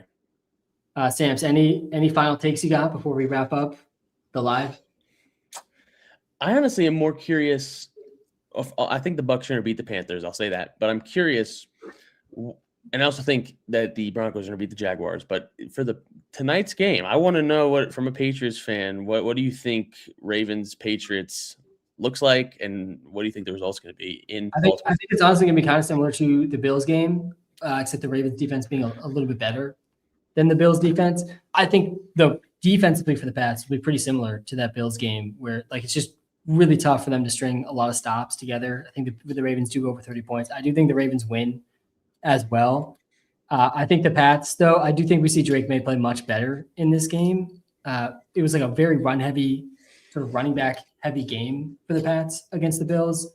But yeah, I think we see Drake May go for almost 300 passing yards, lose the game, and the Ravens put up 30 to 40 points. Is my expectation in the game. I also just I really like the tight ends for the Ravens against the Pats in this matchup. But yeah, it's a huge game. I mean, for the Pats, it's also these are 2 teams, Sam. So these 2 teams really could end up playing each other in the playoffs as well with how the seeding looks right now. I think that's even more likely if the Ravens win, since they're the less likely team to make the playoffs right now. But yeah, I'm really excited for the game as an NFL fan, as a Pats fan. Like it's a good it's such a disappointing loss for the Pats against the Bills. They were up by so much. But hey, if you can beat the Ravens, like you're going to be right back into optimism. Yeah. And it's even if they lose, it's like they lost to 2 Super Bowl contending teams, in my opinion. So I don't know. I'm there. I actually agree. The more I've thought about it, I kind of agree with the 3-point spread. I think that's probably right. That's kind of where I'm at. I kind of agree with where the market's at on the game. And I do think the Ravens offense isn't really going to be stopped. So do you think we see Drake May's first career 300-yard game? He's never had one. I do think which is crazy. I do think it's possible, especially if the defense keeps playing like this. Like at some point, yeah, he's gonna pass 300 yards. He must be like the most efficient. I just don't know how. How is that possible? You almost luck into not getting it if you throw. It's crazy. This is a good one to end on, I think, Sam, because there's a lot of tight end start sits with these guys: Strange, Fannin, Waller. I'm curious if you would risk Waller over Fannin, since you seem really out on Fannin. I would rank them in this order though, pretty cleanly: Strange, then Fannin, then Waller, in my opinion. I think Strange is a really strong play today, floor and ceiling wise. I feel pretty good about him with the matchup that he has. But yeah, would you play Waller over Fannin, or do you agree with Strange here? I'm so out on Quinn Ewers. I can't do it. I'd go with the guy who's been more consistent the whole way. He has a great rapport with his quarterback. I mean, has Quinn Ewers ever thrown a pass to Darren Waller in his life? Like, I don't know if that's ever, I mean, in practice, not in the game. Like, Shedeur has been throwing the ball to Fant all season. I'd take the chance on a tough matchup in a game where they'll be behind than go with Darren Waller in a good matchup with like Quinn Ewers, who, I mean, I just think he's so bad. So we'll see. But I think I go with Fannin over. I'd rank him in this order as well. So this one's pretty close, Sam. So I assume you're going to say Dowdle here. And I agree. I think Ted's ceiling is honestly higher than Dowdle's, but the floor is so much lower than Dowdle's. I probably would go Dowdle here. And I want nothing to do with Pittman. I do like Fannin, but not as a flex against the Bills, and I don't think I'm picking up Carter to play over Dowdle. Yeah, I think it's either Tet or Dowdle. It's just I kind of see, like, if that game is exciting and electric, I almost feel like Tet is going to have a better game than Dowdle is. So if that's what you believe the game will go as, go with Tet, because I think he can beat that. I do think it's going to be like that. Honestly, like I might put Bryce Young in over Kirk Cousins. I really think that the ceiling for Bryce could really hit it. Like Kirk Cousins threw for almost 400 yards against the Bucs last week. Like this defense is atrocious. I mean, they lost another corner too, so it's definitely an argument. Definitely an argument, no doubt about it. It's gonna that game will be. I hope it's a good game. That's all I can say is I hope it's a good game. Yeah, me as well. Because there's a lot on the line, and in games where there's a lot on the line and one team doesn't show up are always the worst. And that's what I thought it was last night. But the Bears, we have seen so many games where Bryce just doesn't show up too. Yep. Oh, big news. Woody Marks expected to be inactive. Wow. Woody Marks expected to be inactive. 20 minutes from game time. I mean, I cannot believe it. In play now? Well, Nick Chubb's playing, so I'm going to say no. I'm going to say I wouldn't do that. I think if Nick Chubb is playing, the game still matters for them. This game's over. Like, both these guys. Good point. Good point. Good point. I'm sending it in the projections channel right now, so pardon me not looking at this. Yeah. Just making sure we can get that sent in there. Yeah, Chubb is definitely the preferred option over Jawar, but Jawar should have a projection now, like probably in like the 6 to 9 points range. Wow. Crazy. Yeah, Woody Marks ruled out. Get Woody Marks out of your lineup. We were already saying he was a must bench, even with how high we had it projected earlier too. So wow. Huge news there. So many Woody Mark questions for nothing. that is our time, man. Really appreciate you hopping on. Good luck in your semifinals matchups. Hope we have some legit start sits to talk through next week. That'll be a good sign. One more week of stress is what we're hoping for here in the final stretch of the fantasy football starts. Want to know every week. Want to know every week is what we need. Laser beam pointed at me. That's so funny. You know what I mean? McBride and Brissett. Yeah, you're going Michael Wilson, I think. Oh wow! If you're playing Brissett, you honestly, it's kind of crazy to just go with the whole Cardinals passing. Do it. I say do it, especially when you can factor in the other options. Yeah, I agree. I think you just play the whole Cardinals team. Laser beam pointed at Tristan. That's our time, guys. Time's the most valuable thing we have. Thanks for spending some time with us today. Good luck, everyone, and we will see you next week.